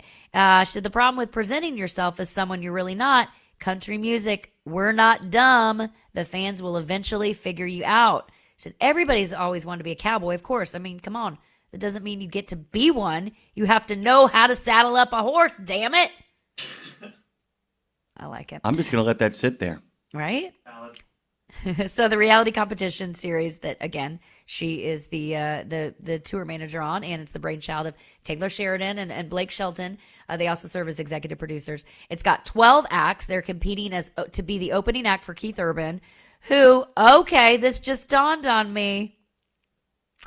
Keith Urban having a separation. There's all this talk around him. He's in the news with the separation from Nicole Kidman, as well as the girl that plays fiddle on him. Are they not dating? Right when this show on CBS is trying to get a lot of come on. This is all a PR machine. It has to be. Yeah. I'm not saying they're not actually separating, but they probably help. They're like, can you hold your separation off until the road premieres? Because the fact that they announced that right before the premiere of the show, come on. Okay, if you want to watch that show, it's on every Sunday. I'm going to watch tonight to see what happened. It's on CBS. Well, let's watch, Jim. Let's have a conversation. Let's have a watch. By the way, I heard one of the funniest things, and it actually applies to Nicole Kidman too. When Robert Redford passed away, one guy wrote on Twitter, he said, first of all, I love Bob Redford, so don't take this the wrong way. He said, but everybody should be grateful because we've all moved up 1 point in the rankings for the best looking man on the planet. and the thing with Keith Urban is like now that Nicole Kidman is available, I wonder if there are people out there, Jimmy Fallon, yeah, maybe they'll get a chance to get back together. Although he tends to love his wife. That's a good thing. That's a good thing. That's a good thing. Okay, finally, born on this day in country and Western music history in 1915. Let's go way back because this guy was legendary in creating the sound that is country music. He was an American record producer, Owen Bradley. He, along with Chet Atkins and Bob Ferguson, by the way, he was one of the chief architects of the 1950s and 60s Nashville sound and country music and rockabilly. And they worked with artists like Patsy Cline, Brenda Lee, Loretta Lynn, and Conway Twitty to really make that sound. He was born in 1915, celebrating up there at a saloon in heaven. A saloon in heaven. Happy birthday to you, Owen Bradley. That's your country and Western music news here on Road Gang Radio. Jim, it's been fun. It's been real. How you like that? It's actually even been real fun, to be honest with you. Don't forget our friends are going to be talking about Pennsylvania parking on Trucking with OOIDA with Secretary Mike Carroll from the Penn DOT. And Dustin Ross has weathered the storm of the freight recession, but others have not. He's going to speak as a senior member of OOIDA on behalf of all of those who are still struggling their way through. Pay attention to Ashley and Scott. They've got it going on. Trucking with OOIDA is next, and we are next as in tomorrow on Road Gang Radio. St. Christopher Truckers Fund provides free health and wellness programs for drivers to help prevent some common medical conditions seen in the industry. These programs include diabetes prevention, rigs without cigs, a tobacco and nicotine cessation program, healthy habits for the long haul, a 12-week total body wellness program, a vaccine voucher program that includes free flu, shingles, COVID, and pneumonia vaccines, and GPS, Get Preventative Screenings. That includes free at-home cancer screening tests. These programs are available to Class A over-the-road semi-truck drivers. For more information or to register for a program, visit the St. Christopher Fund website at truckersfund.org. From the wee small hours of the morning to the crack of dawn, RadioNemo has been there with you. Whether you've got the overnight or you're the first wheels on the road, RadioNemo's been where you need us to be. Providing the laughs, giving the facts, playing the tunes, and keeping it rolling. We've been your light in the darkness, your first cup of coffee, and a voice of sanity. Semi-sanity, actually. We're all a little crazy here. Crazy for the men and women who keep this country going and moving and doing. Crazy for trucking, crazy for truckers of all shapes and sizes. Is that a fat joke? Not if we can help it. Because it isn't just about the rules and regs, it isn't just about the day-to-day, it's about your health, your homes, and your hearts. So we wanted to say thank you. Thank you. Thank you. Thank you from everyone at RadioNemo for sticking with us, standing by us, and keeping the traditions rolling into the future. It's one simple act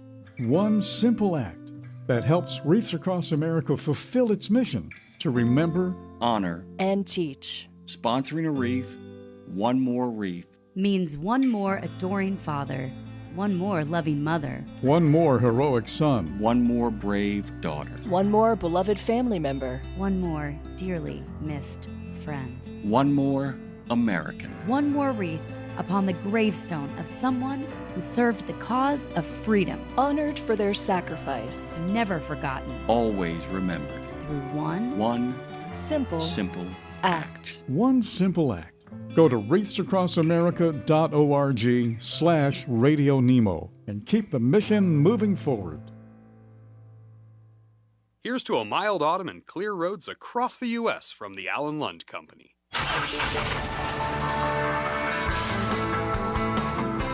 Welcome to Trucking with OOIDA. I'm Ashley Blackford. And I'm Scott Thompson. How you doing today, Scott? I am doing lovely, in the immortal words of Marty Ellis.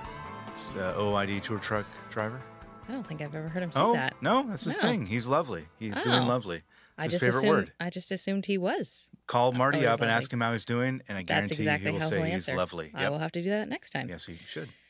So I'm on Google today. I like looking up like this day in history. A lot of times I'm like, it's quite boring. Today, not so much. October 17th, 1973. Do you know what happened that day? I do, but I've also cheated on this exam. Yes, you have. I will let you go. So that is the day the Organization of Arab Petroleum Exporting Countries announced it would stop oil production and impose a partial embargo on nations who supported Israel. Now, this is significant because this is the reason we are actually sitting here today. Because of America's friendship with Israel, there was an embargo on fuel, which meant prices for fuel skyrocketed here in the U.S., and there were limits placed on how much fuel a person could get. Truckers started to protest this by parking their trucks on interstates across the country. It wasn't until the governor of Pennsylvania actually took a helicopter to one of the sites where a bunch of trucks were parked and, talked about a solution. This prompted a group to head to Washington, D.C. Now, part of that group were truckers from Grain Valley, Missouri, where you and I are sitting right now. And it included the late Jim Johnston. And this is what sparked the realization there was a need for communication with real truck drivers in the nation's capital.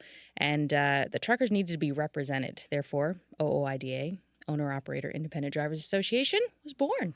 Yeah. Pretty cool. It is cool. And, the idea of organizations being born out of some sort of turmoil, some sort of challenge. And, the idea was to get everybody together. Yeah. And make sure that their voices are being heard, which is exactly Something what the we still do association is doing all these years later. Today. Yeah. 50. What? Hang on. 50, we celebrated 52? Yeah, 52. 52. Yep. Thank you. Yeah. All right. I'm good at math. Good at math. I just mathed.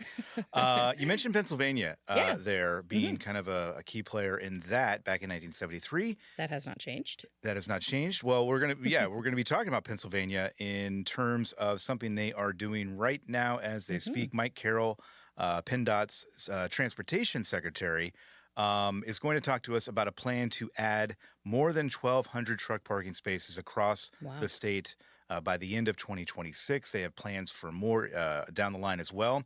So he's going to walk us through that decision process, what the process is going to look like as they unfold it here, and also those future plans as well.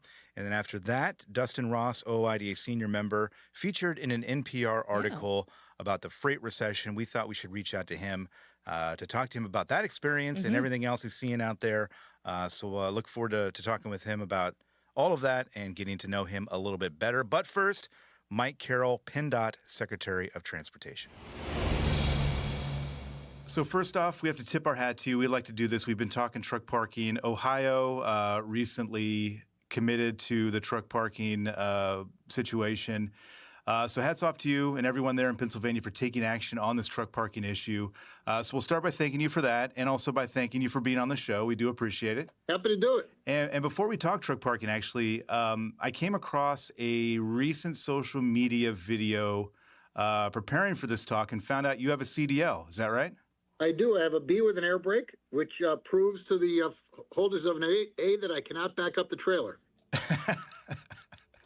That is fair. Yes. Yeah. Yeah. No, I got my CDL years ago when I was on a paving crew, and the foreman needed somebody to drive a track. So then I raised my hand and went and got it, and I've kept it ever since. That's great. That's great. And more recently, you've been the state transportation secretary for I guess a couple years now. This is year 3. Year 3. Okay, there we go. With regard to truck parking, do you remember when maybe you first became aware of the truck parking crisis there in your state and obviously elsewhere as well? Well, when I was in the House of Representatives in Pennsylvania before I became secretary, and worked in the world of transportation for a long time, and was aware of the need for additional truck parking. You don't need to be anything more than just observant. If you travel the interstate system in Pennsylvania and see trucks on ramps and on shoulders, and parking in unsafe spots. And what really hit home for me is I saw along Interstate 81 in northeastern Pennsylvania near Scranton, trucks populating a vacant lot because the nearby truck stop was over capacity. And they just sort of defaulted into a lot that was near where they were off the interstate. Probably could walk to the truck stop from where this vacant lot was. And it got me thinking that, there's got to be PennDOT properties across the state that we could expand to include a truck parking opportunity that's safe and convenient. And so the PennDOT team, as well as the Turnpike team, was tasked with find me locations that make sense for truck parking. And I think we'll probably get into sort of the nuances and the types of truck parking part of this conversation. But there were some easy opportunities and easy wins. And those are the ones we're unveiling right now that really we can get, into the universe of truck parking options in a very short order. You mentioned, safe options. This really isn't just a convenience issue, but a safety issue above all else. Have you spoken with or heard from any truck drivers about their experiences? I have, and as well as the Pennsylvania Motor Truck Association. I know there's independent operators out there as there are those that drive for other companies. But yes, I've spoken to truck drivers. PennDOT had done a study related to truck parking a few years ago, and it highlighted the needs. And you are 100% right. It is about safety first. Safety for truckers and safety for the motoring public, to make sure that they have a safe and convenient place, the truckers do, to comply with their hours of service. But at the same time, feel like they are able to take a break in a safe spot. So it really was all about safety first.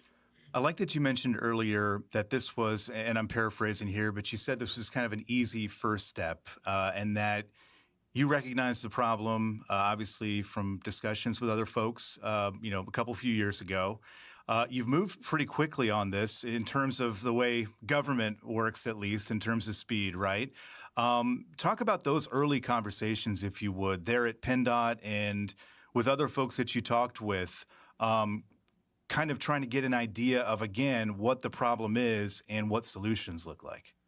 So, the problem is obvious. As I said, you can see trucks, especially along the interstates and the shoulders and the ramps, and the rest stations, rest areas that we have are overpopulated. And then, you drive down the road and you see a gated weigh station. And the trucks, populate the decel and the XL ramps to the gated weigh station. And again, one of the early wins for us. Let's remove the gates. We have that facility already. I know that the making sure that the weight enforcement and safety enforcement can be done.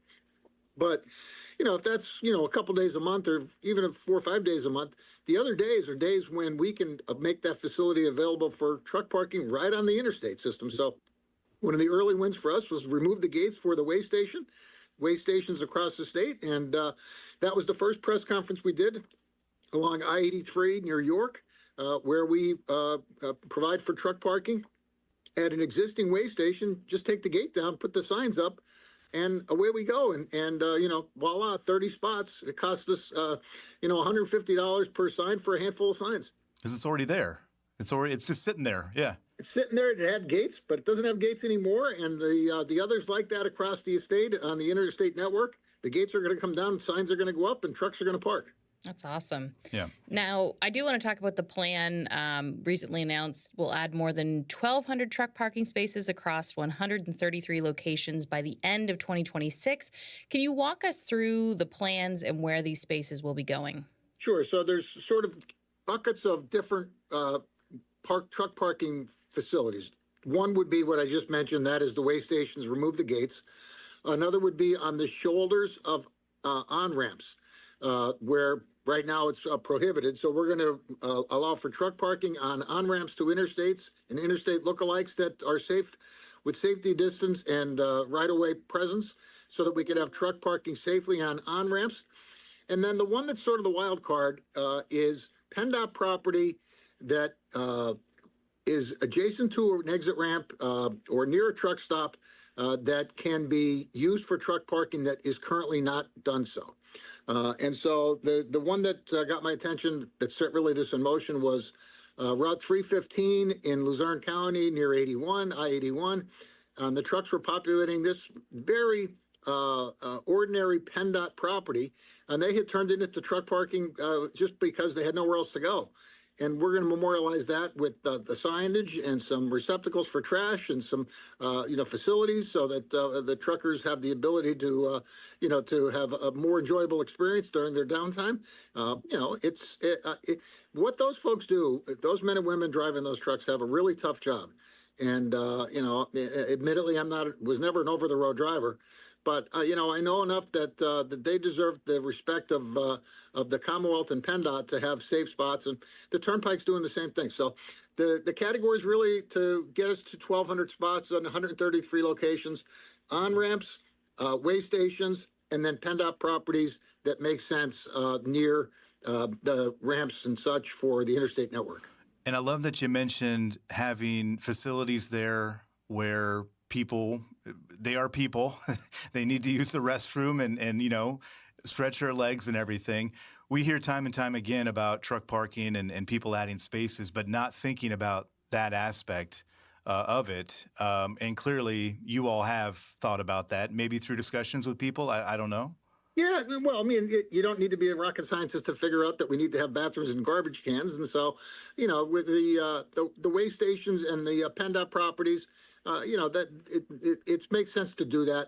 For every single on-ramp, I'm not sure we could have the facilities there. Garbage cans will, yes, but the facilities, because of the capacity for some dumb people to do stupid things when it comes to porta potties, it makes this harder. But we're going to take a stab at trying to be as aggressive as we can be to meet the needs of truckers, more than just allowing them a place to park the rig. At Truck Stop, we built a better load board for carriers like you. Sign up today and access over 600,000 loads on the most trusted online load board. Learn why the best in the business rely on Truck Stop to make more money and start driving your profit today. Penske is the trusted source for quality used trucks. Whether you search our website, call our sales staff, or bid at our online auction, you are sure to find the right used truck for your business. Visit PenskeUsedTrucks.com to view our inventory and learn more.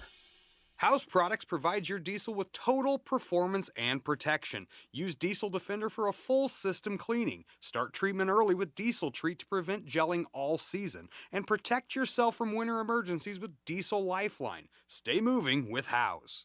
Attention all truckers, Dean Michael, the tax doctor here. I want to talk to you about those dreaded tax problems. I know you want to keep on trucking and not even think about them, but let's face it, they're not going away all on their own. You need professional help. I've been helping truckers put their tax problems in the rearview mirror for years. I can help you too. Call me now for a free consultation at 888-557-4020 or go to mytaxhelpmd.com. It's like I always say, keep your eyes on the road, I'll keep mine on the IRS. 888-557-4020. Truckers, your engine works as hard as you do. Don't let torsional vibrations sideline your rig. Vibrotech TVD viscous dampers protect your crankshaft, cut downtime, and keep you earning mile after mile. Over 75 years of trusted protection made in the USA. Find a dealer at vibrotechtvd.com. Since you started, what you've loved about trucking is the freedom. Heading out on your favorite route, a good driving song, and thinking about truck insurance. Well, maybe not that last one. That's why we're here.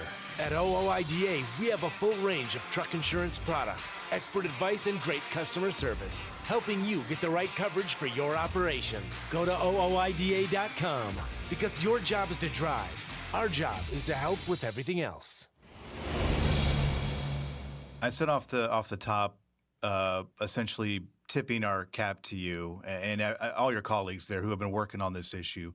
I imagine you, and I know you've got a whole list of issues as, the Secretary of Transportation for Pennsylvania that perhaps have more complex solutions, require more complicated kind of problem solving.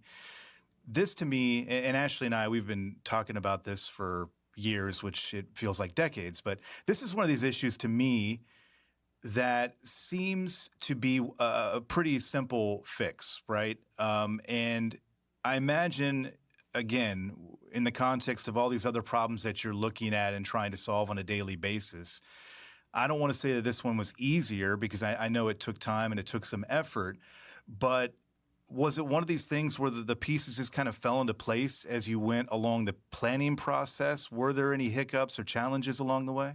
No, I mean, once we get past sort of the low fruit on the tree, there is PennDOT property that will need to, have some trees cut and some, fill material, some aggregate or some mill material, which is recycled asphalt, to make the lot, more amenable to truck parking. So after we get done with these 1,200 spots and 133 locations, there are other opportunities for additional truck parking, and we're going to pursue them. But they'll require some more, guide rail removal, some driveway type, access points to these properties. So the 133 locations, 1,200 spots is the first step. And so during the next 12 months, while we're delivering those 1,200 spots, we'll embark on what else can we do, because we have full knowledge that those 1,200 are a step in the right direction, but probably not enough. And we're going to be aggressive with continued effort to try and expand those opportunities. I was just going to say, do you have any, and again, I know we're still in the first phase of this, and you kind of alluded to maybe what the second phase might look like as you look at other opportunities to build truck parking and make it available. But do you have any early ideas as to what that might look like right now? In terms of number of spots or locations? Yes and yes. Yes. So yes, we're identifying the properties that make sense. We're gonna look for gaps along the network that are not served well by these 133 locations, and so there's no sense in identifying a spot a quarter mile down the road from one that we're going to populate now with this first group. So, like everything else, it's not quite as simple as one might think, but the next steps will reflect the successes of this first effort, and then also recognize the need for a gap that may exist on I-80 in central Pennsylvania that doesn't get addressed by this first round. So, and then, there'll be some capital funds that we'll have to direct to do these improvements. I'm not, that doesn't concern me tons. We're not talking about, building an Empire State Building here. And so there's a way to get there. And, my governor wants to get stuff done. And that is getting stuff done for everybody, and that includes men and women who drive trucks. I kind of want to go back to the beginning because I know the hope is that other departments are listening and will hopefully take similar steps. Can you walk me through what the process was like, kind of from step one, where the decision was made, and then kind of to where we are today? So it was my charge to the PennDOT district executives. We have 11 districts across the state, as most DOTs do. They divide the state up into regions. And so the districts were tasked with identifying candidate truck parking locations in the three categories that we talked about: on-ramps, way stations, and other PennDOT facilities that exist. There's a park and ride lot along 78 near the Jersey border that we were able to sever that to dedicate half of that existing park and ride lot to truck parking. Prior to this week, that didn't happen. And then, the facilities, the truck parking on the vacant PennDOT property across the state. So that was my charge to the counties, to the regions. They came back with a slew of candidate projects, and those are the ones that we're embarking on now. If there was two on-ramps on I-99 2 miles apart, we would just pick one. And if that one is overpopulated, then we could always add the second one. So the 133 locations and 1,200 spots are a reflection of distilling down the candidate projects that we got from the districts. And the early indications are that it's working. I mean, the I-83 way station that's now truck parking is populated with trucks. They were there last night. I'm certain they'll be there every night or even during the day. In fact, while we were doing the press event, the gates were still closed because we had folks in there from the media, and trucks were trying to get in while we were doing the event. And I should also give a shout out to the Pennsylvania State Police. They were supportive and cooperative in this effort. They also recognize the challenge that is driving a rig for a living, so they're partners in what we do. And I'm proud of the work that they did to get us to yes with so many of these locations. Yeah, that's an endorsement there. You got people trying to get in before the gates even open. That's awesome. That's perfect for the media sitting there to realize, hey, this is in high demand. The people are waiting already. It was true. I was really. I shouldn't be surprised. I was, but I guess the signs were out on the ramp, and but we didn't think it was safe to have trucks coming in while we had a slew of folks there with cameras and the usual witnesses that want to see what's going on. Sure.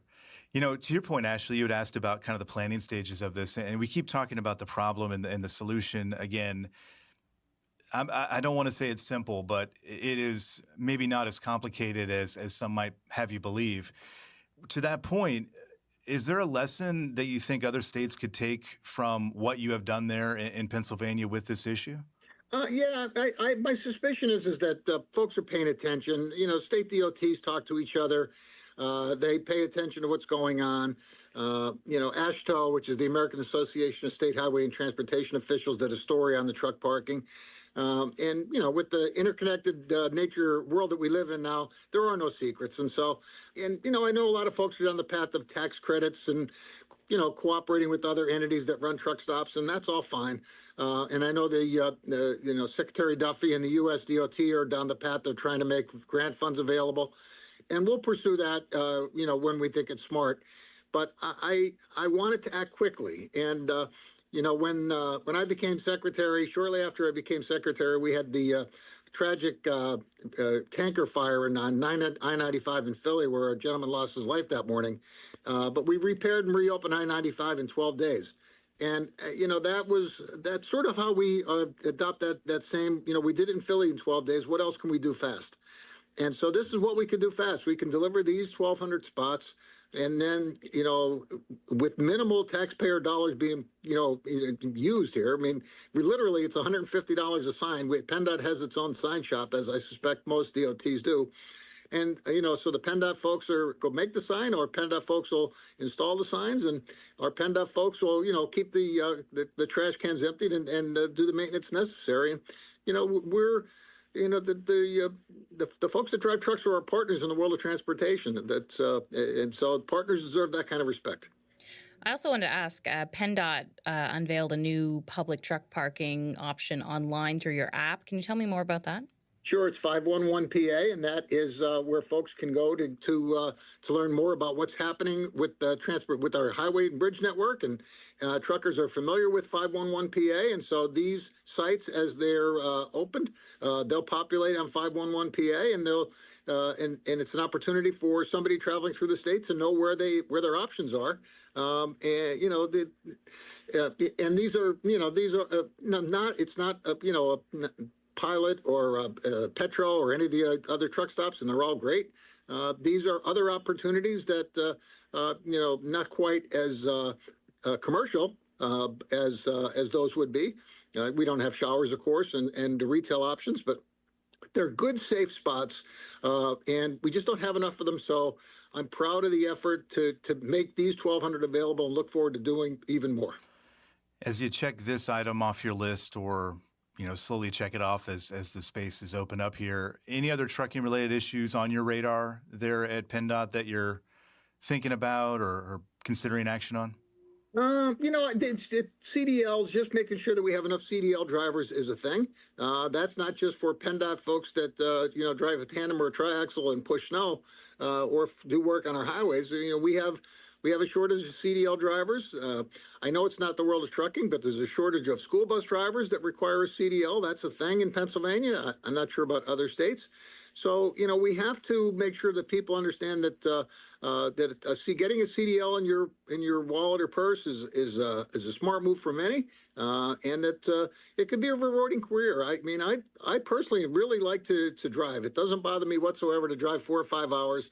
I'm not going to compare myself to an over-the-road driver, but it's there's a career there that can be really rewarding and can sustain a family.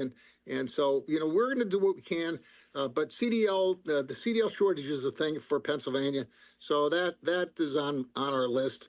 And then, making sure that we have a safe transportation network, to try and make sure that we have roads and bridges that can meet the needs of the motoring public. And that includes passenger vehicles and trucks. We have challenges when it comes to some of our bridges that are old. We have bridges that are over 100 years old in some cases on some of our non-interstate routes that demand to be repaired and replaced, and we do that as speedy as we can. And so to having a safe and efficient network is important, and the rideability of our roads and interstates is important to me, and to be bounced around in the cab of a truck going across I-80 is not fun. And so we're going to make sure that we have an I-80 from Jersey to Ohio that is a pleasurable ride, as pleasurable as we can make it. Mr. Secretary, we know you're a busy man. You've been generous with your time. Before we let you go, obviously our listeners are primarily truck drivers. Any final thoughts for the men and women out there? Yes, one, and it's an important one. Thank you. Thank you for what you do. It's really important, especially now. It's always been important, but with people ordering stuff online and expecting them to be delivered in a day or two or three, or manufacturers wanting just-in-time delivery of commodities and such, I thank all the men and women doing the work that they do behind the wheel of that truck. It's really important work. I consider it, it's foundational for the economy of Pennsylvania and really for the United States. And so, thank you. Secretary Carroll, thank you so much for your time. Really do appreciate it. We'll keep in touch with you all as this project kind of unfolds over the next 12 months or so, and maybe we'll check back in with you. Perfect. Love doing it. Thanks so much for the opportunity. All right.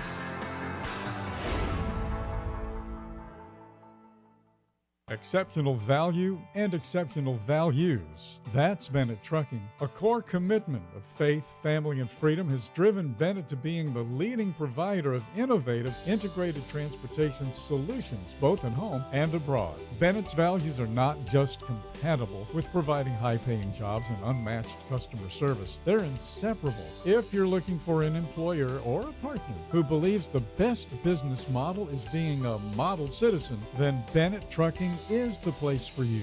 Go to BennettIG.com and find the folks who share your values. There was an era when truckers were out there, alone. Long rides, dark nights, miles from home. As part of the Road Gang, though, Dave Nemo helped change all of that. As a voice in the darkness, Dave kept drivers going with music, jokes, and of course, friendship. And if you miss those days, Radio Nemo's got something for you. Nemo's Night Beat puts the gang back together with an hour of trucking tunes and road songs, classic comedy, and those fun factoids that you came to expect. Nemo's Night Beat is Dave at his very best every Monday night at 7 in the Center on iHeart, Odyssey, and Live 365, as well as Tuesday night at 9 on Reese Across America Radio. So head on over to RadioNemo.com and join the gang on the beat. Nemo's Night Beat. 17 Sapp Brothers Travel Centers are known for great food, hospitality, and mom-approved showers and restrooms. But don't forget the service centers. Sapp Brothers ASE certified technicians can repair nearly any issue in shop or roadside, including axle repair. Dig into your free steak dinner with your oil change. That's a Sapp Brothers tradition to thank you for your business. Tires? Sapp Brothers will beat any competitor's advertised price on tires. And download the Sapp Brothers app for exclusive promotions in the shop, restaurant, and store. Your spot under the coffee pot is waiting for you at Sapp Brothers. Pro drivers, say hello to your perfect fuel stop. Racetrack. Perfect as in hello, everything you need on the go. Oh, hi there, dedicated truck lanes. What's up, hot and delicious grab-and-go food? And hello, cat scales, clean restrooms, and large, easy-to-maneuver lots. Racetrack has what you want so you can get in, get out, and get back on the road, turning miles into money. Next time you need to stop, say hello to the fuel stop built for pro drivers. Racetrack, whatever gets you going. And welcome back to Trucking with OIDA. We recently came across an article from NPR in which they talked about the freight recession. They did a really good job of of outlining all the challenges that are out there. They spoke to a couple people here, Andrew King, Louis Pugh, people we've had on the show before, about all the challenges that people are having out there. One person that was quoted in the article was OIDA senior member Dustin Ross, who I think added a lot of color to the conversation. Yeah, it's good to hear from From somebody who's actually out on the road. Yeah, and he's doing fine, but he kind of painted a picture of a best friend who fell on some hard times in the trucking industry and actually has since exited the trucking industry, talked about the challenges, had a little bit of advice. So we thought we would like to talk to him as well. Yeah. And we did. And he had a lot of great things to say. Advice, his background, participating in truck shows, drag races and things like that as well. So Dustin, really appreciated the conversation. Yeah. And guess what? Let's hear it right now. What are you up to today? Where are you? I am at my house in Robertsdale, Alabama. I just finished unloading this morning. Had my inbound load this go around was a load of pallets going to a local sod farm. So unloaded that and then came back and we got a local truck show over in Mobile this coming weekend. So I'm getting my getting my truck and trailer ready for that. Started about a week ago with the show prep and whatnot. So figure use the rest of today and most of tomorrow for it. So what's the show? It's the Mobile Highway Outlaws. The gentleman Brant Arnold puts it on. I think this is the third or fourth year he's done it now, and they do drag racing for the working trucks. And this year they also are doing the Big Rig Outlaw series, like the circle track racing. And that's they got a track over there for that just the same. And this year, basically just typical trophies you get everywhere else. Combo, bobtail, interior, best paint, all that good stuff. So I'm hoping this go around to bring home some hardware for the combo trophy. But it'll be difficult, but hopefully with some good luck, I'll make it happen. So you said about a week ago you started show prep. What goes into show prep? How do you get ready for a truck show? For me, at least, it's I'll start with doing everything between under the hood, under the chassis, just wiping grease, grime, whole 9 yards, interiors of the aluminum rims and whatnot, and then because that's always the most difficult. And then if I see stuff that I might have missed when I do my weekly maintenance, I'll tidy stuff up, whether zip ties or needing to put wire loom on certain categories, and then. Basically, from there, I'll just start. I do sections at a time with paint correction. I do a 3-step process on it, and then once I have that all said and done, I'll spend a day going back over it with a coat of wax, and then after that, it's on to doing all the aluminum. And then when I bring my trailer with me, then I get started on the trailer, and the trailer's always been the time-consuming part. So, yeah. Yeah, tell us about your truck, and I think I've actually maybe seen it. I think you were featured in Overdrive. I can't remember when, but was that you? Yes, sir. Yeah, 2000 yep, Sterling. I was featured in it. Yeah. That would have been, I want to say 2 years ago. Just over 2 years ago, and Matt Cole did the article on it. So Nice. it's a 2000 Sterling, built September 25th of 1999. And it's got 2.7 million miles on it at this point, and I've owned it for the last 13 and a half years now. So, and I've done about $1.5 million, 1.6 million on it, just in my time frame of owning it. So, and it's a working truck, obviously, that you're entering in these shows. I think you mentioned you were hoping to bring back maybe a combo award. Have you won awards with the truck elsewhere?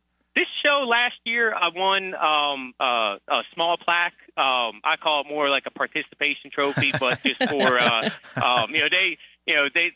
think Brant gave them out to basically like the 10 runner-up guys, and figure between and that time I didn't bring my trailer with me. I did just the truck, but between that, keeping everything nice and cleaned up, and then doing the drag racing, ended up taking second in that. So it just kind of, I think that helped a little bit for obtaining a plaque at least. So, but Yeah. other shows I've gone to in the past, I've been up to the Gear Jammer one that Bob Conrad puts on a couple of times, and I mean that's awfully difficult to try to get anything Sterling related to compete with the big Peterbilts and Kenworths. But I Sure. get a lot of looks and a lot of compliments. So, but never walk away with any hardware. But I always learn from it. So, and that's that to me is knowledge is everything with it. So, because that's going to last a lot longer than an award that eventually is going to get put off to the Yeah. side and collected with dust. So. Well, the journey is a reward, right? I mean, putting all the work into it. It sounds like you've put a lot of work into it over the years. And I think, if I remember right, your truck has a name. I think is it Stella? Am I remembering that right? Yes, correct. I gave it the name Stella. It just came to me one day. Wasn't even planning on anything. I just was walking towards it and continuously see the Sterling emblem, and it's like okay. Stella. It's like that goes hand in hand with it. So She was talking to you. Yeah, pretty much so. And she's kept that name ever since. So. Nice. What is it about truck shows? I mean, obviously you like, showing off your truck, but what is it about truck shows that keeps you, going to those? For me at this point, it's more getting to meet people, learning more, whether industry-related stuff in different aspects, getting to see other trucks and whatnot, and then just making new friends or getting to catch up with people that I might only see once a year. So, because at least in my case with my operation, I mainly stay within Alabama and the Southeast. So, and most all my friends in the trucking industry are either Northeast or Midwest. So, it's for me, it's also a good chance to be able to go and visit with everybody, spend a couple of days, and especially too when I go to a bunch of the ones up in the Northeast, I get to go see my friends from college and whatnot, and see their families. So it's kind of you get kind of get a lot of stuff done in a little bit of time. So. Can you explain, Dustin, this the drag racing part of this? Because to me, I don't know. Maybe I don't quite understand. I understand the appeal of drag racing, but putting this, putting Stella, we'll give her just dues here. Putting Stella through that, it's like, to me, and again, this is probably just my personality, but to me, I'm like, I wouldn't want to put that stress on Stella, but obviously it's a really fun thing to do. But I don't know. Do you ever have that battle, or I guess what's the appeal of that for you? Yes, I was reluctant on doing it, and a friend of mine goes by the nickname of Wagon Wheel. He's seen me over the years, between building my truck and whatnot, and he's the one who talked me into it. And really, his thing at the end of the day was, if something's going to break, it's going to break regardless. And whether it's a Saturday or a Monday, where are you going to find Sterling parts? And there is some humor and truth to that, because sometimes it is difficult to find it. But and that kind of that made me realize, all right, I can I've done a good job so far with building the truck. I've rebuilt the motor and everything, and I've got a lot of extra stuff on it that most people typically wouldn't have. And definitely, it's not something that you'd be able to get away with doing professionally, but at least for doing small stuff like this, I thoroughly enjoy and get to have fun, and especially with just getting to go out there and try and do a couple of different things and see what works, what doesn't work, and then really just get to push my own my own skill level to the test at the same time. So push those boundaries. Exactly. Can we talk about Wagon Wheel? What's the story there? There's got to be a story there. Well, so the rumor has it that when he was a kid, he always was dragging a wagon, and it had one wheel that always creaked, and everybody just called him Wagon Wheel because they knew when it was him coming up. So whether or not that's the actual truth, I'm not 100% sure, but that's that's what he had said, and all the years I've known him, that's what everybody's always called him. So That's his it's, story, and he's sticking to it, huh? Yeah, exactly. That's a great So nickname, it's fitting. So he's a character. So and it fits him very well. So Well, they say the squeaky wheel gets the grease. yeah, exactly. Yeah. All right. Well, shout out to Wagon Wheel.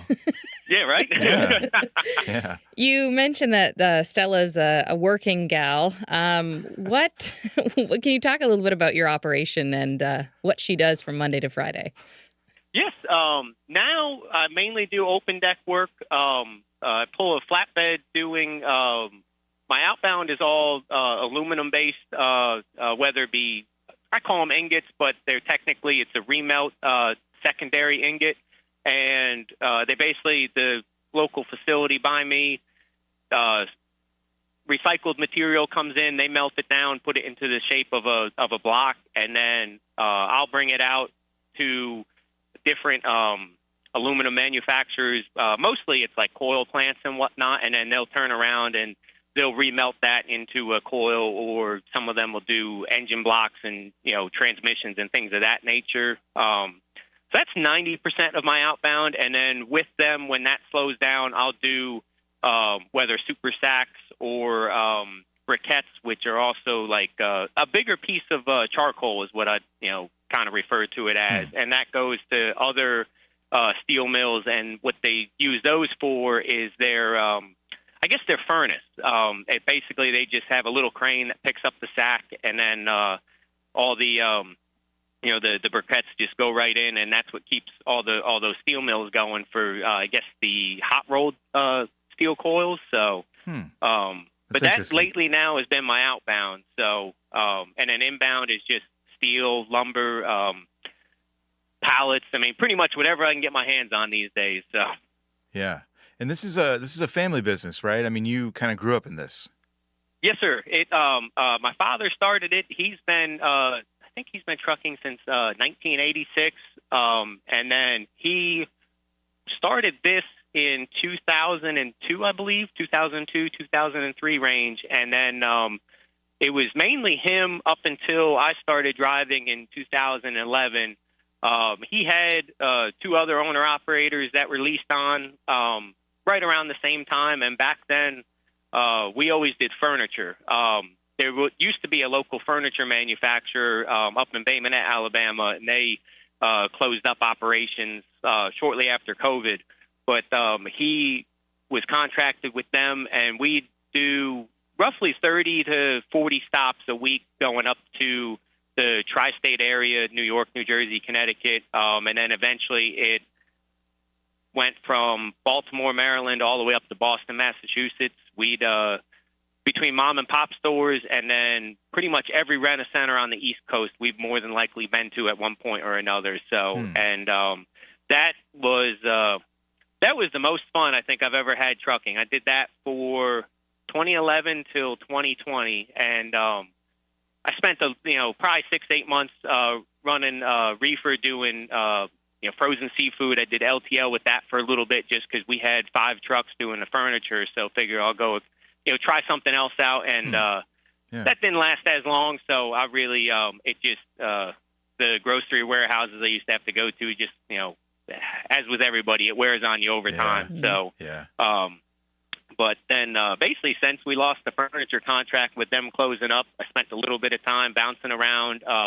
My father, just the same, he, dabbled in other stuff, and then he did he still does it now, oversized work with concrete poles. They're another local place up in Bay Minette, Alabama, and I did that with him for a little over a year, and then it just it got to where taking my truck off-roading and a mile or two out into the woods on logging trails just was not my cup of tea, and I figured, Stella's a pavement princess, and I wanted to stay that way. So I decided to try something new with the open deck, and it's been a learning experience to say the least. So, is trucking something you knew like early on that this is what you wanted to do, or when did the passion come for that? Yes, I remember being in grade school, first, second grade, and having more or less kind of grew up in a truck, and I knew that's always what I wanted to do, but everybody else around me was like, oh, there's so many other things you can do, and so I tried. I went to college, went to Binghamton University, and then I ran track for them, and I studied mechanical engineering. And basically, when I finished up with that, I realized that going to an office and wearing a suit and tie was nothing I really wanted to do.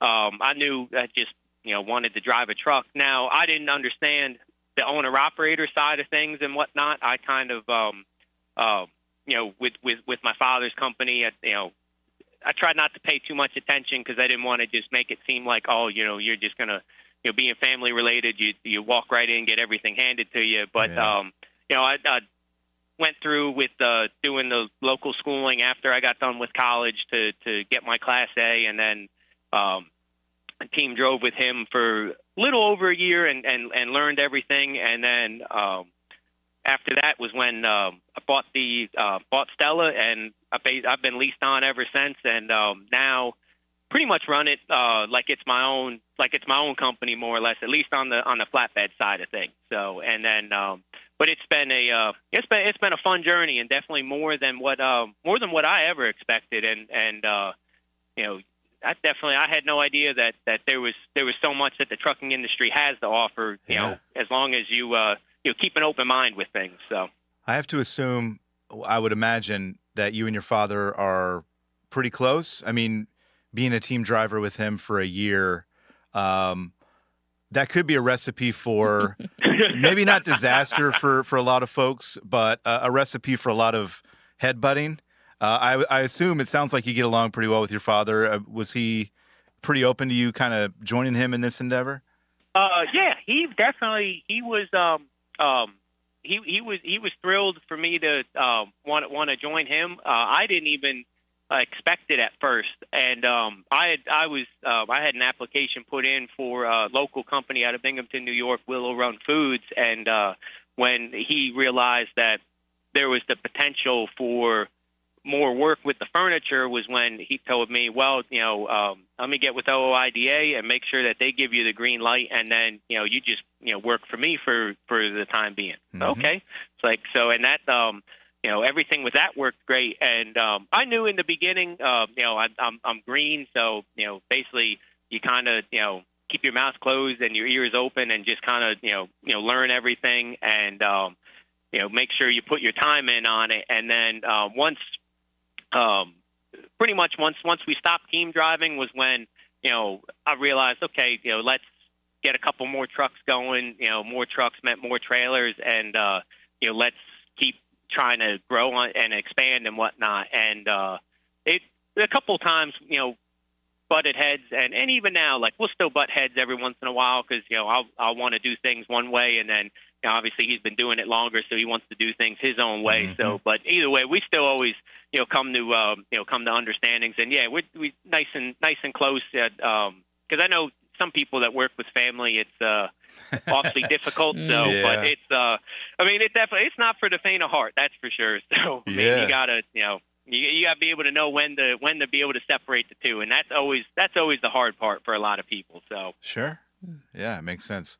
We first became aware of you, I think, because you were interviewed for a piece about the freight recession that Boston's NPR station WBUR put together, and you've got a few quotes in there, and it's an extensive article. I mean, it's massive and talks to quite a few people, including a couple people here at OIDA. How did they find you, I suppose, for that article?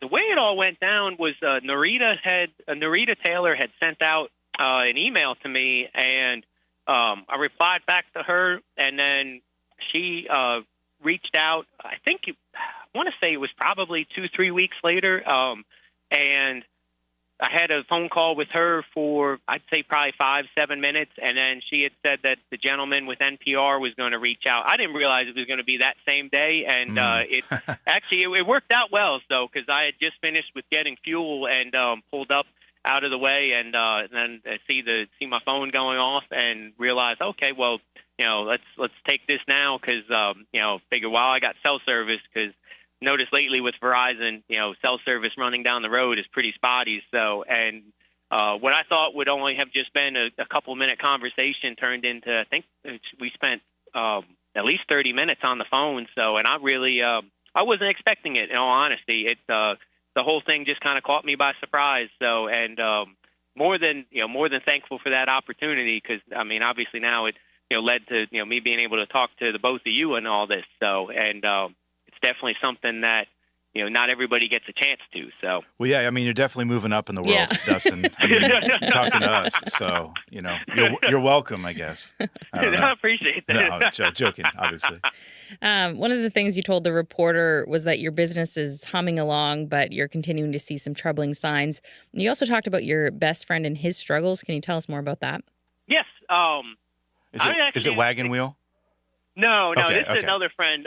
Do they have a nickname? We call him Boudreaux. Yeah. Oh, there we go. All right. Boudreaux, but his real name's Jason. So, but he just does he's always lived in the South, and he does a funny Cajun accent when he starts telling jokes and whatnot. So, and he so it just fits perfectly. So, but it's actually it's interesting that you bring that up, because I was just talking to my wife about it the other day, because his father started their trucking company prior to deregulation, and they'd been around, I guess that would have been in the early 70s when they first got started, and they were up to 100 trucks at one point in time. And it dawned on me they were able to withstand the economy collapse back in 2008, and they kept all their trucks going and whatnot. And I just find it interesting that now, with how things are, and when you compare, it doesn't make it seem like it's as bad. But when you have, businesses that were able to stick around back then and now are folding up left and right, it definitely, it put things in perspective. And in his case, they, what's like with a lot of other companies, it just, lack of freight and, got to where, the overhead was just catching up to them, and it was just easier just to close up doors than it was to try to keep digging out. So, because they could just see month to month, you have more going out than coming in, and it just wasn't sustainable. Because back then when it first started, which would have been, I'm guessing 3-4 years ago, everything was like, okay, how long are we going to hold on for? And here we are a couple years later, and nothing was getting better in their case. So it just, it was very unfortunate, and especially for as long as they'd been over there at the shop they had was a nice 4-bay shop, 2 wash bays and whatnot, and it was just disheartening. I think is the best word for it. So, and especially being a close friend of mine, that really kind of hit home, and now he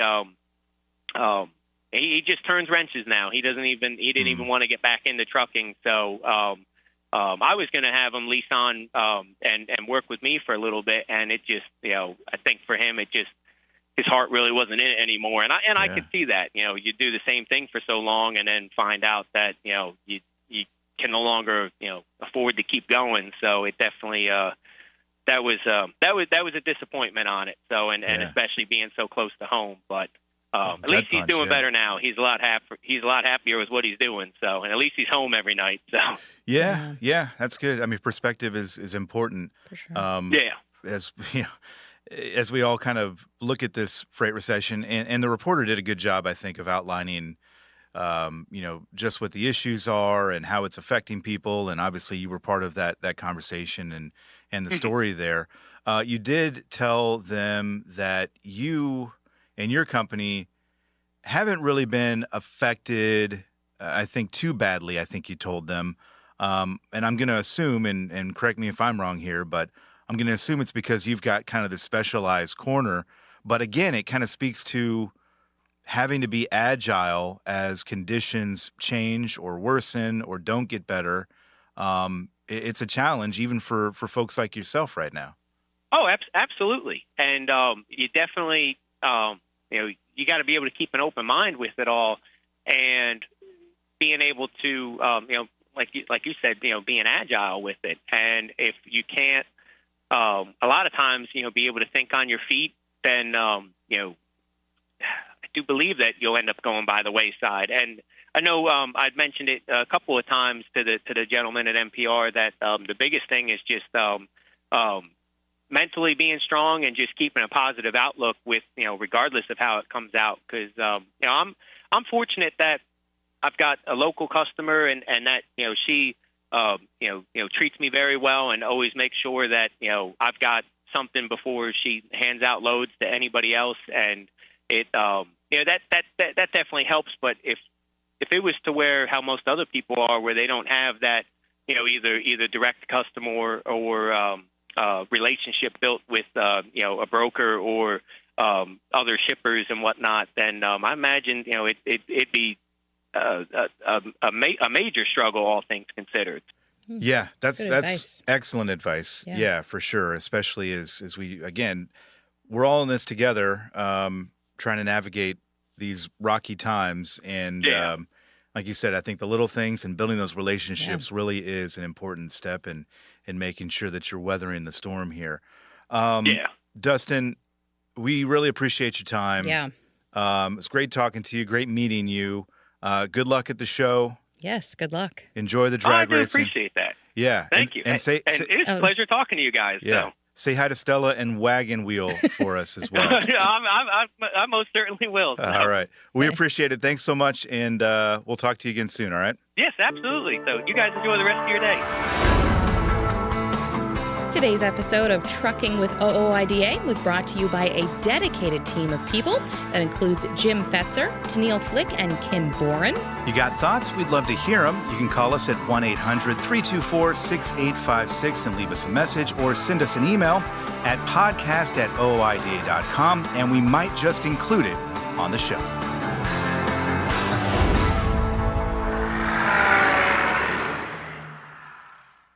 It's one simple act